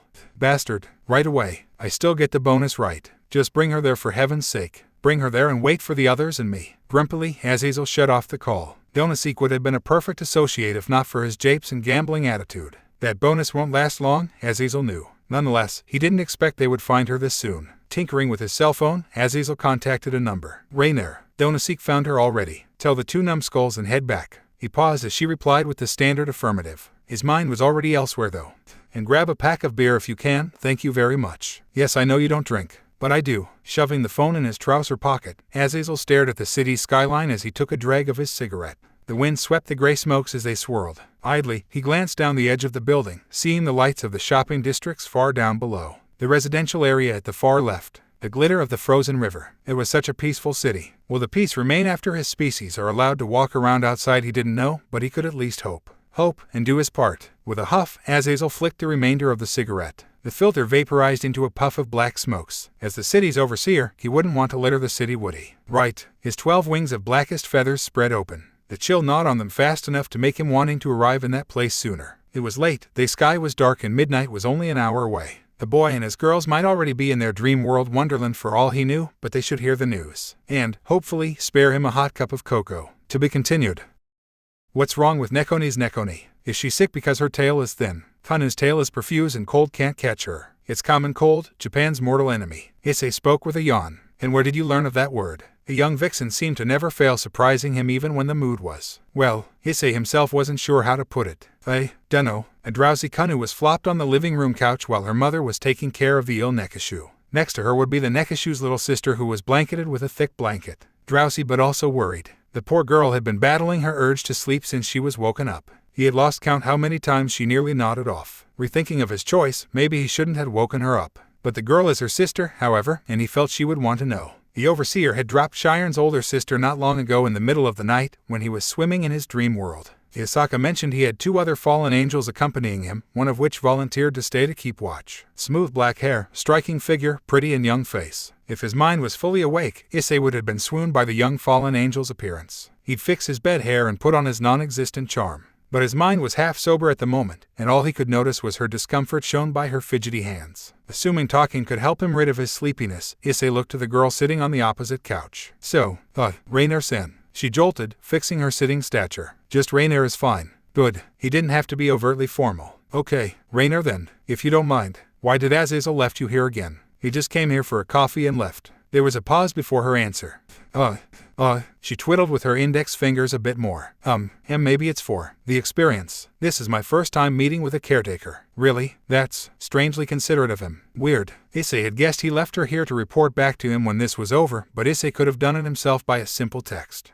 Come to think of it, that possibly was that man's intention. You're not an overseer like him then. She shook her head. Her bangs swayed lightly. No, not yet, at least. Soon I hope. Are you a trainee or something like that? Something like that, yes. I'm his aide. Being an overseer, Mr. Azazel leads a team to help him control this city, in supernatural sense, I mean. Rainer said. I graduated from training 2 months ago. An actual job with an actual training procedure. Issei briefly wondered how much their payroll was. Is it exclusive to fallen angels only? Rainer hummed ponderingly for a moment. I don't really know. I've only met my own kin in training, and the team I'm in consists entirely of fallen angels. Maybe because our kind is the least endangered. Issei could feel his need to sleep waiting away. He also could feel he was starting to see her prettiness. He wished he hadn't, because now he was beginning to be conscious of himself and his choice of words. Stay calm. Don't be stupid. Kanu's sleeping. That didn't make sense, but it helped. And glancing at Shiren, he was reminded why they weren't sleeping on their bed. About the girl you helped. Where did you find her? It wasn't me who found her. My colleague did. I think he said she was about to sleep in an alley somewhere. Rainer frowned. Issei had the thought to peer at Shiren. He could see her face crumpling again, her thinly pressed lips quivering as she refused to cry. It must have been rough for her. That took his attention away from the young Nekomata. I've heard several cases of supernaturals resorting to criminal acts. Things would get pretty ugly after that. It's difficult to find a caretaker who's willing to house them. Issei paused. Do you know why she's on the run? Nothing, really, aside from fleeing her previous house. The fallen angel looked at him, and then at the anxious white-haired girl. I'm not sure if it's all right for me to say more. It's fine. But Issei veered at Shiren. You had a caretaker before, Shiren-chan. She nodded apologetically, as did her ears, making Issei felt bad. Her I'm sorry look was too strong that it could make an innocent man plead guilty. Don't feel bad, please. Shiren bobbed her head, and then returned to her door watching. He wondered what she had did to keep her and her sister stay alive. They weren't much different than his own kind after all. Refusing to bring that heavy topic, Issei let his creaky gears and his brain worked for a while. It bred a way to continue the talk and comfort the sullen girl. Well, at least she won't have to run around anymore. Issei huffed, scratching his messy brown hair. It was as if a cow had licked his mane. What was it again? Registration. Is that the right term? The registration. What about it? How long will it take so she can stay here legally? 2 pair of eyes widened at his seemingly oblivious question. Why you mean? You're willing to take her in? Issei shrugged. Her sister's already here. I'm sure you have questions for her, he said to Shiren, but ultimately, you'd want her to stay, right? Unless she's Matsuda. So many times that Baldy had attempted to rid his sister off him. Shiren nodded tearfully, happily. Thank you, Ai-san. Don't mention it. Just let me pee at your ears from time to time. Issei paused. That was close. Both Shiren and Rainer were staring at him now, with Kanu softly snoring. Never mind. Don't worry about it. You might want to go back to sleep first, Shiren-chan. Your sister's probably sleeping until morning. Shiren rubbed her eyes, red due to her recent tears and from being torn away from her dreamland. But I'll wake you up when she does, he promised. Hopefully one he could keep. It's the common cold of Japan. Your sister won't be running off anytime soon. Don't worry. Okay. Sluggishly, Shiren dropped off the couch, leaving the blanket onto the sleeping vixen. Good night, Ai-san. She then timidly dipped her head at the female fallen angel. The two young adults bid their goodnights and watched as the small girl climbed the stairs. So cute. Rainer pulled her knitted cardigan, fiddling with one of its buttons. Without realizing it, she wasn't as nervy as she was the first moment she stepped in the homely home. I want to squeeze her ears. Issei stared at Rainer worriedly. What about you, Mr. Issei? Come on, I'm not that old. He sighed. Just Issei is fine. Please. Oh right, I'm sorry. She giggled lightly. Sweetly, I've heard of you from Sir Azazel. He doesn't talk of you often, though. He mostly mentioned the food here is nice. Suspicion narrowed his eyes. Nothing too bad, is it? If Azazel spread nasty rumors about him owning a certain collection of certain magazines, Issei could consider his appeal shot down and destroyed into smithereens. Well, he mentioned you have a peculiar interest. Issei did not like that. He did not like how she phrased it to sound so vague. He felt his blood ran cold as the air. But I think it's fine. Most people would do the same. Prep. She knows. I guess. Issei laughed nervously. He knew his father had a collection. So did his two idiot friends, and a few contacts in his classroom. It was a rather boyish thing to do, but the fallen angel took his hobby rather well. If I was in your shoes, I'd ask her if I can do it every day. But Miss Yasaka seemed more lustrous. I couldn't take my eyes off her when I met her. Oh, she meant their fluffs, right? Issei smiled, suddenly motivated as the misunderstanding was avoided. She allowed me touched her tails yesterday. They were so soft and rich. I'm bad with words. You'll have to try it to know. I'm jealous. Rainer groaned, for she was jealous. You have your own problems and all, but living among these fluffs. I'll trade places with you right now. Very jealous indeed. Hey, it's not as smooth as you think. Well, their tails are, but there's the holding back part I'm still getting used to. She sighed. True, it's not like you can pet them like pets. Ponderously, Rainer shifted her gaze upon the snoozing kitsune using her tail as a hug pillow. She was curled into a ball, cuddly and adorable, and Rainer almost exploded from adorability overload. HNGG, can I borrow her for a day? Hell no. An hour? No. What about the Nikomata? Still no. Wow, you're dead serious. Of course. Issei nodded manlily. Kanu stirred in her sleep, muttering a gibberish complaint that reminded the two young adults to mind their bickering. We should be quiet, Issei muttered, slowly getting off his seat to grab some midnight snacks for them. Yeah. Rainer wholly agreed as she inconspicuously grabbed her cell phone from her slacks pocket and took a picture of the sleeping fox. Definitely. That's not nice, you know. He's good. I still get to keep it right. Only if you send it to me. Deal. Do use line. And thus, Issei unconsciously gained a beautiful girl's ID. He didn't realize this until he finished his snack scavenging. Getting a girl's line contact and being her friend was considered an accomplishment in his high school. Bonus points if the girl was from another school. Extra bonus point if she's pretty. He did that to a pretty girl he just met. How the hell did that happen? Was this an early Christmas miracle? Putting that thought aside, Issei sat down on his spot as he rustled with the plastic container separating him and the strips of seaweeds inside. He tore the bag open, unaware that a pair of orange ears had flicked his way. Want some? Issei offered as the green snack crunched in his mouth. The saltiness was much appreciated. No thanks, I don't really like seaweeds. Kanu does. Go back to sleep, Kanu. She's hungry, Kanu retorted, now awake and peeved as she leapt off her couch onto her caretakers, intent on those crispy strips. Don't sleep on an empty stomach. Issei used a hand to block her by the face. It was super effective. You've had dinner. Kanu emitted angry Kanu noises. She had it yesterday. Watching in the sideline, grinning and smirking to herself, Rainer took the opportunity to snap some shots of the kitsune stubbornly reaching for the snack and the surprisingly teaseful caretaker fending it. They seemingly entered a freeze frame when Yasaka emerged from the door of her bedroom. A plaid house dress hugging her willowy figure. Both Issei and Rainer questioned how she could wear that dress with those 9 bushy tails. In that moment, Kanu snatched away the seaweeds and scampered to another couch. Thief, Nafufufu. Remember to brush your teeth again, Kanu. Yasaka reminded, and don't eat too much. The green strip stopped inches away from her mouth as she had a second thought. Was it worth it? Meanwhile, as Kanu had an inner turmoil, her mother joined the others. She seated herself at Issei's couch, only not next to him. Unfortunately, the golden brushes remained beyond his reach. It should be noted that Yasaka practically hummed mellowly when she sighed. Her temperature has lowered a little. She's asleep, but she will be fine. Issei sensed a buck coming in. But, to think I met both sisters when they're ill and unconscious. I never thought winter would be harsher than summer.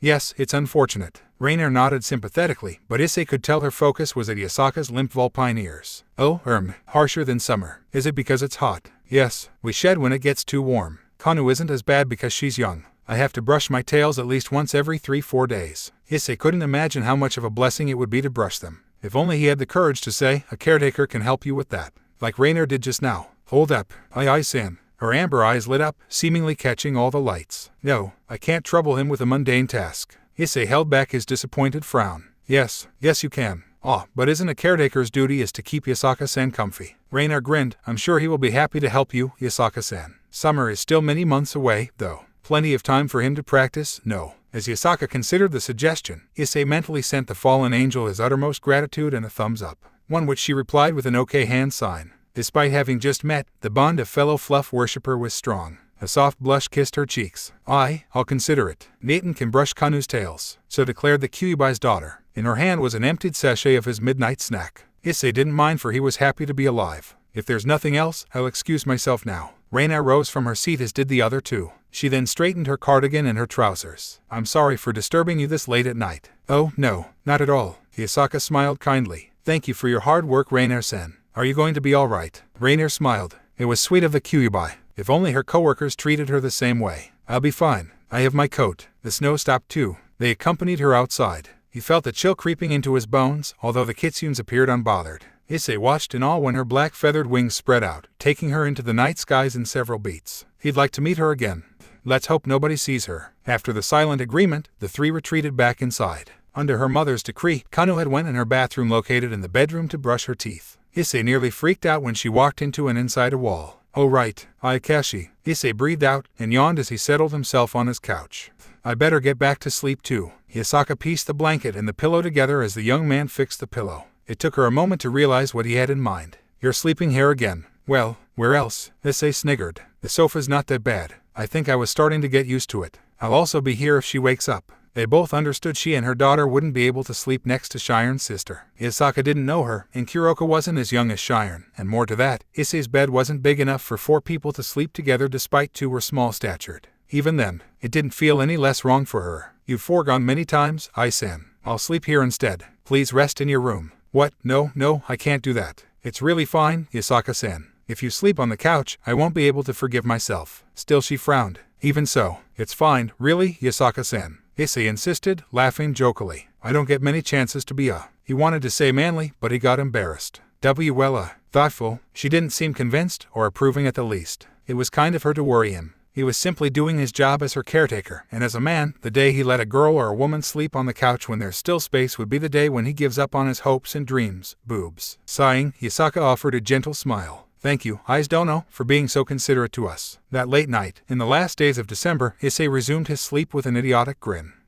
Waking up. She had hated it since the pleasure was lost. Waking up meant she would be torn away from her sweet dreams and dragged back to life to face reality and the constant torrent of problems. Made worse when she had to face the pounding headache and winter's morning coldness. Her lids were drooping and leaden with sleep, and as she roused, she judged by the dimness of the room that dawn hadn't come yet, and that she was not in an alley, where, instead of snow, she was surrounded by comfort. Amiable comfort she thought she had stopped yearning for, but was proven wrong as Kuroka delved within its plumpness. The supple cloth bag stuffed with feathers hugging her head was unmistakably a pillow, and the soft sheet wrapping her was a blanket. For a moment, she thought she was dead, but only until she regained her memories. She must have fainted last night, and the burly guy had probably brought her somewhere. She only remembered seeing the pair of black wings behind his trench coat, and the rest of his features were pretty much bleary. Fallen angel, she deducted. An agent from the Grigori Institute. Collecting her thoughts, one intention entered her mind. She must leave. Her first steps were woozy. Her legs felt weak, and the demon in her stomach nagged, reminding her that she needed something to eat. She realized she wasn't wearing her kimono, but instead a fleece nightgown that provided more heat. The kimono was her mother's, but that would be easily regained once she dealt with this. The door handle was cold, and Kuroka flinched lightly at the sting. She pulled it open slowly, cautious to not make any noise and alert whoever was here. Glancing around, taking a peek at what appeared to be the living room, she noted that the lights were still off and it had to be early as the moon was still there. Around 4 or 5 in the morning. The still silence assured her that nobody was around. Ugh, stupid cold. Cursing at the frosty air, Kuroka treaded her steps lightly, skimming in the shadows of the relaxed living room that she was strangely familiar with. She felt like a thief, but she was no thief. She only took what was meant to be hers. Kuroka froze, however, as she saw another figure was moving in the dark corridor ahead of her. Her sight was still hazy at best, however, and she blamed it all on the stupid cold. As the shadow-like figure turned, Kuroka saw a pair of golden eyes glowing like candles in the dark. Oh my, you've awakened. How are you feeling? The Kyuubi. Kuroka realized as the things floating behind her wasn't a flame, but 9 tails. That meant she was in the same house as her sister. All the more reason to leave. I was. She was surprised at how coarse her voice had sounded, and cleared her throat. I was just leaving. Her voice held a certain edge despite the slight rasp. Ironically, Yasaka's voice was as soft as a kitten, melancholic and easy for her ears, and it had soothed her pounding headache even. Leaving? Why? There was a shimmer in those golden eyes. They were lighter than hers and a bit more softer. The innocence only raised her distrust. Kuroka narrowed her eyes out of suspicion. I can't stay here. But you're unwell. A few hours of rest are hardly a cure for a cold, Kuroka-san. The lady said. Oh, my name is Yasaka. Pleased to meet you. Well, isn't that kind of you? Kuroka scoffed, the edge of her tail flicking once knowing that Fallen must had leaked her name. I just can't. Okay, stop asking questions. I'll return your clothes. You return mine. Yasaka didn't appear to show any sign of resentment. Just confusion. I'm afraid your clothes aren't dry yet, Kuroka-san. You can keep wearing mine while it dries. Did everyone lose their common sense for skepticism when she was asleep? Or maybe she was still dreaming. Regardless, you're being awfully trusting. You are Shion-chan's sister. Doesn't make you know me. Yasaka smiled kindly. I don't know what happened between you and Shion-chan. All I know is that she misses you, Kuroka-san. I'm hoping that before you leave, you would let her see you. Kuroka flinched, taking a step back. That was a low blow, deliberate or not. Now you're guilt-tripping me. Oh my, am I? I'm sorry. I've no intent to. Please forgive me if I pried too much. Her tone sounded too sincere for it to be an act or a lie. Shivering as the morning chill began to gnaw on her like the guilt, her mind started to wander to a fork in the road. Would she stay and see her sister? Or would she leave to spare her the family awkwardness? In the moment of silence Kuroka found uncomfortable, Yasaka glanced to a place behind her, specifically at the couch where her caretaker was sound asleep, worried if their chatting had stirred him. She sighed in relief as he didn't. I have to leave. She couldn't face her sister like this. Weak and fragile and hungry. I see. Yasaka muttered sadly as Kuroka walked past her down the small hall. Azazel-san did ask me to, but it isn't my place to stop you. Although, as the Kyuubi side glanced to a wall, Kuroka stopped. She brooded that there had to be a catch. There's always a catch. What should I say to Shion-chan? There was a stillness in the silence, as if they were waiting for a countdown of something unpleasant. Funny, that's what I've been wondering myself. If you talk to her, perhaps she can understand. Yasaka offered. I-san trusts that you didn't leave your sister without reason. I apologize if this is nearing your private matters. But I did sense your presence days ago. Were you watching Shion-chan perhaps? This is my private matter. Her eyes narrowed again, the black slit in her amber eyes thinning. He your babysitter, eh? Well, Kyuubi-chan, it's not like he knows everything. We've just met once. Was he wrong then? Yasaka asked genuinely. It only made it the more annoying for the Nekashu. Yes, the word was there. It just refused to come out of her throat. Of course it was done with reason. What kind of sister wanted to see her own sister shivering in the cold each time the sun sets or rises, clutching their stomach as if it could stop her stomach from groaning in hunger, every single day and night spent hiding because of her older sister's crime? Kuroka might be far from the world's greatest sibling, but even then, what did she want more than the best for her sister? Look, Nyan, say anything you want to her. I'll leave everything in your hands, okay? Ciao. With a light tune but with a heavy heart, Kuroka proceeded to the door lying ahead as Yasaka could only stare and watch, pursing her lips. She unlocked and opened the door leading to the cold, bitter world she had faced for far too long perhaps. How her heart almost stopped and her tails froze as she was hailed with a mantled chest instead. And where do you think you're going, missy? With the Kuroka raised her head to meet the fallen angel's gaze, whose black and blonde hair and goatee had been plummeted with white powders as if he had been here waiting for her to exit the house. How long did you stand here? Enough, replied Azazel with a brooding tone, hands shaking. Can I come in now? My hands are numbing. There was a gasp behind her. Oh dear, Azazel-san. My deepest apology, I meant to open the door for you. Issei woke up with an abrupt start. It was as if he woke up from a drowning nightmare. Fitting, as Azazel had pinched his nose. Two ticked-off brown eyes granted the overseer a betrayed stare, clearly asking an uttered why. In return, the fallen angel sneered at him. As he came to, shifting in his blanket and groaning lightly from the mild pain nipping his back, Issei sat up on his faithful but not so comfortable for sleeping couch. Rubbing his eyes to adjust to the lights of the living room, he looked out past the glass sliding door that served as a window to the house's backyard. He spotted the sleepy monochromes covering most of the yard. The sun was nowhere to be seen. Tanu's mini snowman had gained height and weight, and in truth, appeared a bit unsettling. It's early. Issei scowled and glared at the fallen angel standing in front of him, demanding explanation. Why are you here this early? Breakfast isn't until 7. Azazel simply took a step to his side as though presenting the less scandalously dressed Nekashu sitting at another couch. Issei stared at her. Oh, was she pouting? She looked like she was. That's kind of cute. The caretaker scratched his hair in its full bed head glory. Can't this wait? Yeah, Kuroka seconded, scoffing. Can't it wait, Nyan?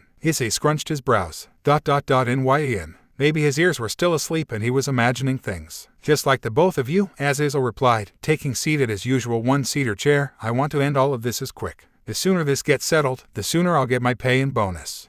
And, Issei glanced at the clock. 4:30 in the morning is nearing the deadline. What can I say? Getting things done helps me sleep better. Your getting things done ruins my sleep. Azazel shrugged guiltlessly. A sacrifice for a cause nobler than your rest. Yawning, Issei tossed the white towel. He drank a glass of water Azazel had so considerately brought for him. Past the counter separating the kitchen and the living room, he could see Asaka's 9 tails swaying as she seemed to prepare something for the guests. And him. A peaceful sight at last. It brought his mind back at ease. So, as Issei restarted, lifting a leg above a knee as he leaned back, ruining his peaceful thoughts. First things first, I know you've met already, but the girl's Kuroka, Shiren's older sister, and an accused thief. A what? In surprise, Issei looked at her. She had the expression of someone who knew they had one wrong but refused to admit they're wrong. When she left, several thousands of cash were missing from the person she stayed with. I don't want to point fingers, but missing money is missing money, and you running away solidified their suspicions. Issei turned his head to his right, at Kuroka. If he learned anything from Shiren's characters, surely her sister didn't steal it. It could be that their previous family set them up, or perhaps she. Yeah, I brought them with me. How else am I supposed to pay for the food, Nyan? Or she stole it. You admit it, huh? Gods. Azazel sighed deeply as he run his face with his palm. It's not his money anyway. Kuroka jeered, crossing her legs on the couch to make herself warmer. I didn't take that many anyway. That guy's making a big deal. Still thievery. If you haven't noticed already, I'm trying to break you out before you get imprisoned. Try harder, Nyan. It was brief, but Issei saw Azazel's eye twitched. This Nekishu seemed to be more of a chatter and would say things just to watch other people get annoyed or flustered. Or she simply didn't care. A mental image appeared in his head in the shape of Eika Kuryu. Issei mentally quivered at the thought of 2 Eikas. Did they press charges? Issei then realized how badly he had always wanted to say this line. Damn you, Hollywood. No, Azazel said, crossing his arms. Not yet, at least. Luckily for you, he only wanted the money back. But no money, you're going to court. As you can see, Nyan, I don't have any. Isn't my gratitude enough? There it was again. Issei suspected he was still dreaming. Azazel shrugged off her comment. He demanded 60,000 including the interest. That's equal to 2,500 Turkish lira. Turk what? All I'm saying is, it could be worse. The overseer added. But you need to pay it off so I can legalize all the stuffs you need legalized. The amount was several thousand more than his old apartment rent and roughly half of his salary. He could live off a few weeks with that much money. He supposed it wasn't that bad. Though, I must say I'm impressed you managed 3 months with only that. Even going away this far north. Issei almost fell off his seat. What, 3 months? I'm a shrewd spender, Nyan. Azazel sighed. See here, you're in this city so I'm obligated to help you. But there's a limit to where I put myself into your troubles. He asked for the payment to be made the time you're found. I can stall it for maybe a few days and a week at most, but you're gonna have to return the money. I can pay it, Issei said with a shrug. It's not that much. Kuroka stared at him as if he had grown another head. Azazel simply smiled, expecting as such. Then it settled. Transfer me the money, and I'll handle the paperwork and the rest because I'm a great overseer. He clapped his hands, rubbing them together as he then left his chair for the kitchen, leaving the stark baffled Kuroka with the young male. I'm also famished. Yasaka, ma'am, how long until I can fill my stomach with appetizing stuffs? Oh my, it's because you were standing outside too long, didn't you? I'm so sorry, Azazel-san. Issei eyed Azazel with suspicion.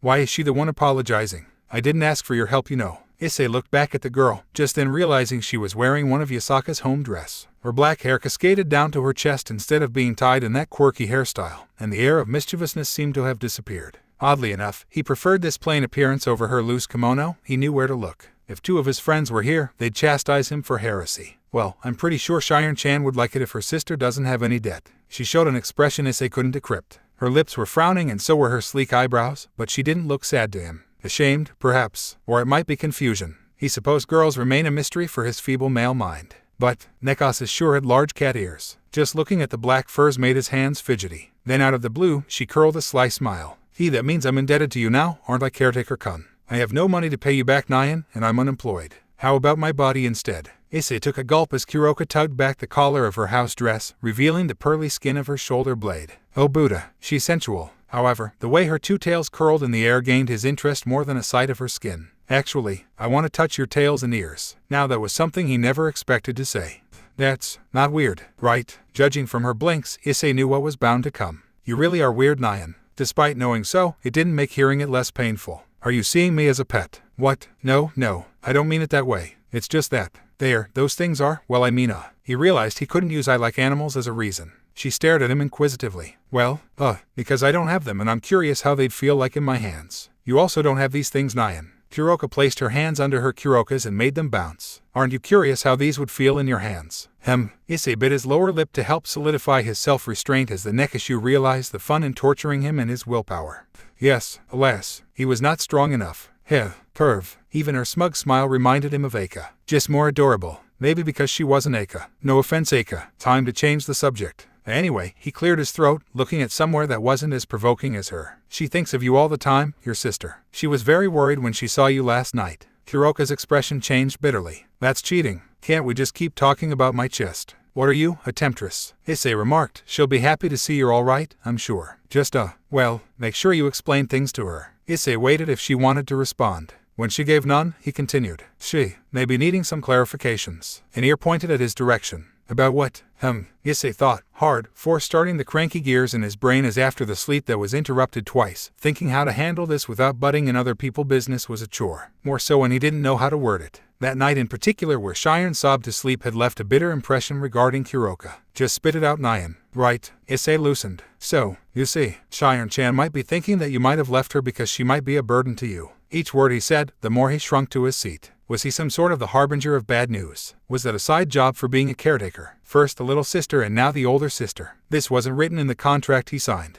Even not in the fine prints. Cheyenne was a light sleeper. She woke up when he had to get up for work, but she normally went back to sleep until it was 8. He didn't have any work today, however, and knowing her sister was here, she might get up sooner instead. Seeing Kuroka's conflicted look, Issei decided it was best to give her time to think. I'm going to get some water. He joined Azazel and Yasaka in the kitchenette. The air was already mixed with various vegetables and the boiling broth. Good morning, Ai-sen. Good morning. Isn't it a bit too early to start cooking? The Kyuubi was in the middle of whisking some white tofu while a small saucepan was boiling. A soup with tofu, he guessed. The sense of the vegetable soup filling his lungs and watered his mouth as the heat from the stove stroked his skin. Oh, this is for Kuroka-san and Azazel-san. Issei shot a dirty look at the man in question. Kuroka, he understood. She was cold last night. This man, however. In the meantime, Azazel busied himself by the counter, reading a newspaper with a cup of black coffee by his side. It's going to be a cold, hard week. Snows every single day. The overseer grumbled as Issei sat a stool away, a glass of water in his hand. Yet even if the snows piled up to my height, I'd still have work in the freezing cold. The work rate of this country is insane, I tell you. Azazel folded the paper afterwards, disappointed about the lack of noteworthy news regarding this city. That's yesterday's news, Issei said plainly. What? Disgruntled, Azazel reread the front page and checked the date. He muttered something under his breath. I knew I read this sometimes before. Maybe you forgot it's still very early in the morning. The delivery man is probably melting down his bike. Yeah. Why so grumpy? Azazel waved his hand dismissively. Anyway, done flirting with the lass. Issei imagined Azazel's reaction if he splashed water on his face. It must be wetly amusing. You'd never guess she's the girl's sister, eh? Black hair, frolicky attitude, stubborn, bit of a hothead, large racks. It's like the sun compared to Earth. Are you calling my sister flat? Earth is spherical, Azazel quickly replied as if he had anticipated this outcome. See what I mean? Issei preferred to stay out of it, so he stayed out of it. He did agree on that last bit. But Cheyenne was still a young girl, though older than Kanu. Equally as flat, too, he supposed. But still, there is room for improvement. What the hell am I thinking? They both had fluffy ears. It was all that mattered. Should be all that mattered. He couldn't imagine a petite girl like Cheyenne with a large bust. It'd be imbalanced and would mess with his brains and mental sanity. This was real life. Big-boobed lolis should stay in the 2D world. Though, no doubt Madohama would feel justice had finally come to Earth if they do exist. Although, putting the existence of women with cat ears or foxtails into consideration, Issei decided he shouldn't be thinking about stupid things like this so early in the morning. He should wait until at least noon. Seeing Azazel drinking the hot cup of coffee, Issei supposed he needed one as well to sober him up. He moved towards the cupboard, taking a peek at Yasaka's cooking and quietly listening to her hum. Being near her had always made him feel at ease, seemingly freed from all other nagging troubles. It could be that her tales swooped them away. Would you like some coffee, Ai-san? I'm making one myself, thanks. Moving helps me waking up sooner. And made him stop thinking about those questionable questions. As he browsed the cupboard for a cup and searched the drawers for a sachet of coffee, Yasaka allowed her curiousness to feed her. She placed down a ladle she used for stirring the soup. She always looked at the person she's talking to.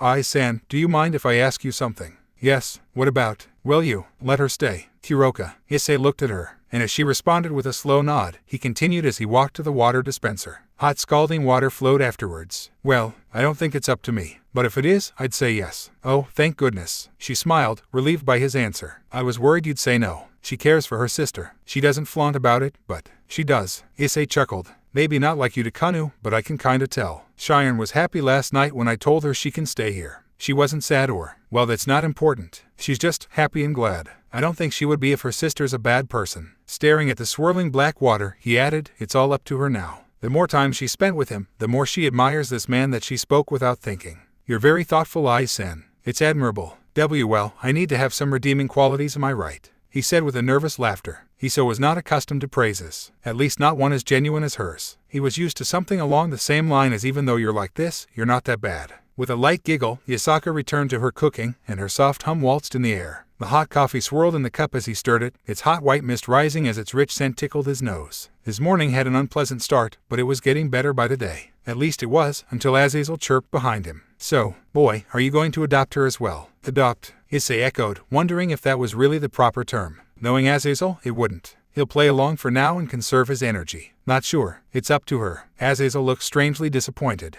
My assistant mentioned that you would. I just thought Cheyenne would like it better if her sister's with her in here. Taking a careful sip, Issei glanced at the living room. Hiroko was lying down on her couch, palms supporting her head, staring at him with a bored look. Being stared made him uncomfortable, so he looked back at Azazel. Why? Is there a limit or something? It depends on the caretaker. A working young lad like you shouldn't have more than 3 unless it's under some circumstances. All of this is pretty new. The law is stricter. It'll loosen as it ages, I bet, but that's still a long way ahead. So, I guess I'll have to hand Cheyenne back. His long black eyebrows scrunched under his golden bangs. What are you saying? They're sisters, Issei plainly said as he took a seat. This time a few stools away so that Azazel won't steal his coffee. Separating them after they just met doesn't sound right to me, mainly because Cheyenne cared for her sister. They had yet to meet each other again, at least not when both sides were conscious. Depending on the result, his mind could take a turn or steal itself. He hoped for the latter. He was deep in his mulling that he didn't realize Azazel was studying him. You're a good lad, he said. It felt strange hearing it from him. Having you as a caretaker will be a blessing for anyone. You're not half bad despite your collection. That was more like it. He didn't feel as embarrassed. I've pawned them off, all right. I'm a changed man. Say what you like, but a man will return back on the road he paved. Azazel snickered while Issei began to have second guesses. By the way, how'd it goes last night? Issei knitted his eyebrows. What are you talking about? I'm talking about my assistant. I did tell you I'll introduce you to her. You didn't mention leaving instantly after a coffee. Need I remind you how busy I am? Then why are you still here? Issei asked with a flat tone. Are you telling me to leave and waste the Mrs. Culinary she prepared specifically for me? Azazel looked pained. Issei agreed. He was a pain in the butt. Unscrupulous. Nonsense. It isn't just for you, I think. It was nothing more than their harmless japes, of course. His carefree personality did have its saving grace. Azazel was easy to talk to despite being a pain in the butt. And thus, the two japed a bit more, still in the same topic about his old ammunitions. Azazel seemed intent on squeezing it dry as it made Issei uncomfortable the most due to Yasaka's presence. But they all stopped as Cheyenne slowly made her way down the stairs. Issei held his breath, suddenly tense, apprehensive of what about to come, yet equally invested. Azazel looked ready to make a bet, while Yasaka was watching them anxiously while tending to her cooking. The dramatic effect was rather spoiled as they saw Kuroka had gone back to sleep, nuzzled in a blanket that once covered him.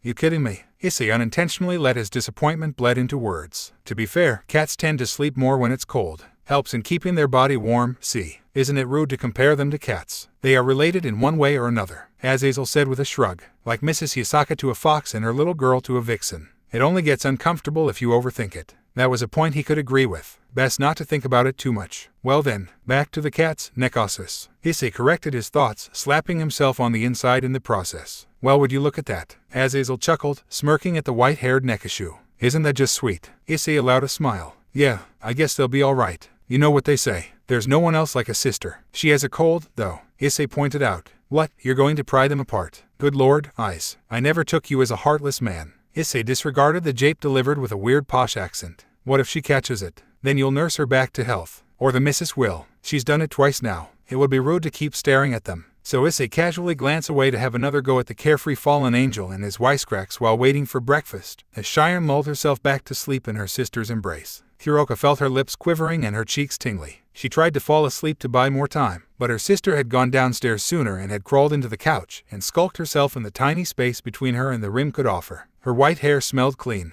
Better, now that it wasn't constantly plummeted by snow or rain or cooked under the autumn sun. Her arms were thicker too, and held her with such fervor, almost as if she was afraid she'd leave her again. Well, who could blame her? You weren't a burden or anything, all right. She tried sounding aloof, but Cheyenne knew her sister better than anyone. It's okay. She didn't dare opening her eyes. The tears would leak for sure. She didn't want to cry where there are others nearby, and especially not in front of her sister. Cheyenne didn't have that much trouble, though. She openly sniffled, squeezing her sister's dress and nuzzled herself closer. It took a while, but Kuroka returned her embrace and was instantly brought back to a time where they cuddled against the cold. The blanket was warm, but it wasn't close to the warmest. I'm sorry, gods, how she had missed her. You need a bigger house, was Azazel's wise counsel after finally realizing Issei slept on the couch due to the call of duty and not because he wanted to. An extra bedroom, at least. Or a bigger couch, Issei said dryly, sipping his coffee. No milk or cream this time. He wanted to be extra sober for today as it was Sunday 24th of December, notoriously known as Christmas Eve or Hell on Earth Day for single, independent, brave souls like him who just couldn't get a woman. He couldn't wait to experience the joy from seeing couples all over the place and celebrate his 21st Christmas without a significant other. Also, because it was early morning. Early mornings were the time when Yasaka arranged breakfast, which meant more of those heavenly furs springing up and down whenever and wherever she walks, and accompanied with her delightful humming tune as she does her own thing. A peaceful spectacle in preparation for the coming battle against the jealousy towards couples in general. Could have told me earlier, you know. Azazel replied. I could have set something up for you. A bedroom in particular. That raised an eyebrow. A mildly irritated one. Really? You can do that? Of course I can. It's all there in the manual. Somewhere. A line at least. Should be obvious. Issei scowled. I thought I just have to make do. Azazel gave a weightless shrug. It was as if it was Issei's fault for not reading the entire thing. Well, you will have to eventually, but during the whole getting used to thing, you can be pretty lenient. The overseer leaned against his stool. The whole homestay program concerns both you and the homestays. One of my unending list of priorities is making sure both are living comfortably. Not luxuriously, mind you. Don't expect me to build a 4-floored mansion with 3 basement floors and an indoor swimming pool, a spa, and a gym. That's just ridiculous. The image stuck with him, only for a fleeting moment because he was a commoner and couldn't imagine being filthy rich. While it would be nice having a giant mansion, cleaning it wouldn't be as nice. I don't need a mansion, don't jinx it, Issei. Just a bed and I'll be set for a year. A man of simple needs but refined taste, I see. Azazel sneered and raised his eyebrows multiple times. Issei gave an of course I do. Look, but see here. You have what? 3. No, 4 people with you already. 2 is uncommon enough, 3 is rare and in most cases they're related, but 4. I thought you would do with 2 but no. You have to hog them all. He wasn't sure if that was a notable achievement. All he seemed to be doing at the moment was working for his own money and occasionally delivering burgers to Kanu while being taken care by Yasaka. I'm not trying to compensate for my lack of girlfriends, all right. Azazel snorted and grinned cheekily. You convince yourself that. Anyway, it won't take long to get the go-nuts from the wealthy funders. The workers should be here at noon and maybe sooner since I'm so good at what I'm doing. Bossing people around. Precisely. Azazel ignored his jab. And since you'd be at work, he panned towards the cook, who was watching the 3 chunks of fish on the broiler rack. The crisp smell alone made his stomach stir. 1 for her daughter, 1 for Issei, and 1 for their loyal uninvited customer who showed up anyway. As for the 2 nekases, she would cook for them later on as it was still a couple of hours before either of them wakes up. Mrs., you won't mind watching a couple of devils, will you? Yasaka didn't hear, but it was fine because it was not the first time Azazel was unheard by a woman he reached for. Devils. Issei was not entirely sure how to react. Mildly complicated, rather. How should he be reacting, was the question. It's common knowledge devil is bad, the word evil is in the name of their race, but it was also common knowledge that supernatural were simply superstition. Old tales of urban legends old people tell to spook their grandchildren so they wouldn't dare playing outside after the sun had set, and look at them now. Actual living beings. You heard that right. Devils. The goons in hell. Azazel confirmed. And before you ask, no. They don't carry large red pitchforks, and they do not have horns. Well, some does. They're basically royals. Nobles. Snooty more often than not. They do have riches that can last through 7 generations and possibly more. That's why they're the main funder for the entire program, while me and my people ended up being the corporate slaves. After a short round of ironic laughter, the conversation took a brief pause as Issei wondered how many supernaturals he hadn't known or discovered were still out there. But then he was flicked by the mention of that place. The goons in hell. Yeah, hell. What do you mean hell? Or is it only random place? Like somewhere in Norway kind of hell. Literal hell, you joker. The place you thought to be a place where bad guys get poked by even badder guys, which shouldn't that make them the good guys? They're basically the torturer for God, really. Issei considered his words. He didn't want to be short-minded, and he considered himself as an open-minded person. But it was that exact openness which forced him to pick what idea is rubbish and which is worth keeping or believing. Well, they're more known to do bad stuff than singing choirs or helping old people cross the street. Maybe not, but that's because they have no old people down there. They can ship some from Earth. Yeah, I don't think they would. If they want to look at loose, wrinkly skins, they have raisins. Issei went along and nodded. So they're not bad. They did some pretty bad stuff. And probably the entire thing written in the Bible or other holy scriptures, but it's in the past. Why bother with the past? Let the historian and archaeologist handle it with their dinosaur brush. They are funding this entire thing for nothing, and they are the ones who are paying me. Even if they're bad, they're good people in my eyes. I guess they'll have to update the Bibles then. The redeemed devils. He liked the sound of that. He always enjoyed movies where the baddies turned into goodies. Or the other way around, he enjoyed variety. Ah, screw it. It'll never get done. It'll probably ends up being some historical scriptures sometime later. Hopefully, it was about time where people get along and stop throwing stuffs at other because they're different. It's the goddamn 21st century, not the Dark Age. What about hell? Did they get it wrong too? Initially, no. It's as it was printed to be. But now, not so much. Obviously, there's still chunks of it still looking exactly as you imagine, filled with molten rocks and all terrible, jaggedy things. But the place where the devils and my people live in the underworld is essentially one giant resort.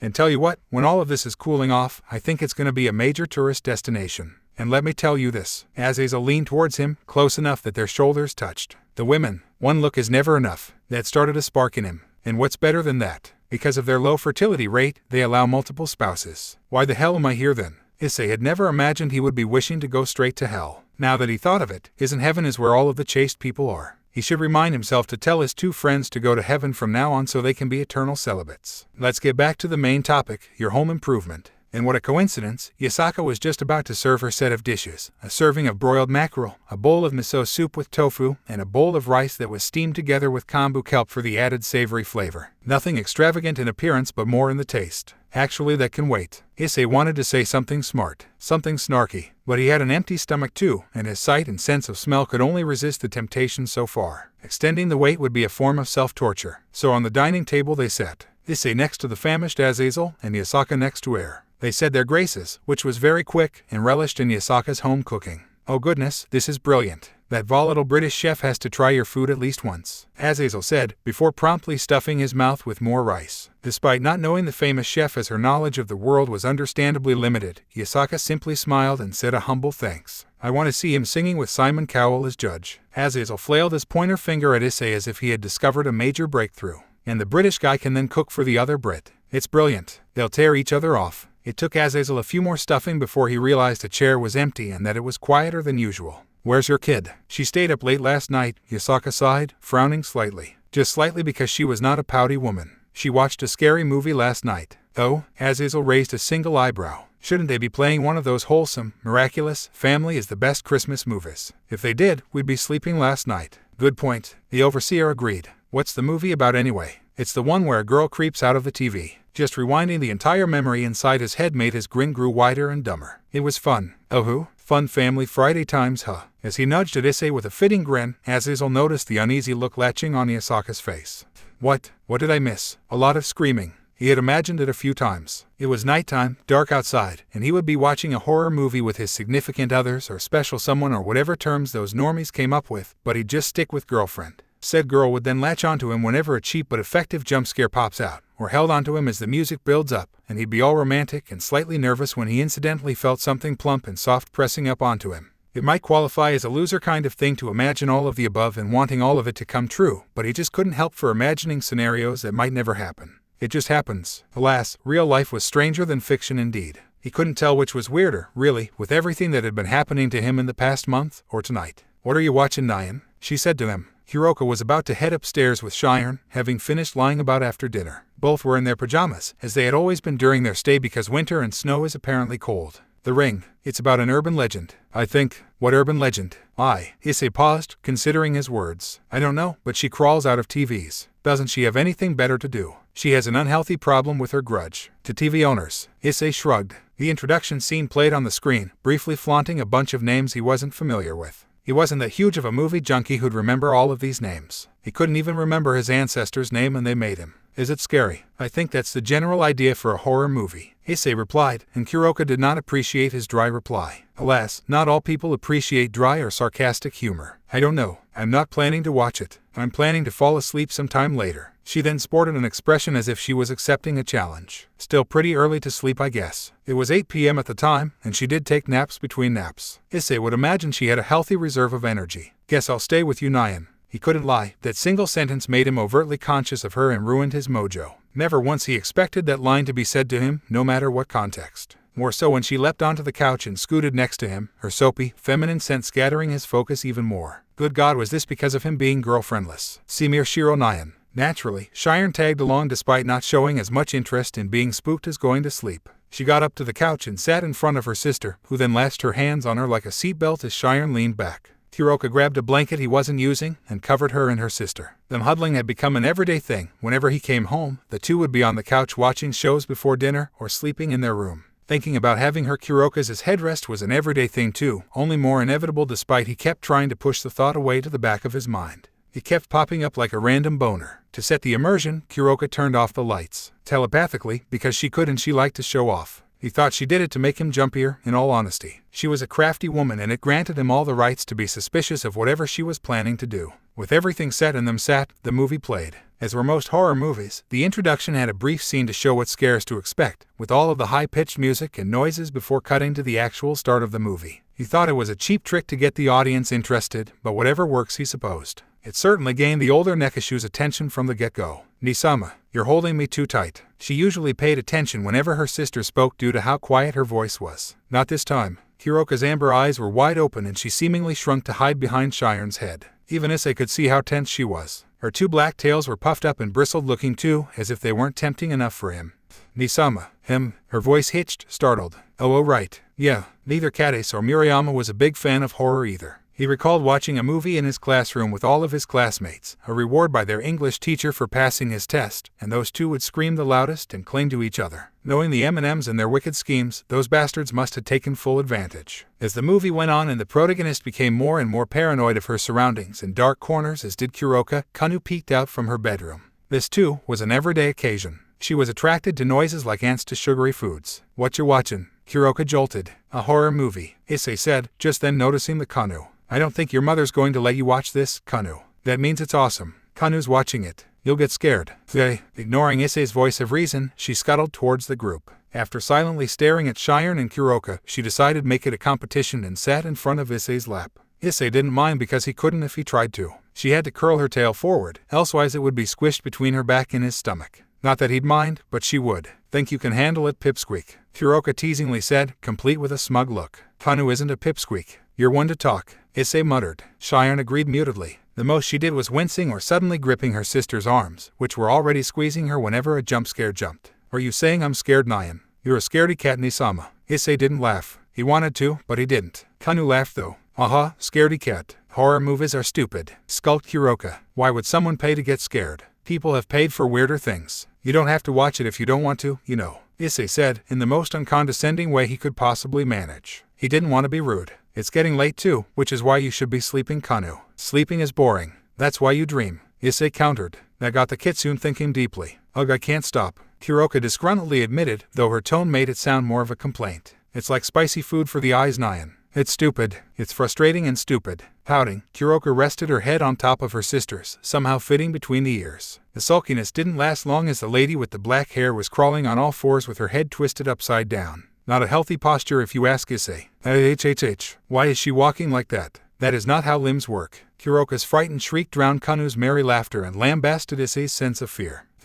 She's ugly." "Well, that's not nice." Issei became mildly concerned. "Kanu might grow up into a bully." "Why is her eyes big?" "She walks weird." "She's weird and ugly. She's an evil spirit, Kanu." "Evil spirits are weird and ugly. This girl is going to break hearts." "Just don't say that to other people, all right." "What about evil spirits?" "She's an evil spirit. Evil spirits aren't people." Well, another jump scare, another scream, but Issei was too rooted at the question. Now that he knew evil spirits might exist as well, what would he do if he came across one? They might have feelings too, and screaming and then running away didn't seem to be the right first impression. Kuroka ni. She insisted him to call her with that. "Does evil spirit exist?" Kuroka stared at him as if he asked her to grow another pair of ears. "How should I know? But it's an urban legend. Aren't you one yourself?" "I am. Don't look at me, I'm a human." "Well, Mr. Human, there's hundreds of them." Kuroka fumed. "Some of it must have been made up, Nyan. And what was someone who made this thing thinking? Why didn't he make it so this girl went straight for whoever she's going? Why did she have to play around with these people like that? Whoever made her legend needs a psychiatrist." "For the plot," Shiren straightforwardly answered. "She's right, you know." Issei backed her up.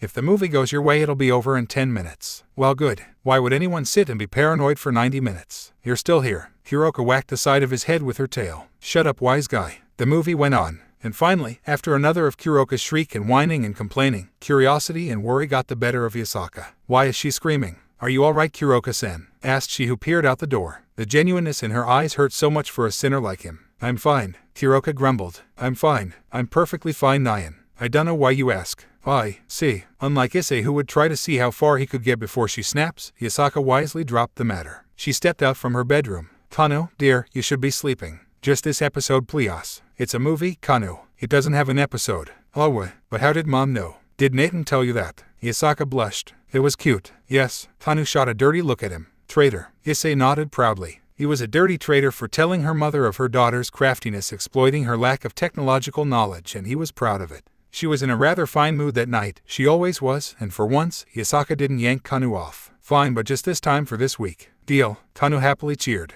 Why don't Mommy join us too? The movie has weird people. Weird people. Another jump scare hit, but this time, Kuroka wasn't the only one screaming. Huh, Mom's a scaredy cat too. I see. As fervent red blush splayed on the Kyubai's cheeks, the grin infected Azazel's face. Now there were two dumbly grinning people at the dining table. Duh, it's alright, missus. It's a horror movie. It's only doing its job at getting people scared and scream. Just like that girl under your bed. The color on her face drained instantly. Azazel-san, I'm just kidding. She's standing right behind you. Azazel-san, she has red eyes. You're a bully, Issei commented. While adorable, Yasaka looked as if she was about to cry. Bullies shouldn't get free breakfast. Ha, you and your jokes. Azazel looked at Yasaka and his smile quickly disappeared. I'm sorry, please don't take away my meals. Break. For once, Issei was looking forward for this year's Christmas, and not having to spend a dime for a trip back home to stay with his family or the M&Ms would be one among his reasons. He meant no ill will to his parents or his best friends, but the most Christmas-wise thing they ever did together was saying Merry Christmas to one another and their neighbors, and then go eat out at a fancy restaurant with the highest discounts, or buying a new questionable game for his friends' cases. The other reason was a more monetary reason. No train ticket meant saved money. Saved money meant more buyable stuffs. Considering he had more individuals to appease with gifts, every single yen counts. And lastly, actually having someone to spend Christmas together that wasn't related to him would be quite a welcome change. It was the driving force that convinced him to take extra hours at Christmas Eve, something that Kuroka didn't know of. Hey, you have to work today. Did your girlfriend say anything about it? Oh whoops, he did get a send-off, but not like this. Issei had spent half of the day standing behind the counter, watching the falling snow outside as customers waddled inside, patiently serving couples who for some reason decided to spend their afternoon of a Christmas Eve in a fast food restaurant. He shouldn't judge them. It's not nice to judge a person, more so when it's your customer. Perhaps they had budget cuts. Perhaps this was the closest place to go to, or they just so liked the menu so much that it was a meal worthy for Christmas Eve. But really, in his most genuine honesty, he couldn't bring himself to care. Normies begun. Kiba too. That damned Bishi didn't show up. Probably spending it with his sister. Damn him. Not sincerely, but damn him. All he wanted, desperately wanted, was to come back home. This would be his first Christmas Eve where he wouldn't spend it with his family or his friends, where him and the M&M duo would then wallow in self-pity for not having a girlfriend after a discussion regarding the top 10 hot anime babes. Those two idiots now had one for each. Good for them, but screw them sideways. How dare they leave him in the dust? And why was it him who was left in the dust? Right, he was their de facto leader, the face of the notorious perverted trio. Got him it. Damn him and his rampaging teenage hormones. But none of those things mattered. At least not as much. He was to spend the eve and the Christmas with a beautiful and kind lady with astounding set of tails, her daughter with also an astounding tail, an adorable and surprisingly affectionate though a bit mini girl, and her sister who had discovered her newfound passion in stirring troubles for him and pushing his sanity off the ledge. For the love of all that is holy, that girl was the complete opposite of Cheyenne and the same thing in many ways. And he wasn't talking about her physical being only, as appeasing as she was to behold. No, picture this. In afternoons, Cheyenne would often doze off on the couch if she wasn't looking for Kanu. She would curl up in a blanket and sleep silently. She was gloriously adorable, that was unquestionable. Her sister, on the other hand, did the same thing but without blanket and with only a sweater that would be lifted up by her hand moving in her sleep, sprawled all over the place, thus revealing her pearly white, flat stomach, and oftentimes a generous amount of flesh of her Kurokas. To make matters worse, she seemed to be doing it intentionally. She had always woken up when he was going to put something to cover her with, only for him to be called a pervert and be sent a smug smile. Any other condition than praise be the Lord Almighty, but he wasn't living alone, and he wasn't a renowned pervert. He had an actual image to maintain, unlike back in his darker days. Now that he thought of it, it was strangely simpler when he was infamous. He didn't have to put up with all the teasing and instead simply embrace it with open arms. He didn't have to think too complicated since his reputation was at its lowest anyway. Right, as if him and his two friends swore to become a better man here at this very fast food restaurant. The pervert he was not a man without honor, and an honorable man stays true to his word, and so shall he. Eyes, bring these to the girl over there. But first, he should do his job. On it, he picked up the brown tray containing the orders, a cup of hot steaming instant chocolate and buttermilk waffle topped with vanilla ice cream and chocolate syrup. He glanced around the moderately filled tables, and came to the realization that his manager did a marvelous job in descripting the customer. Which girl? That girl over there. Or that girl over there. The one wearing a jacket, the manager said as he stared at his clipboard, possibly still mulling who's going to work at Christmas. So all of them, strangely enough, it wasn't shivery cold inside. Then again, both Kuroka and Cheyenne wore long-sleeved shirt and saggy sweatpants. It's that one with the ponytail. The manager nudged him to the direction, as it was impolite to point finger. Before Issei could point out there were 4 girls who had their hair in ponytail, he continued, at the sofa. The huge orange ribbon. Yes, orange, not reddish orange. So to the table he strutted along with his tray. The orange ribbon certainly made it easier to find her. Her was long too, very long that it took the spot next to her. She was alone, and was looking out the window right next to her, eating alone at a fast food restaurant when it was Christmas Eve. What was she, a girl version of him? What a loser. She should date him so they could be losers together. Here's your order, he said, casually but polite as he settled the serving dish on the table. Enjoy the food. Thank you. Say what you will, but that was the nicest smile he had so far, and that smile made him return to the counter smiling to himself. Her being pretty was a welcome bonus. He must have been serving another customer when she showed up, because Issei would not forget a face like hers. Pretty, eh? Thanks, but I'm not into old man. Not you, the lassie. The middle-aged manager continued sagaciously and in an odd accent. The new addition in town, partner. Her family just got settled at the local shrine about a week ago. His knowledge raised an eyebrow. Partner too. He must have been watching some Western movie dubbed in Japanese. Or Japanese Western movie if there was any. There must be one. His country is a weird country. How do you know? This town ain't big enough for me to miss stuffs. Issei and a few other workers looked at him all weird. The manager blushed and returned to his clipboard to play a call. Housewives know a lot of things, even those you didn't think they'd know. Considering his mother knew where he had hidden his stash, Issei could support that statement. Offhandedly, he glanced at the girl again as she cheerily ate her dessert. She certainly had a brighter mood compared to him when he ate out alone. Speaking of which, when was the last time he ate out alone since he came to this town? When was the last time he ate out? Just as his thoughts began to stray, the band of the new batch of workers arrived. There was much joy among the employees. All right, cavalry's here. Shift's over, boys. You can all head home and be with your darlings or try to find one before New Year. Boss, you need to tone it down. Like, seriously, you'll scare the customers. And me, said a brave female worker, the orator of what Issei and all others had been thinking. My wife said it was a pretty good impression. Not at work it isn't. Boss, you're in your 40s. Your cool days are over. Issei decided it was best to leave. Not to avoid the trouble it would cause. This was a daily occasion and it was all done in a good-natured albeit mean humor. Not because of that, but because he knew if he stayed, he'll join too. Break. 'Twas the night before Christmas, and 'twas cold as hell. It never got this cold back in Kyoto. The winter in the northern region of Japan sure was something. In cold, silent nights like this, where there remained few pedestrians because the townspeople were probably gathering at an event with their couple, screw them too, he often recalled his first meeting with Shiren. In Kuroka, neither were particularly happy memories, one even plummeted his manliness. Weeks had passed without the similar incident though, and he wasn't sure if he wanted to test his luck with random encounters this soon. He was in luck the two were pretty much reasonable. If it was a ghost girl from the movie. Actually, seeing every color seemed to be draining out into shades of black, Issei would rather not think about it.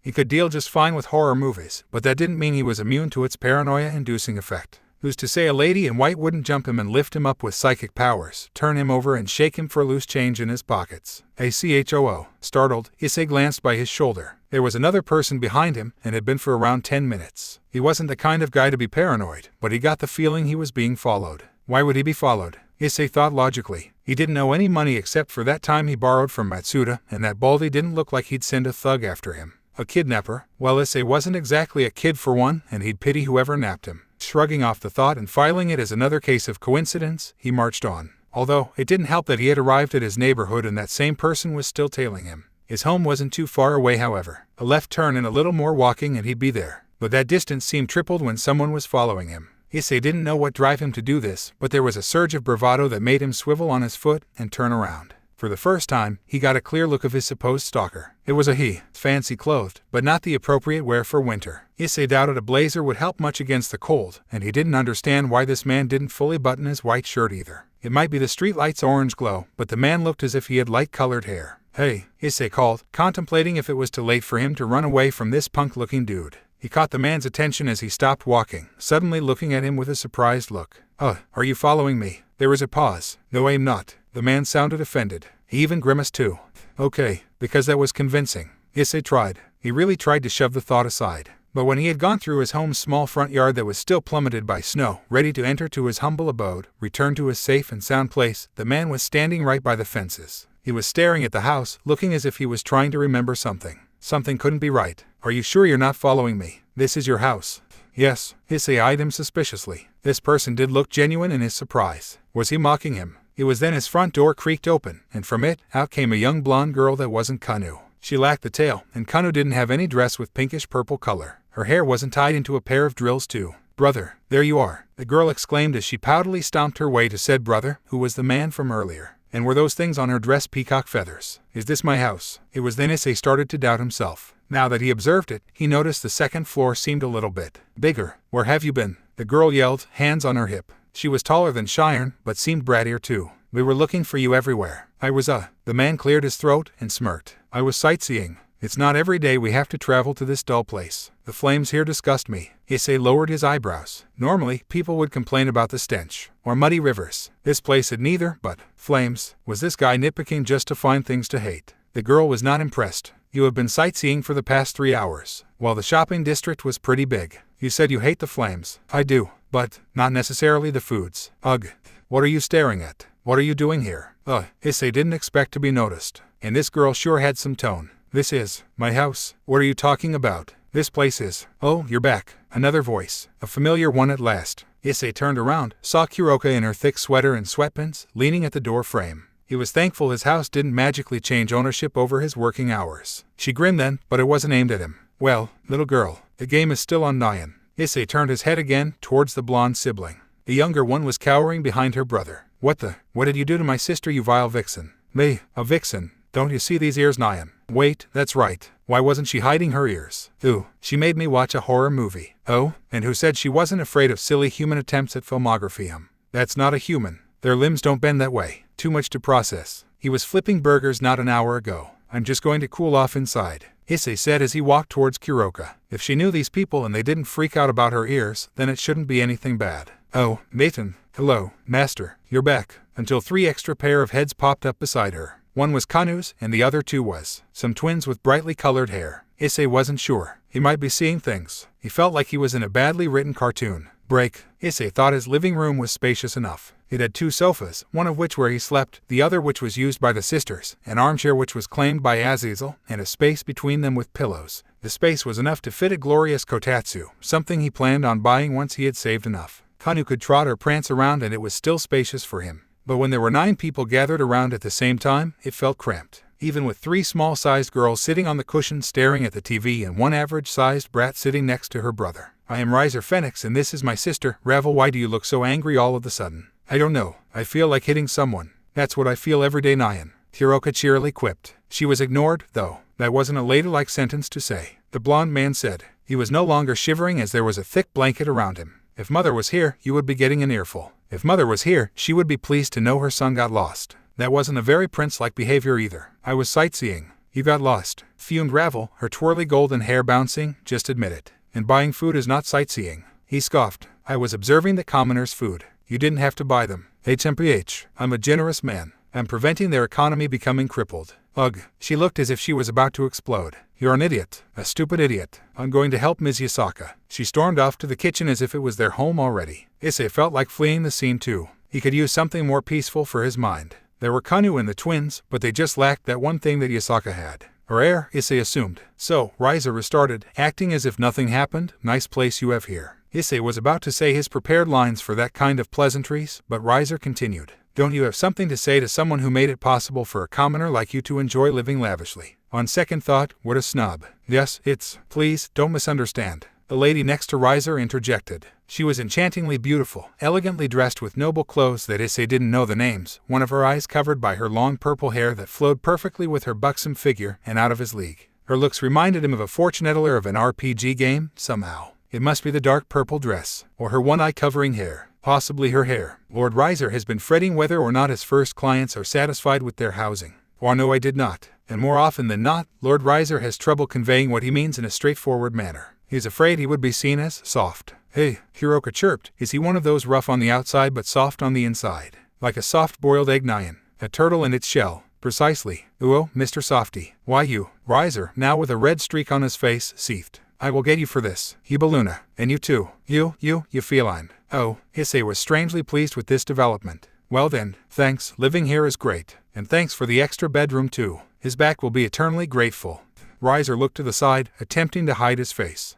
This was nothing. Issei felt mildly uncomfortable. Nearly as uncomfortable when he was talking to Kiba when he made Issei question his sexuality. He's blushing. Kuroka sneered. How cute. TCH, I'm heading out for a fresh air. Wow, he actually clicked his tongue. Was Issei's thought. Did he just click his tongue, Nyan? I thought you disliked this world's air. Riser grumbled something in a language Issei wasn't familiar of. Probably devil language. What language do devils use daily? Latin, French, English. They do have a more Westerner feeling to them rather than Easterners. Then again, where is hell? Storing those questions for another day, he looked at the woman known as Hyoudou. His girlfriend, or maybe wife, he assumed. She had a certain satisfied look and tight-lipped smile on her pretty face that Kuroka had whenever she toyed with his sanity. He's adorable, only a little bit more mean. Something in the back of his mind told him to not mess with this woman. Yeah, right, like he'll ever get the chance to. Hyoudou-san, just Issei is fine, please. Calling me that formal makes me feels old. It felt strange when a foreigner addressed him like that. She was being polite, but that didn't kick away the feeling.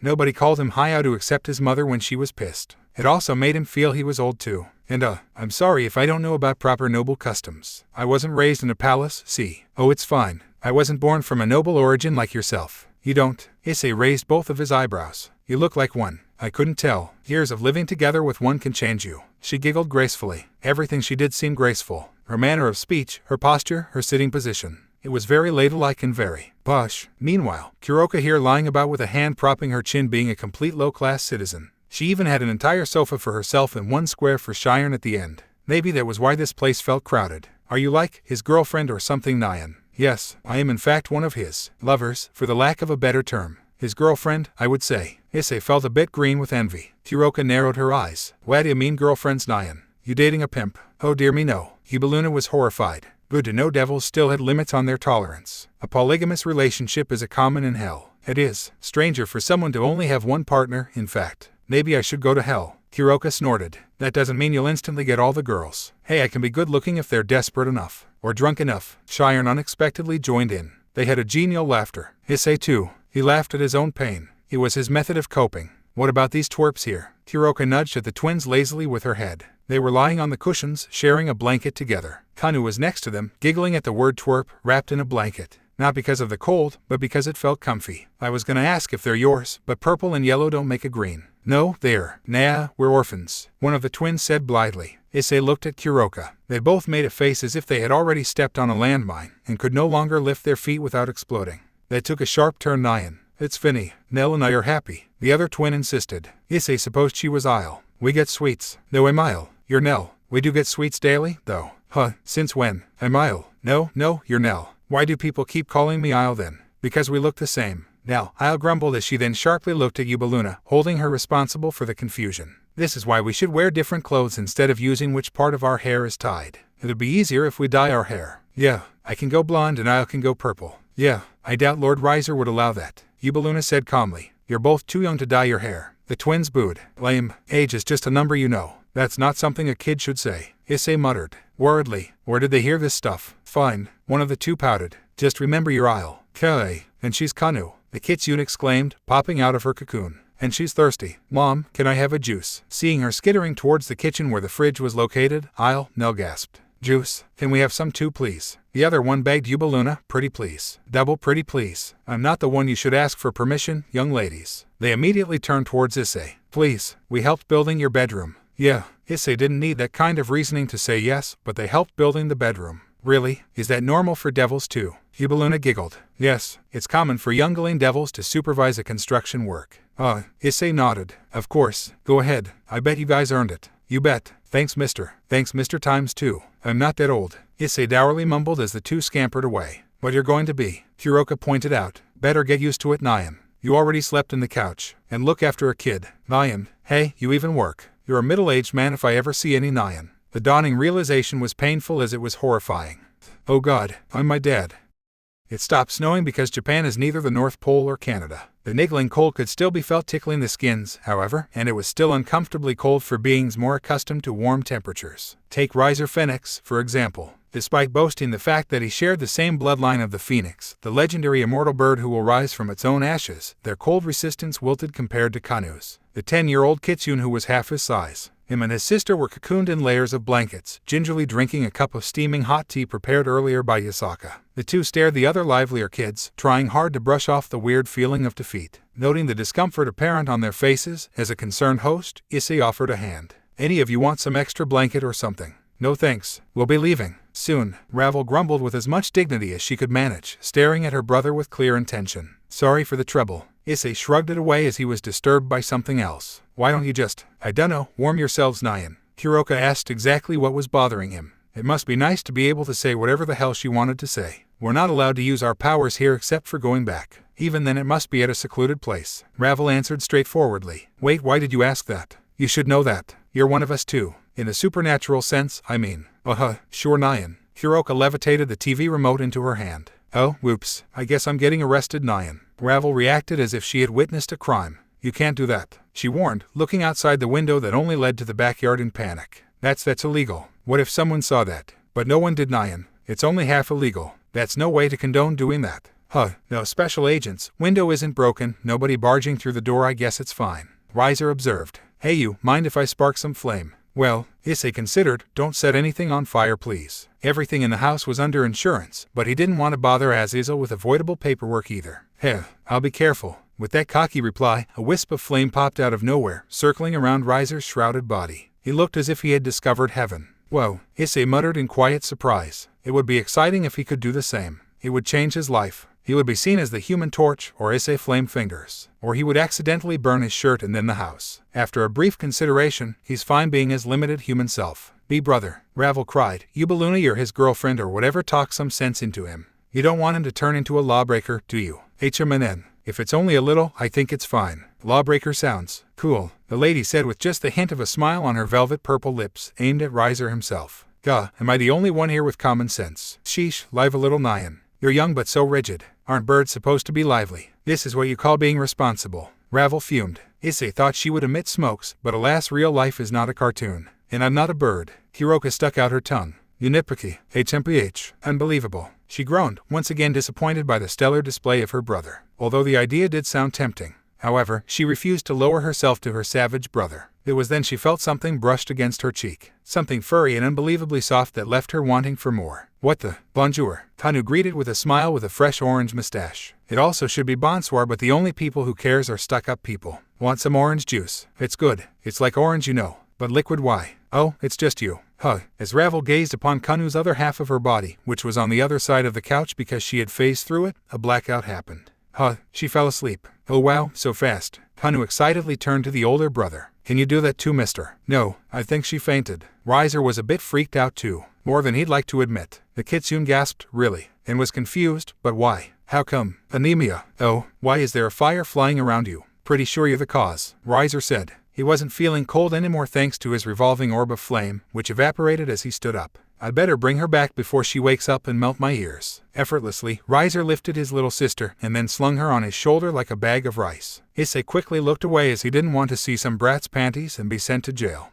Nell, we're going home. There was a loud whine coming from the kitchen area, followed with the sullen-looking twins with sagged steps. After they thanked the ever-patient Yasaka, of course. Bye-bye, one of them said. We'll come some day later, okay? The other twin said. Might be Isle, might be Nell. Issei couldn't tell. Their voice sounded the same. Alwa, MK. Kanu walked through the couch as if it wasn't there. Don't miss Kanu, okay? Mom said she is very misable. Not rarely Issei wondered, where the hell did that confidence come from? And until now he still wondered the same. We'll try. The three had a short giggling session. Making friends seemed to be the least of Kanu's problem. By everyone else Shiren too. MMN. The white-haired Nekashu nodded. Quiet as always. Issei thought she was shy. After living together for a few weeks, he knew that wasn't the case. We'll take our leave, Riser said. MS. Yasaka has my number. If you have any complaint about your bedroom, then give me a ring, and I'll see if I'm not busy. Right. Look at this softy trying to act high and arrogant. Thanks, Yubo, if you please. To them, even Kanu, everything that was happening was considered a normalcy. Or maybe it wasn't, and they reacted blithely because they had seen it before. But for Issei, a suddenly appearing orange magic circle on the floor, almost the exact same ones he saw in some books about mysteries and other spooky stuff, was a bit unsettling.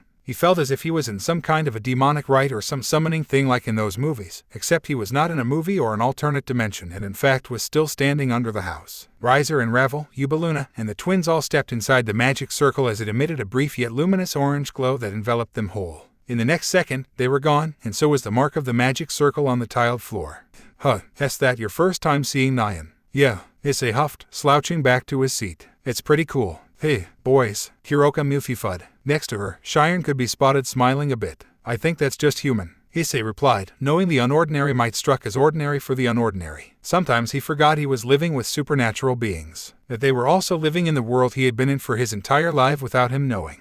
individuals with unnatural powers or abilities whose origin he didn't know yet. But maybe it was a good thing being accustomed to their presence, because after meeting more and more of their side, he didn't see much different in them and the human race. They all had their own personalities, their taste, their wants, and what they don't want. They get cold too, but don't we all? Hopefully in due time, they wouldn't have to hide their presence anymore. He wanted to see Kanu running around wherever she wants as long as her mother permits it. Eyes, dear, have you eaten yet? Oh yeah, Issei suddenly remembered he was supposed to be hungry, and got off his seat again to make his way to the kitchen. I haven't. What did you cook, Yasaka-san? Hamburg steak, the Kyubei giddily replied. There's still some left, would you like it to be reheated? It's fine, I'll heat it myself. He might not be as good as Yasaka, but he was confident he wouldn't burn the house down. Eyes, you just came home and you haven't eaten yet. Please take a seat. Well, anyone would be troubled by that softly spoken reprimand. All right. As he seated himself, he heard thundering footsteps. Kanu wants another one. Still lazing on her couch that she commandeered long ago, Kuroka sneered as the energetic Kitsune blazed to the kitchen. Sheesh, she's small but she can eat Nyan.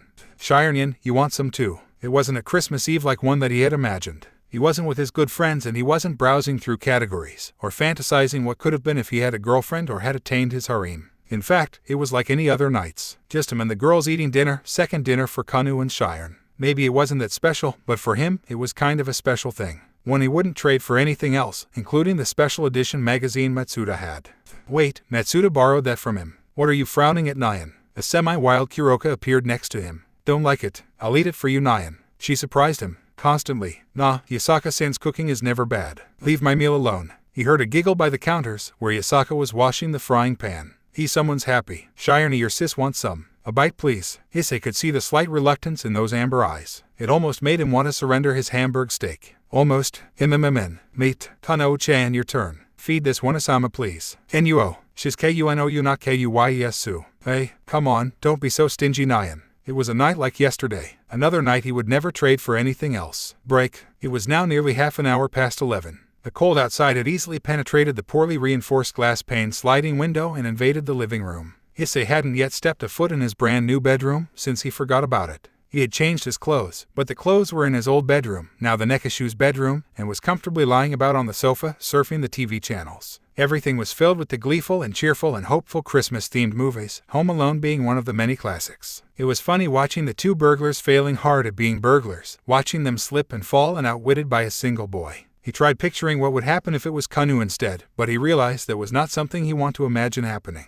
It only piled up his worries, the evil what-if scenarios that had small chances of happening but he couldn't shake off. He supposed it was the same feeling his parents get when he had to watch over the house to himself. Luckily, Kanu won't be alone by herself anytime soon. But then he started to worry about something else. The crime rate is low, but what if a burglar broke in? And in broad daylight? What if they see the residents of this house wasn't human? What if they planned something malicious such as using them like zoo animals? Kept his attraction. He changed the channel and Issei vigorously ditched away the thoughts, thinking this must be a sign of him getting old. He worries about everything. After a little while, he decided to get some sleep. Tomorrow was a day off, but he had plans, which was a rarity. He climbed the stairs, and the excitement of having a new room finally dawned on him. How would it look like? The devils earlier looked like nobles. What if his new bed was more expensive than the entire house? What size would it be? The second floor suddenly got bigger. Door was right next to his old bedroom, looking the same as to not ruin. He could feel his heart rate gradually rising as he held onto the door handle. Taking a deep breath, he opened to the new world waiting for his back. Lo and behold, everything was exactly the same minus the bed.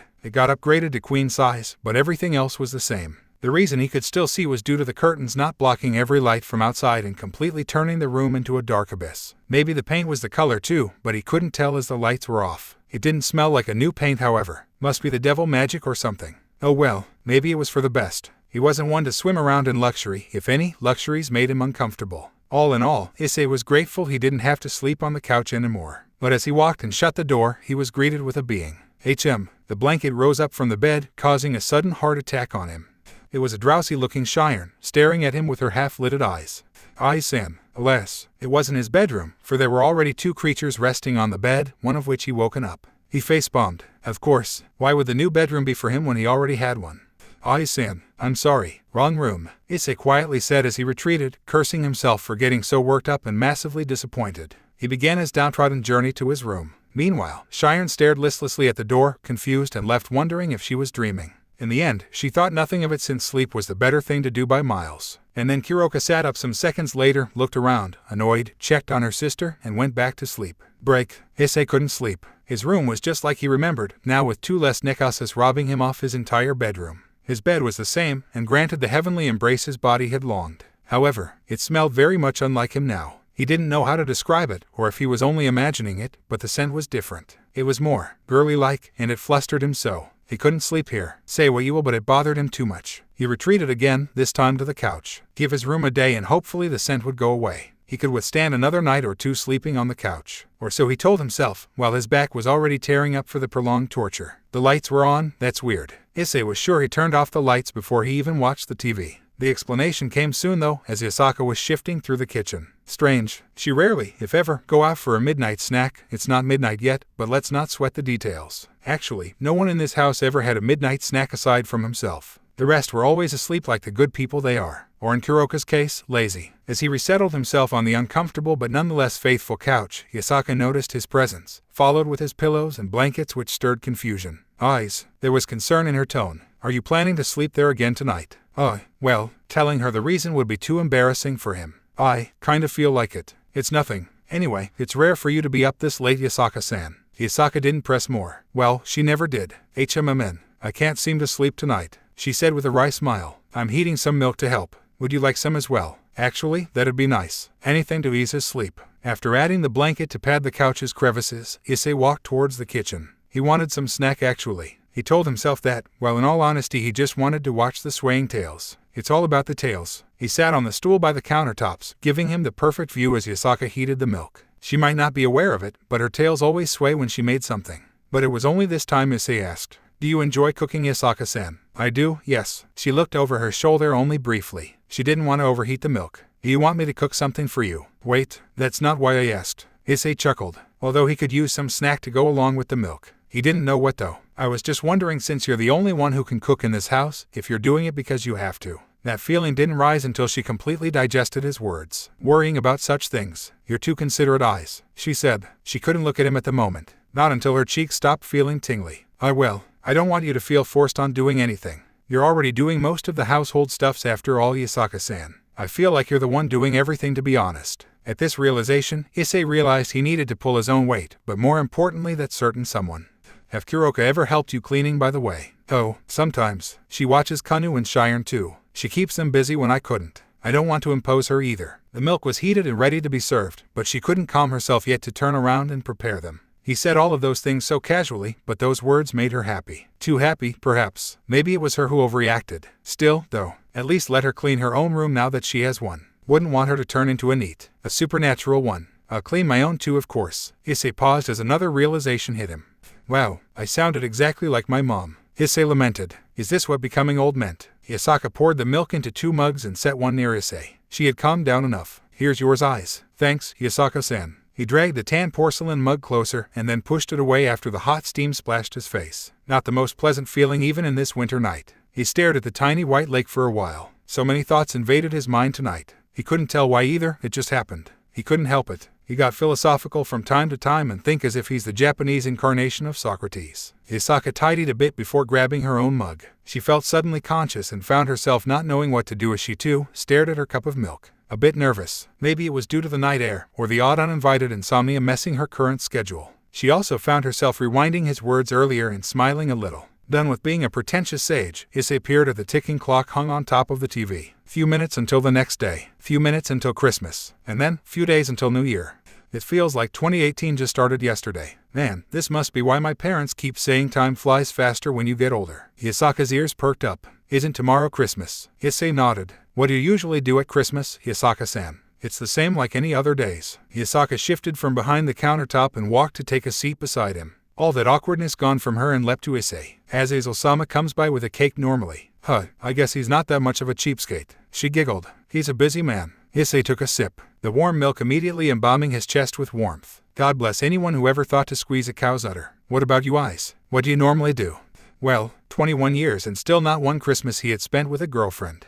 I don't celebrate as in celebrate it, like gifts and such. My parents dine out while I stay home most of the times. Oh, you didn't come along. We eat out somewhere in the afternoon, then I stay at home at the evening. I don't really like going outside for too long, haha. Lies. He couldn't wait to open the gifts he exchanged with the M&M. I see. Maybe I should try to bake a cake tomorrow. You've never baked one before. Yasaka smiled weakly. No, there was no oven in the old shrine. Right, that makes sense. All of it was made of wood after all. Well, I'm no expert at cooking or baking, but I think baking a cake would be easier. You're very good at cooking, Yasaka-san. I'm sure it'll be great too. Thank you. Now she really had to bake one tomorrow. Or rather, today. Eyes. Issei had just finished his milk. He was a fast drinker, unlike her who took her time. Yeah, Merry Christmas, Eyes. Somehow, that standard greeting was amplified by the look she gave to him. That kind, warm, gentle and calm look, accompanied with a smile not less pretty than the carrier herself. Up close, Issei was reminded how beautiful this woman sitting beside him. He cast aside the fluster before it became awkward for the both of them. Merry Christmas, Yasaka-san. Fufu, you have some milk on you, she said as she reached out to brush the spot between his mouth and nose, where some of his stubble had regrown, wiping the white stain so casually despite Issei's imminent breakdown.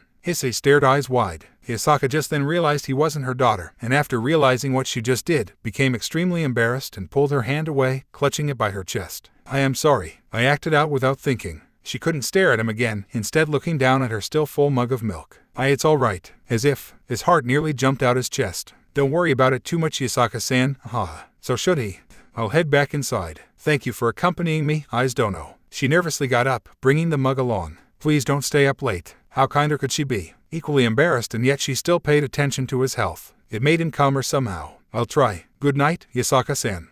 Good night, Eyes. And thus, she retreated to her room. He could still feel the trace of her slender thumb, the soft and the slight scent of soap. Crazy to think how impactful it was. Her motherly and composed air was beautiful, but seeing her being overflustered that she even raised the pitch of her voice was another level of cute. Aw shit, get a hold of yourself, you virgin. Both of them had difficult time sleeping that early Christmas morning. It didn't help that Issei kept staring at his phone and watched silly internet videos before going down the rabbit hole after watching something weird for 2 hours. But they were both happy, and neither regretted they had stayed up later than usual. It was a night the two of them would look back fondly and perhaps would draw laughter.